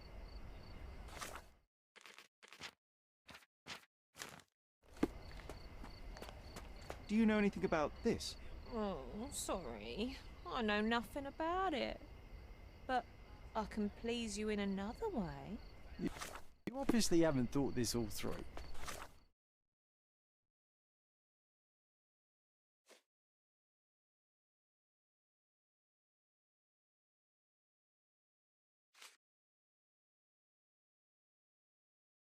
Or are you just annoying these people on purpose?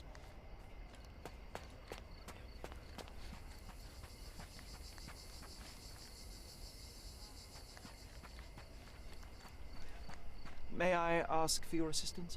Don't you think I have nothing better to do?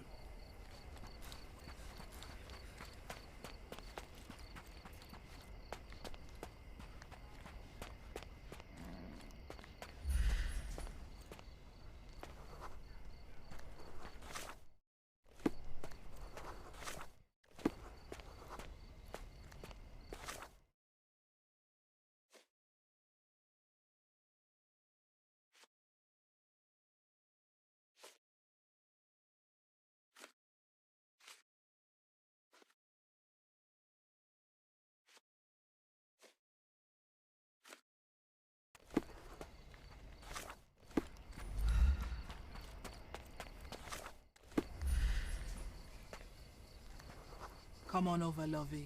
Don't be shy. I can see you're off for some fun. Madame Pauline will see you right. Girls, boys, a bit of both.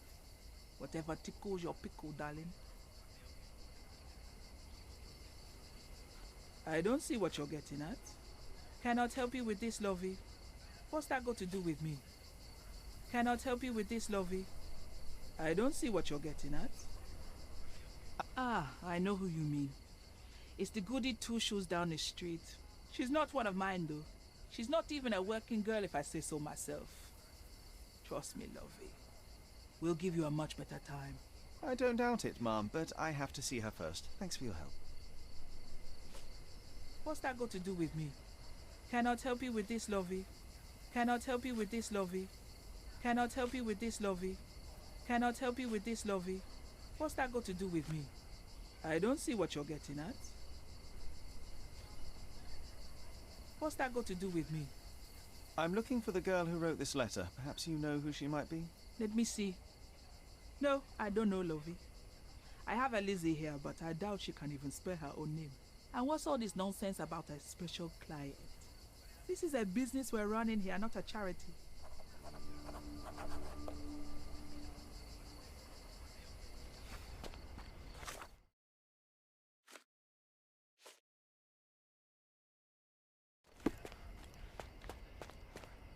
Are you able to help me? Oh, sorry. I know nothing about it. But I can please you in another way.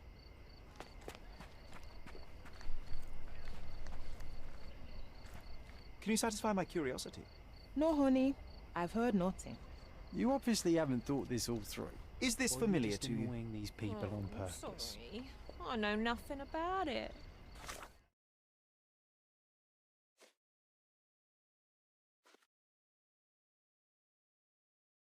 But I can please you in another way. Hello. Yeah, I think we should interrogate. Too bad I have to look after you, Sherry, otherwise I might investigate a few of those ladies.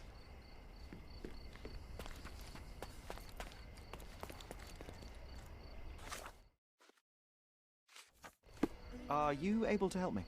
Sorry, I know nothing about it. But I can please you in another way.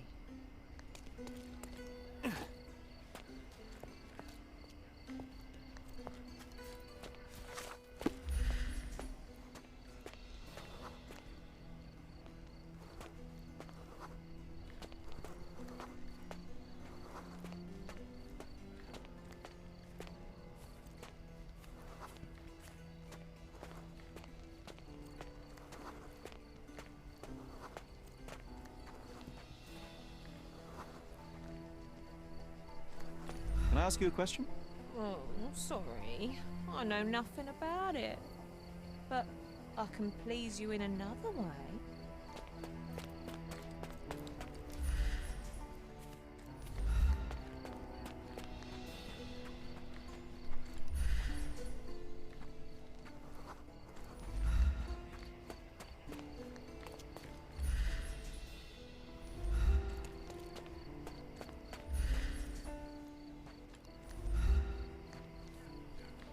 Sorry, you're not my type. Sorry, you're not my type.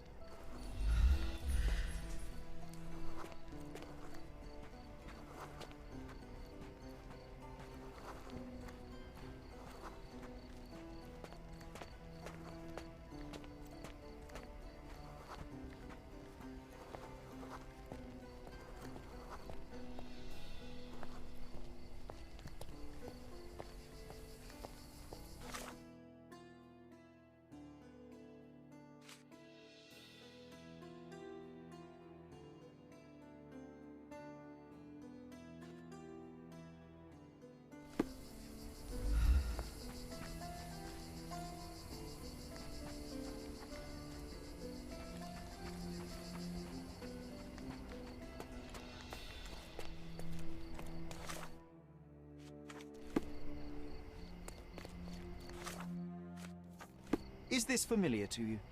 I'm sorry, you should search for answers somewhere else. Excuse me, just one question.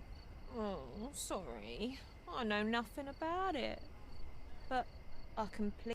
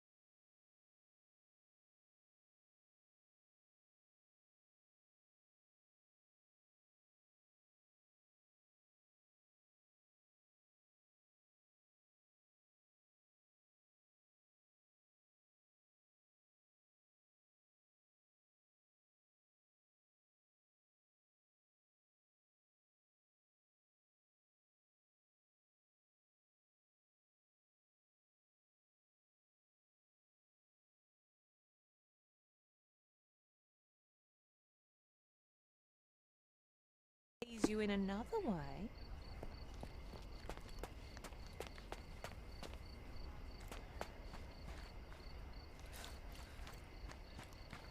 Are you able to help me? No, honey, I've heard nothing. Oh, I am bored. Call me when you find Can you the satisfy my answer. curiosity? No, honey, I've heard nothing. May I ask you something? Sorry, I know nothing about it.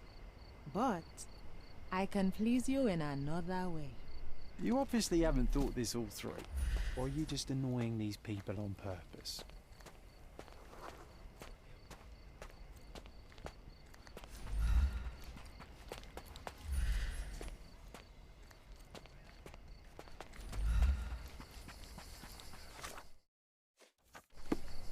What would it be, lovey? What would it be, lovey? What would it be, lovey? Help me, please. Oh, sorry. I know nothing about it. But I can please you in another way.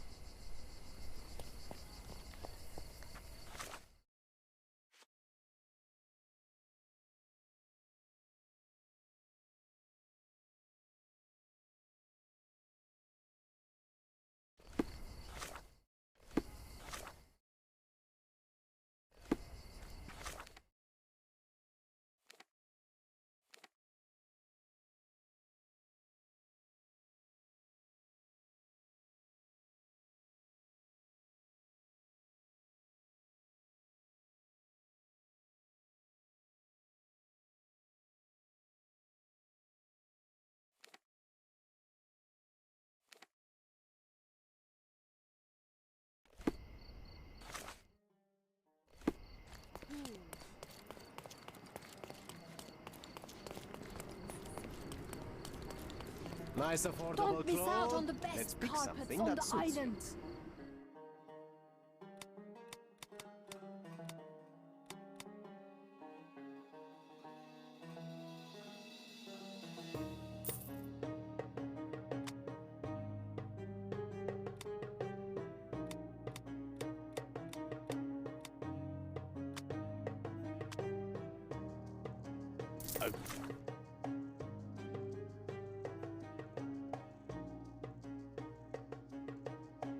Good choice. A good choice indeed. Let's pick something that suits you.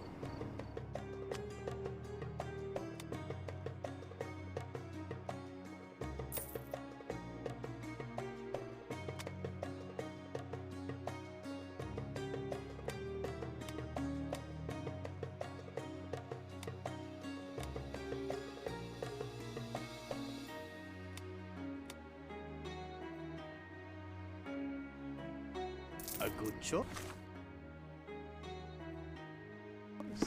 A good choice indeed.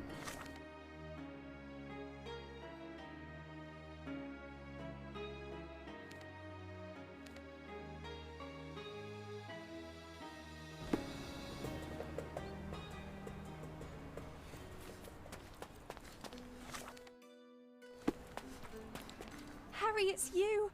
I knew you'd come. It's been so long, but you haven't changed a bit. I don't suppose you remember me, do you? You must be Eloise, yes? I got your letter. Wonderful. No point beating around the bush then. I've missed you, love. I wonder if you still have your prowess. Why don't we go to my place for some wine and something extra? I'd love to, but I have something to do first. I'll be back soon. Please, don't be long.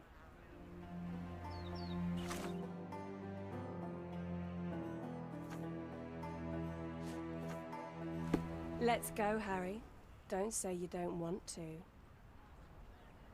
How could I refuse such an offer from a pretty girl like you? Let's go right now. Wonderful. Follow me. It's not far from here. Here we are. Make yourself comfortable, love. There's wine on the table. You should have some. Loosen you up. Bring out your naughty side. Won't you drink with me? Absolutely. I'll join you in a minute. I just need to powder my nose. All right then. I'll be waiting for you, pet. Did you just call her pet? Seriously? Boy, you are truly hopeless, Sherlock. Siren's song. She is consistent, I'll give her that. The bottle was open and the cork replaced. A fresh lick of paint, some warm touches, and anyone could call this place a home.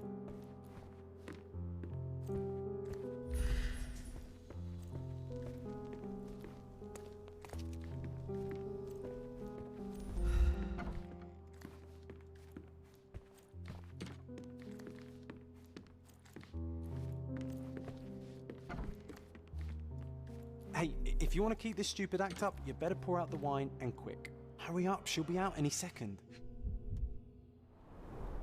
HMS Achelous, Friday, 5 p.m. She prepared for their arrival.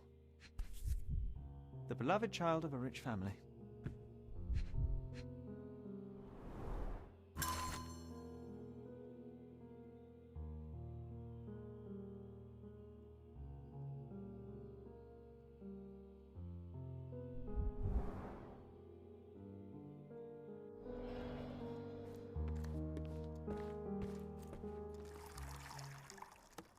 And done.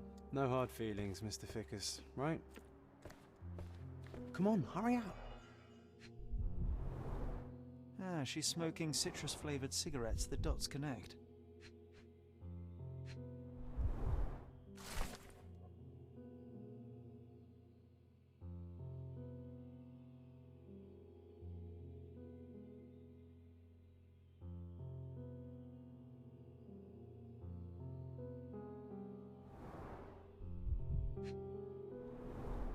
This lip rouge looks good on her.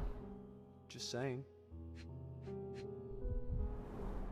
White powder with a bitter almond-like odor. These are no smelling salts. It's cyanide. Oh, here she comes. Sorry for making you wait, sweetie. I hope the wine has kept you good company. Oh, yes. I needed to wet my whistle real bad. Splendid, Harry. Bravo. Refreshing, isn't it? Now let me refresh your memory as well. I don't feel so well. As well you shouldn't.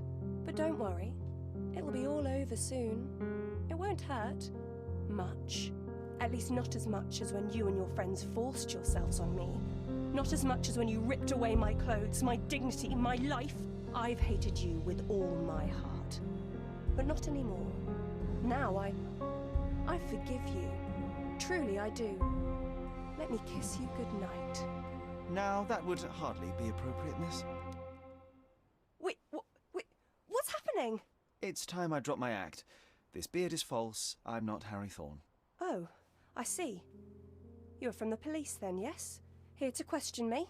There's no need. My name is Sherlock Holmes. I know that you killed Thorne's crewmates, and I know why. Well, Mr. Holmes, you can save your breath. I won't deny a thing. But please stop tormenting me with this farce. Do what you must.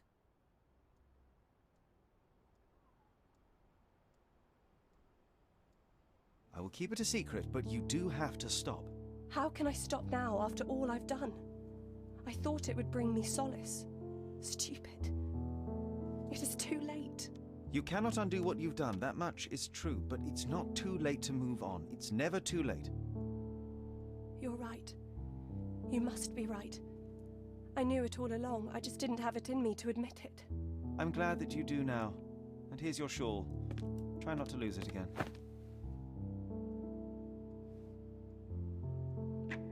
I won't. Thank you, Mr. Holmes. Thank you so much.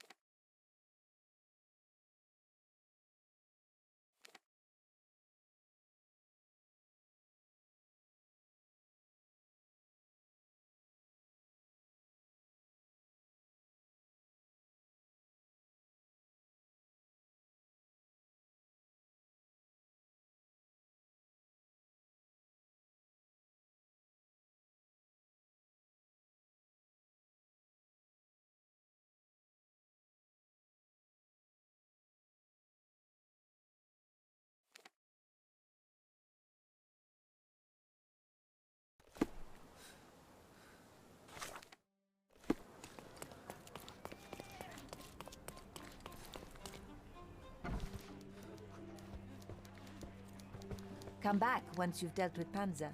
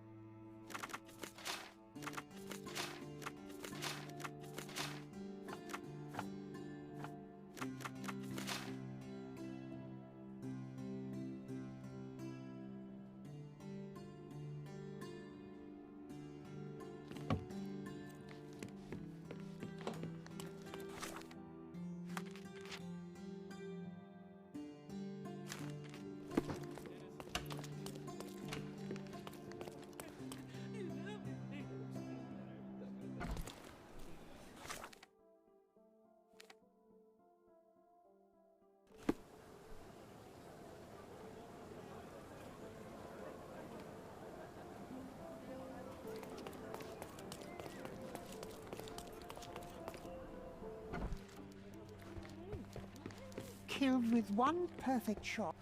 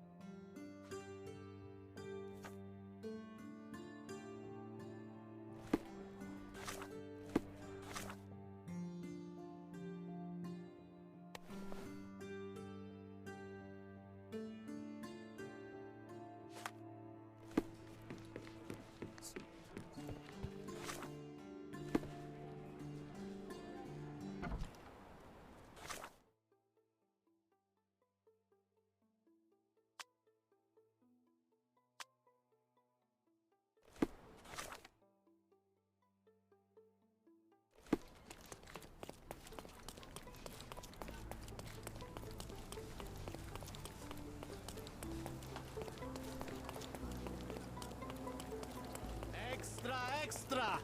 Handsome! Interested in some Cordona news? Check the front page. You won't regret it.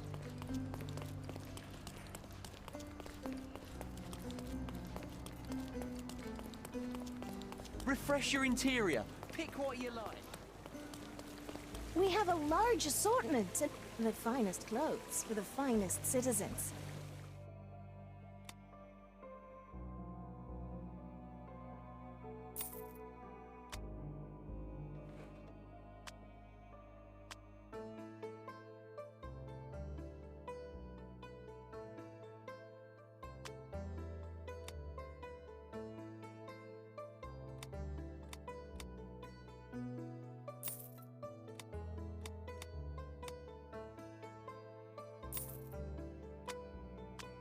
A perfect choice.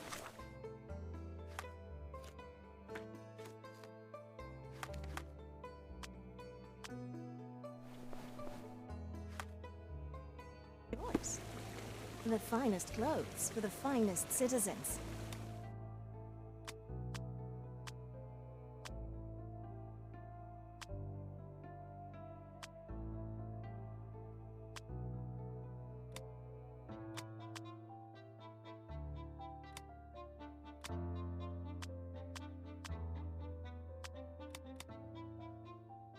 Of course. Think it over.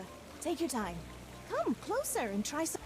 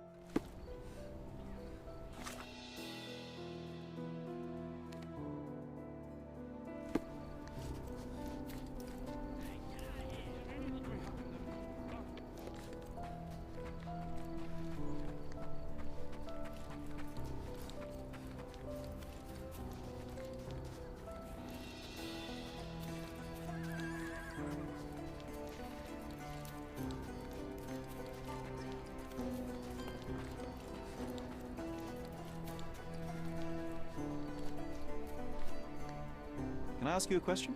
You're asking the wrong fella.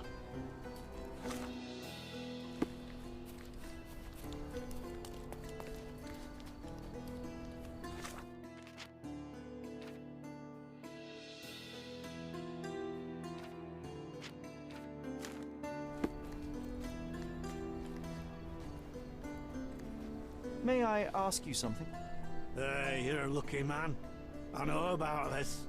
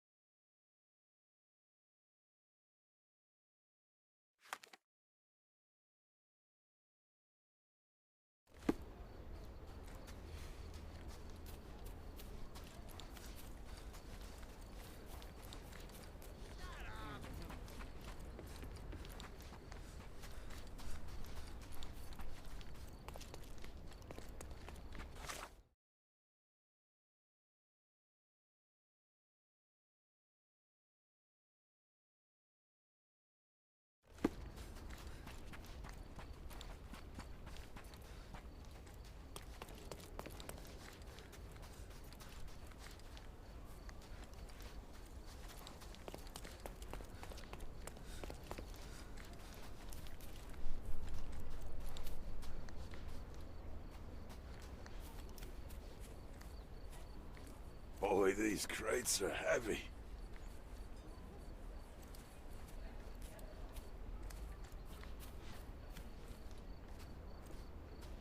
Excuse me, just one question. Nah, never come across anything like this.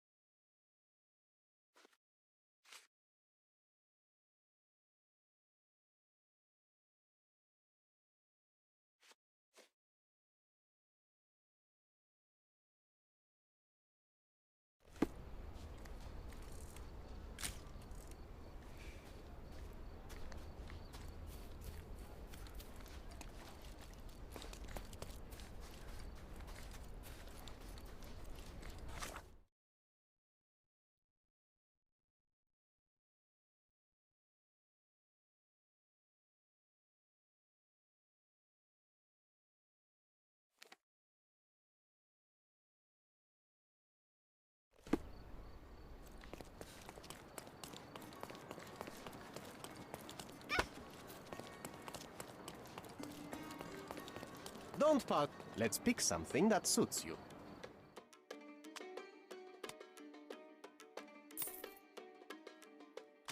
A good choice.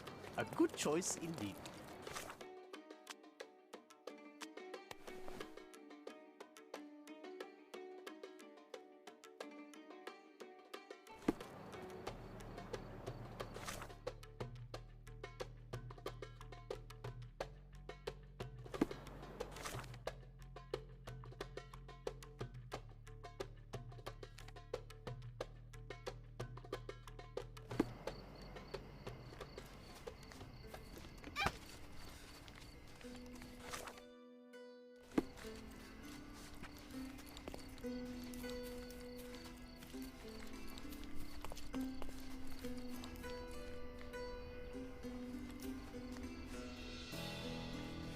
Is this familiar to you? No, brother, I've never heard of this.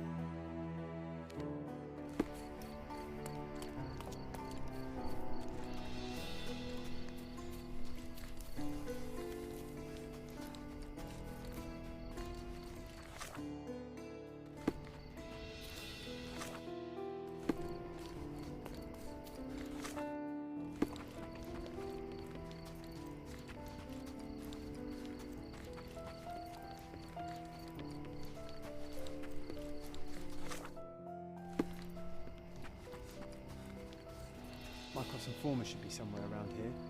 Try not to mess it up, or you'll blow his cover.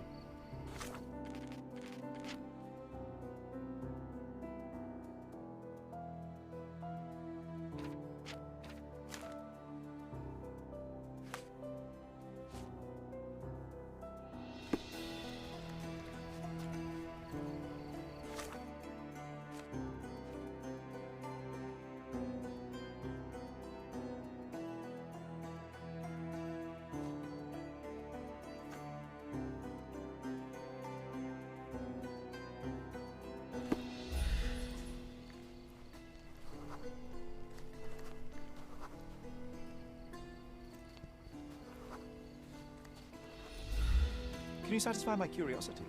Hey, you're a lucky man. I know about this.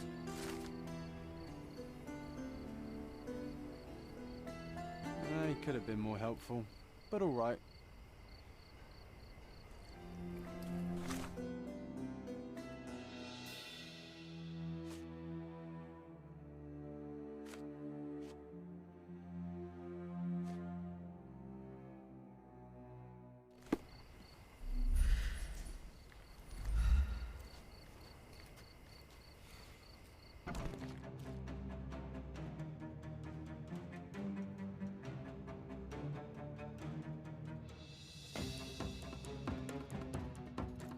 I'm coming for you. If only the boss were here.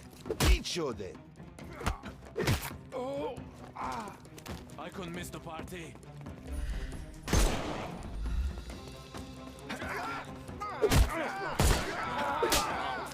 Take Coming for you.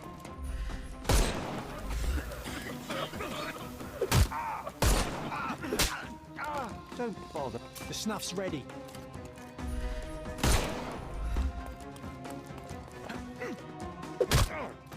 Ow! Take a rest. Give him the pepper snuff.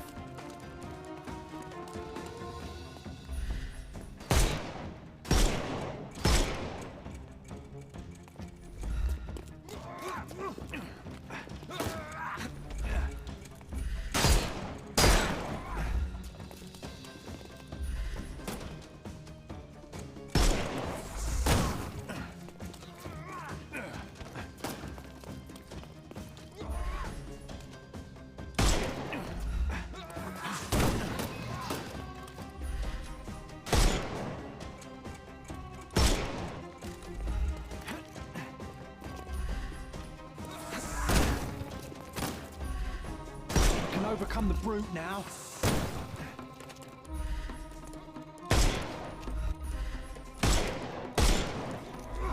I couldn't miss the party. Don't cry, you'll... The snuff's ready.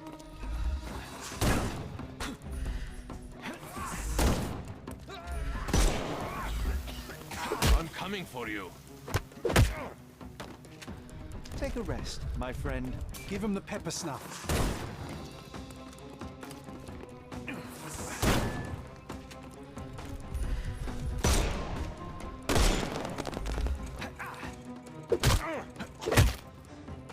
Too simple. The snuff's ready.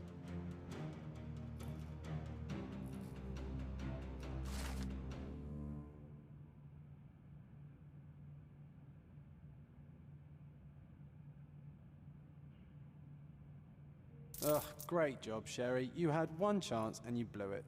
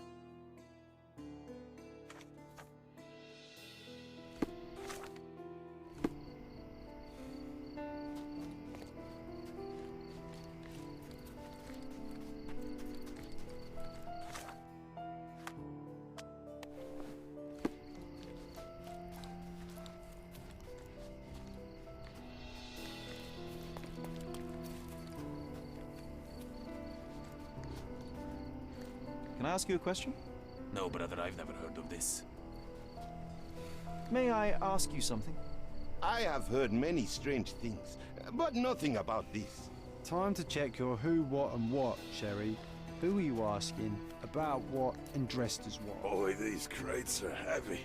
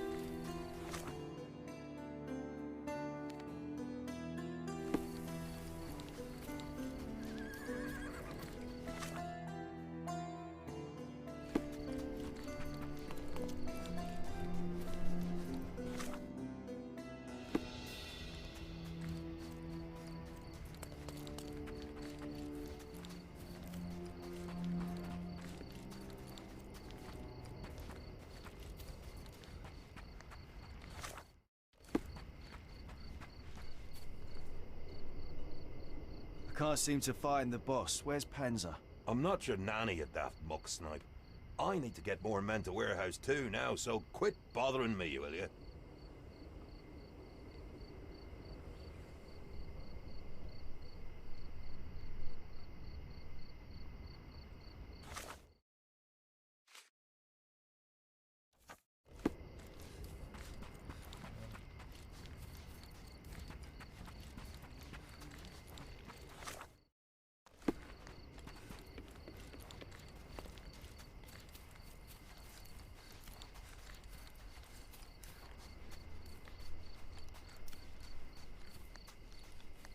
Boy, these crates are heavy.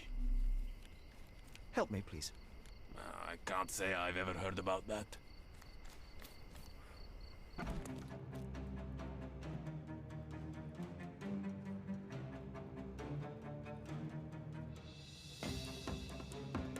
Who the hell is that? Get him! I couldn't miss the party. No more crime for you until next month.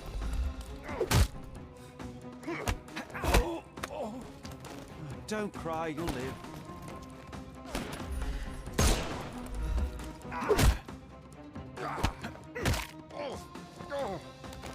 No more crime for you and... The snuff's ready.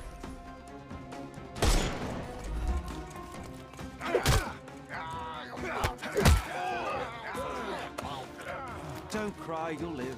Give him the pepper snuff.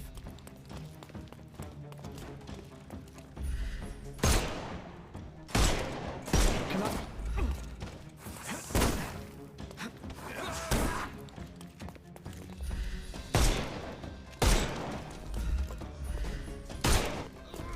Eat lead! It won't work this way. I couldn't miss the party.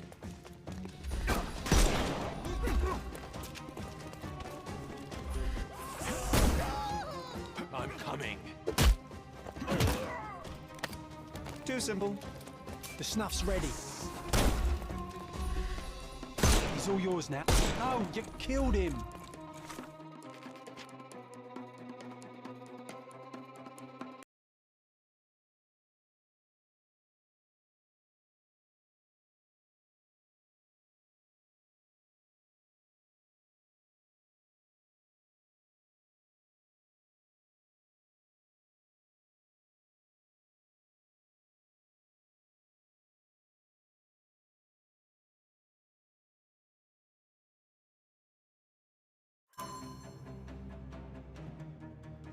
Who the hell is that? Get him! I couldn't miss the party. No more crime for you until next month.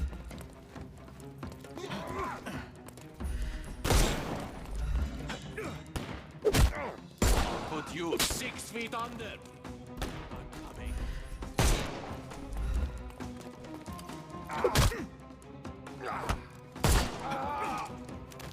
Don't... The snuff's ready.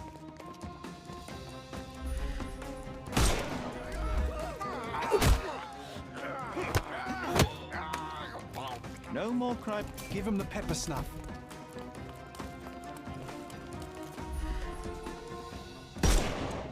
I am invincible.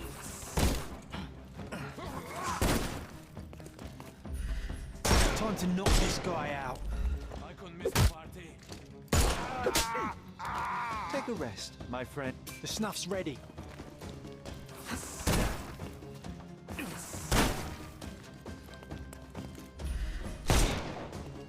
I thought we were...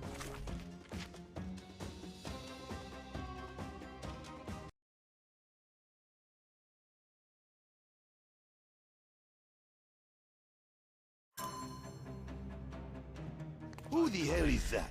Get him!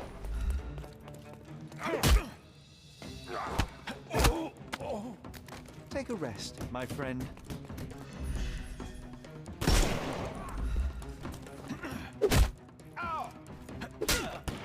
Too simple. I'm coming for you.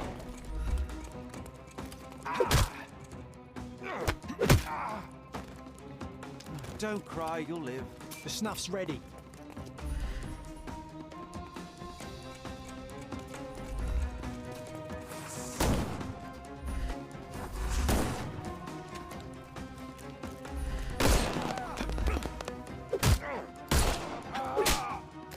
No more Give him the pepper snuff.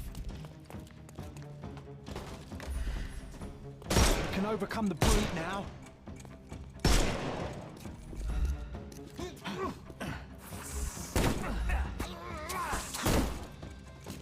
I'm coming. Don't bother moving. You've... The snuff's ready.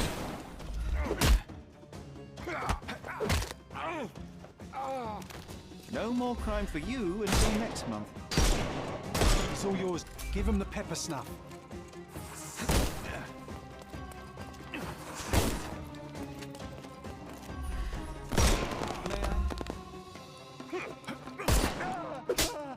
Too simple. The snuff's ready.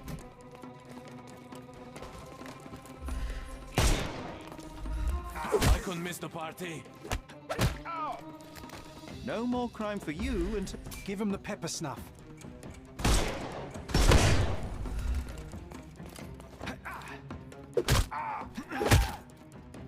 Don't bother moving. You've lost. Time to... The snuff's ready.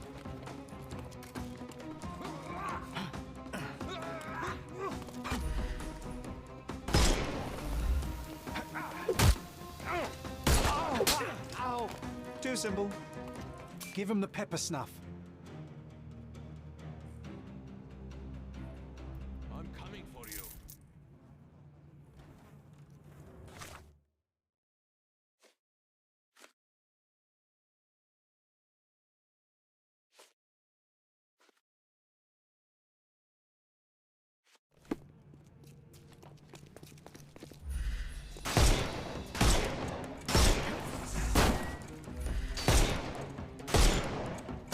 Overcome the brute now.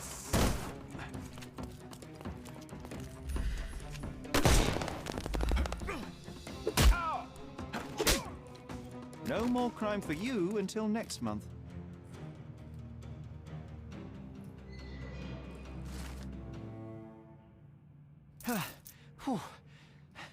Pan's...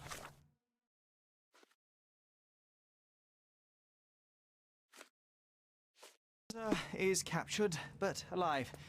Now, to report to Miss Sertle.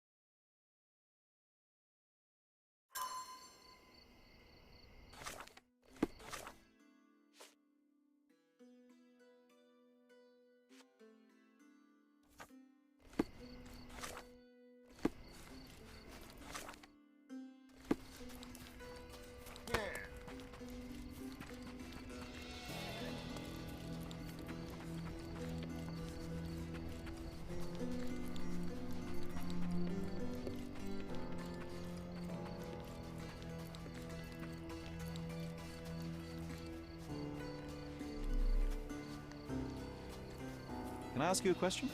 You're a lucky man. I know about this.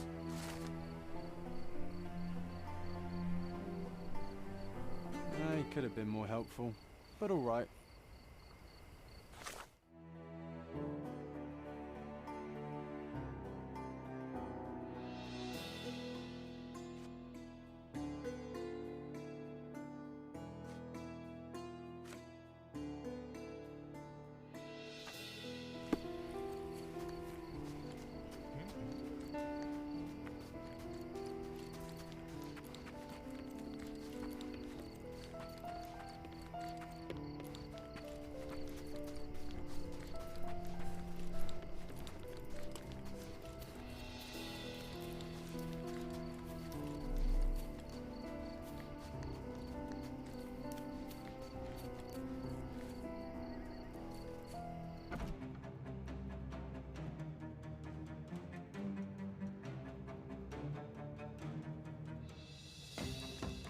the hell is that? Get him!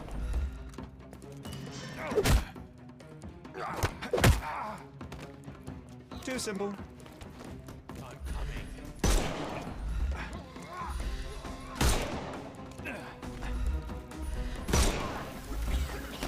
Hello there. Don't cry, you'll live.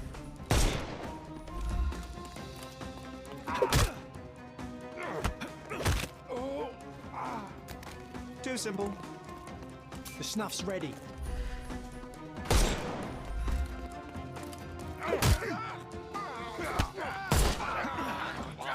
Don't bother. Give him the pepper snuff.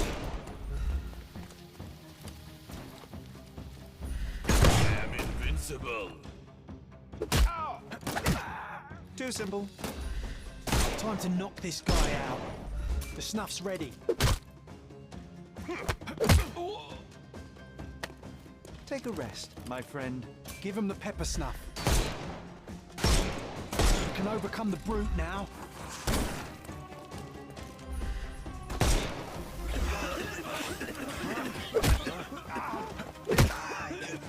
No more crime for you until next. The snuff's ready.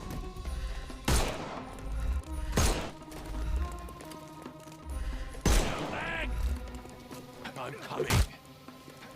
Oh! Don't bother moving. You've... Give him the pepper snuff.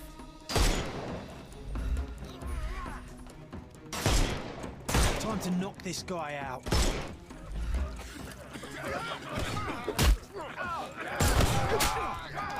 Too simple. The snuff's ready. Don't bother moving. You've... Give him the pepper snuff. I'm coming for you.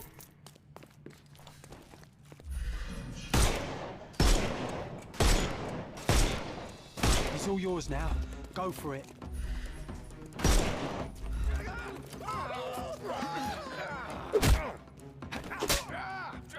Don't cry, you'll live.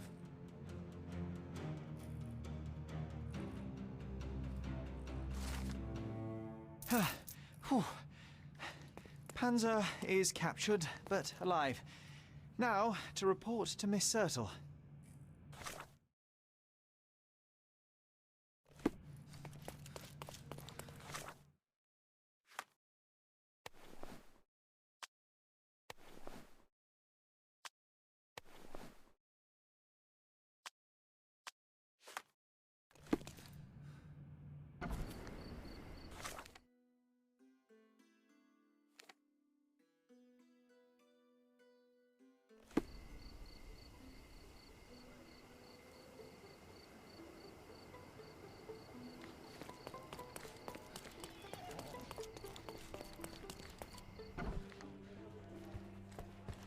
I deduced the location of Friedrich Panzer and was able to apprehend him. So I heard. What a coup. Congratulations are in order. And a new article in the paper. Perhaps sterling stranger squashes smugglers? How kind of you. I'm sure with little more thought you will land on the perfect headline. Huh? With a little more thought, you're no writer, Mr. Holmes. Leave it to someone who knows what sells. Since you're here, Mr. Holmes, how about an interview? Strictly on background? Get to know the real you. Mycroft is rather tight-lipped, as you know.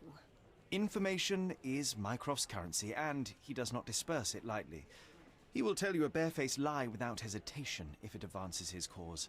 As for your request, I'm afraid the real me pales in comparison to your vivid imagination. An interview would do us both a disservice. Perhaps it's best to let the mystery be. Now, on to other matters. We have another case for you. Are you interested? I'd never hear the end of it from Mycroft if I declined, so please, Miss Sertle, fill me in. I cannot. Your brother insisted that the contents of this envelope were for your eyes only. I can merely wish you a clear mind and a fleet foot.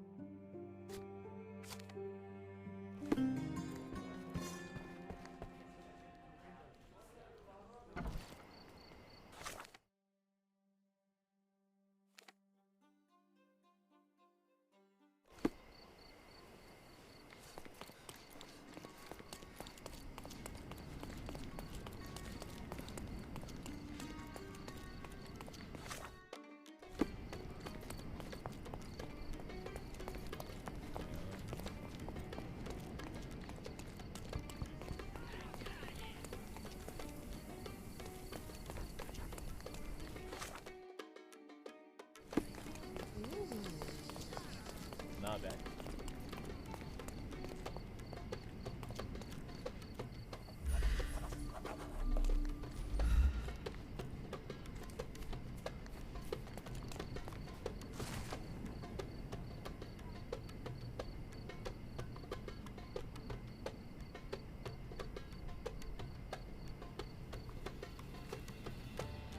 Bit dusty.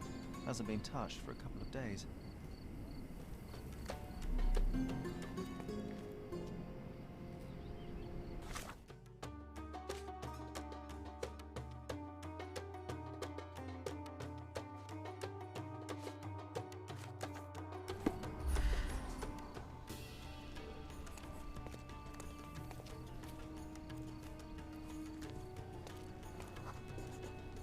You did wear your favourite boots.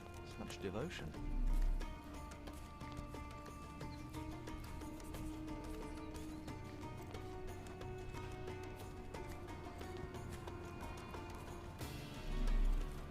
Angelo's footprints end here, abruptly.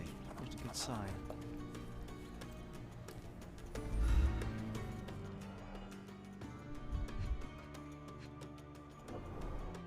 Colourful piece of fabric as a bookmark. An elegant decision.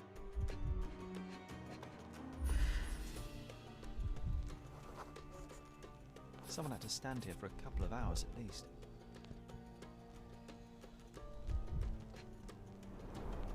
"11 cigarette ends of the same brand. Somebody spent some considerable time here. This must have left a grievous wound. A hasty job by an amateur, but Angelo was taken by surprise nevertheless.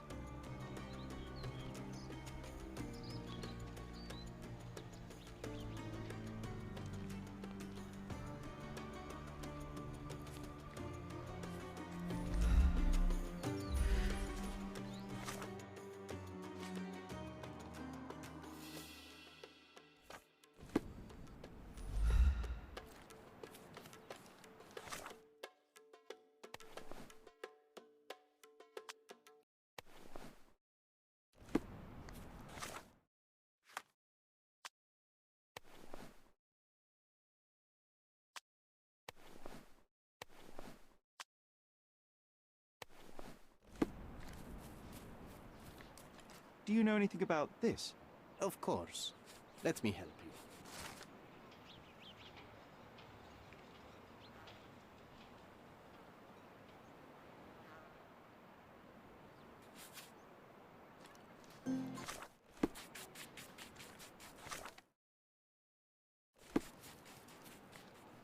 We are close. Very close. Trust me, Sherry.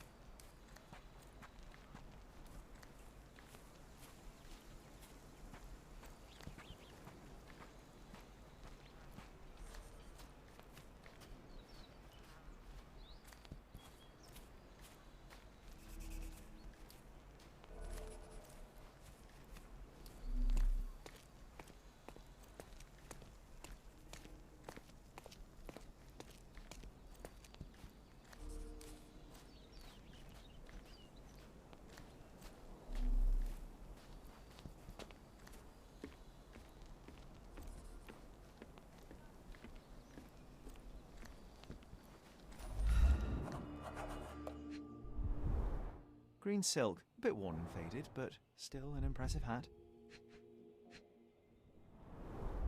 Someone desperately tried to stop the bleeding. I think I found the place where they took Angela.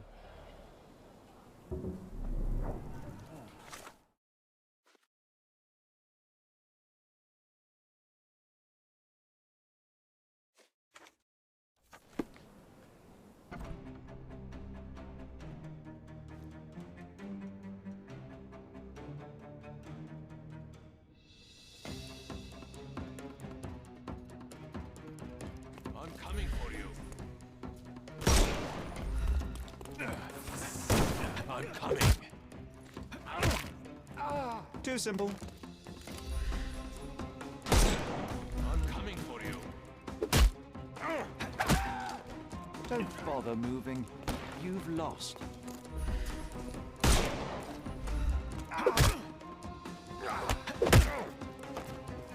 Too simple. The snuff's ready.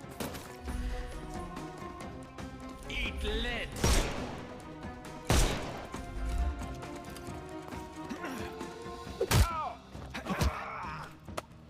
Take a rest, my... Give him the pepper snuff.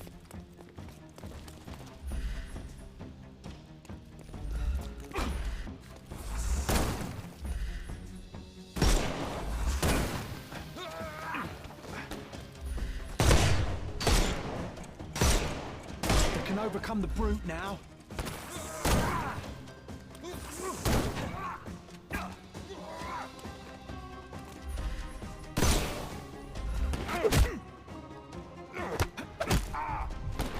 No more crime for you. The snuff's ready. Eat lead.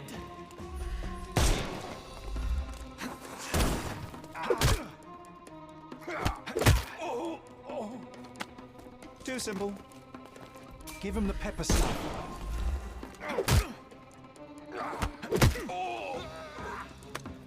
Don't bother. The snuff's ready.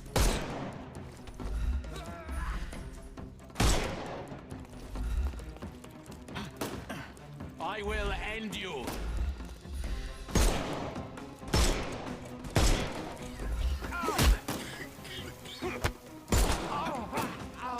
Take a rest, my... He's all yours now. Go for it.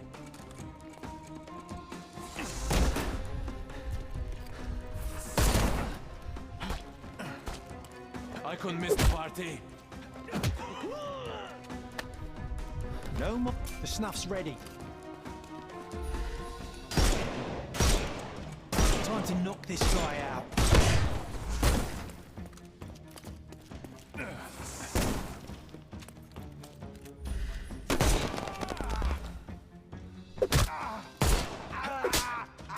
Don't bother. Give him the pepper snuff.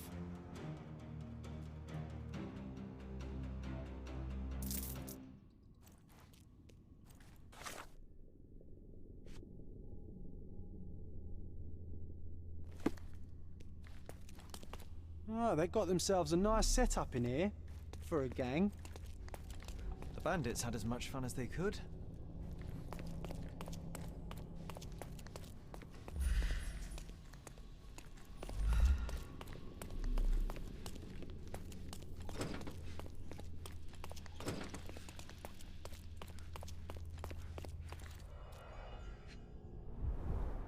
Keys of different shapes and sizes. What could you open with these? They were tracking down Angela.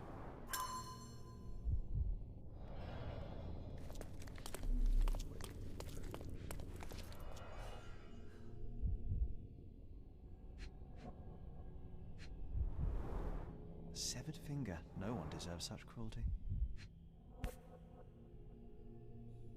An engraving inside. Together, always and forever. A primary instrument of torture. How vicious one must be to have to use it in such a way.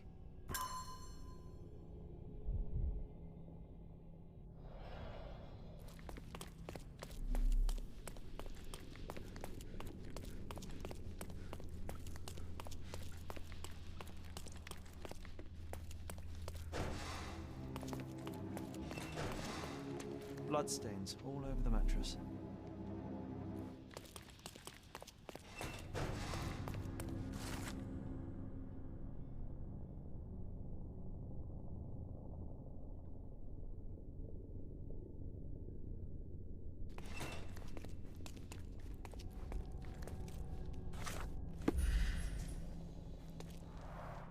Quite a collection of books, but none of them with FD as the author.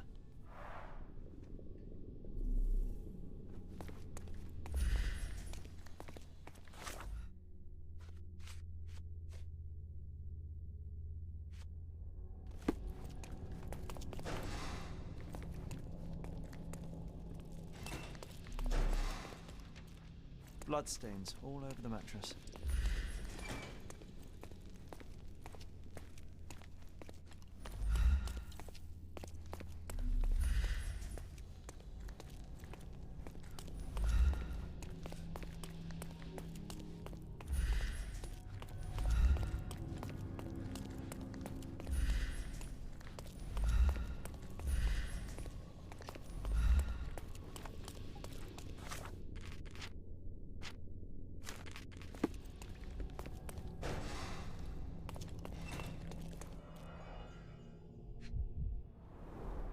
He sustained a great many injuries.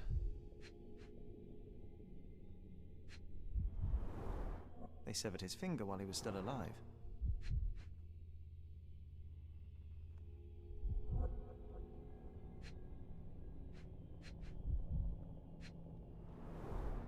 At last, I found you, Angelo. Mycroft should know about this.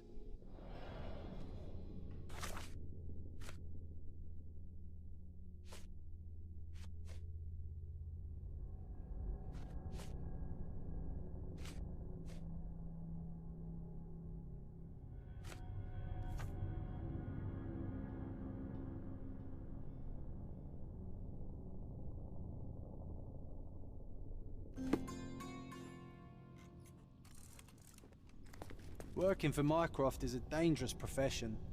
I feel for the guy.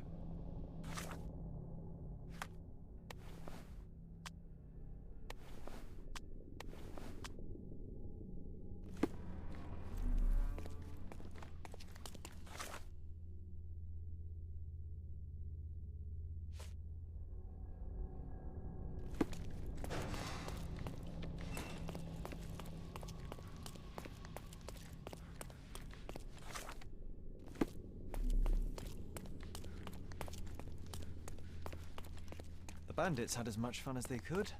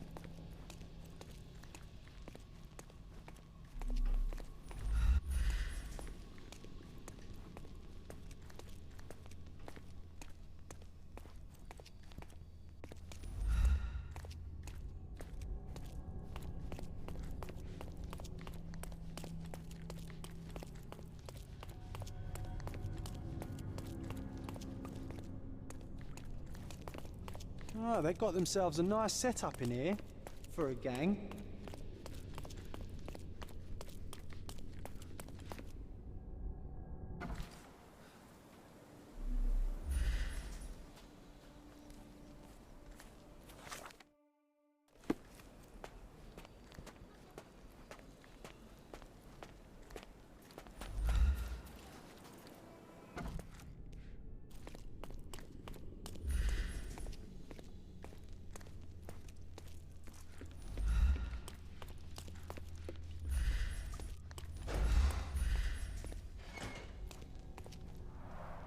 Quite a collection of books, but none of them with FD as the author.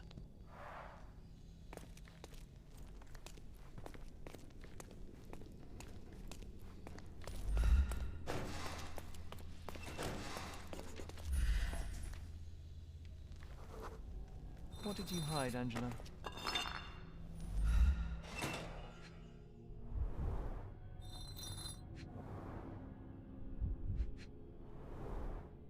Seems like Mycroft will get the book he wanted after all. Do you think it has a coded message inside? Crime and Punishment by Fyodor Dostoevsky.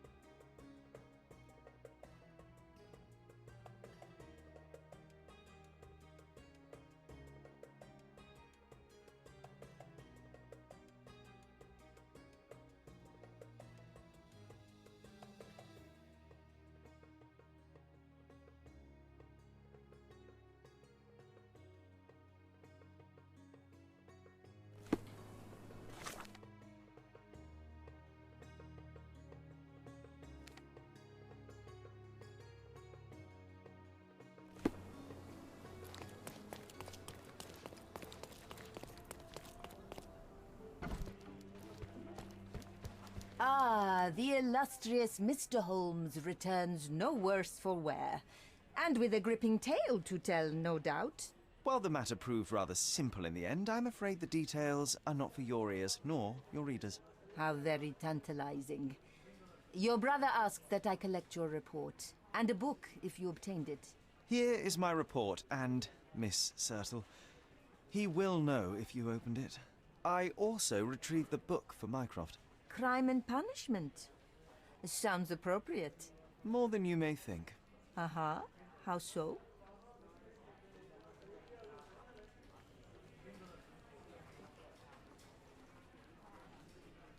There's something else. I found a ring belonging to one of Mycroft's men. Did he mention anything further? Alas, no. Well, the man was a hero. Protected the secrets of the British Empire. Here, please deliver this ring to Mycroft. I'm sure he'll know what to do. I don't understand. Miss Sertle, I'm afraid neither do I. This is his ring. My Angelo's ring. Angelo Dondolo is your fiancé? God. Your brother told me Angelo was sent to Roma. What happened? Where is he?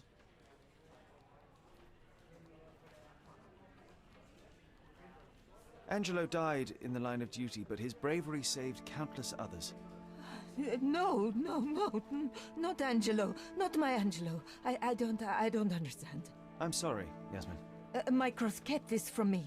I am one of his best, and he kept it from me. He assured me Angelo would be fine, but he lied. You are not the first victim of Mycroft's cold calculus, and you won't be the last. Your work has value to him, and the truth threatened it. Well, by hiding the latter, he has lost the former. Thank you for your honesty, Mr. Holmes. Now, please. I wish to be alone.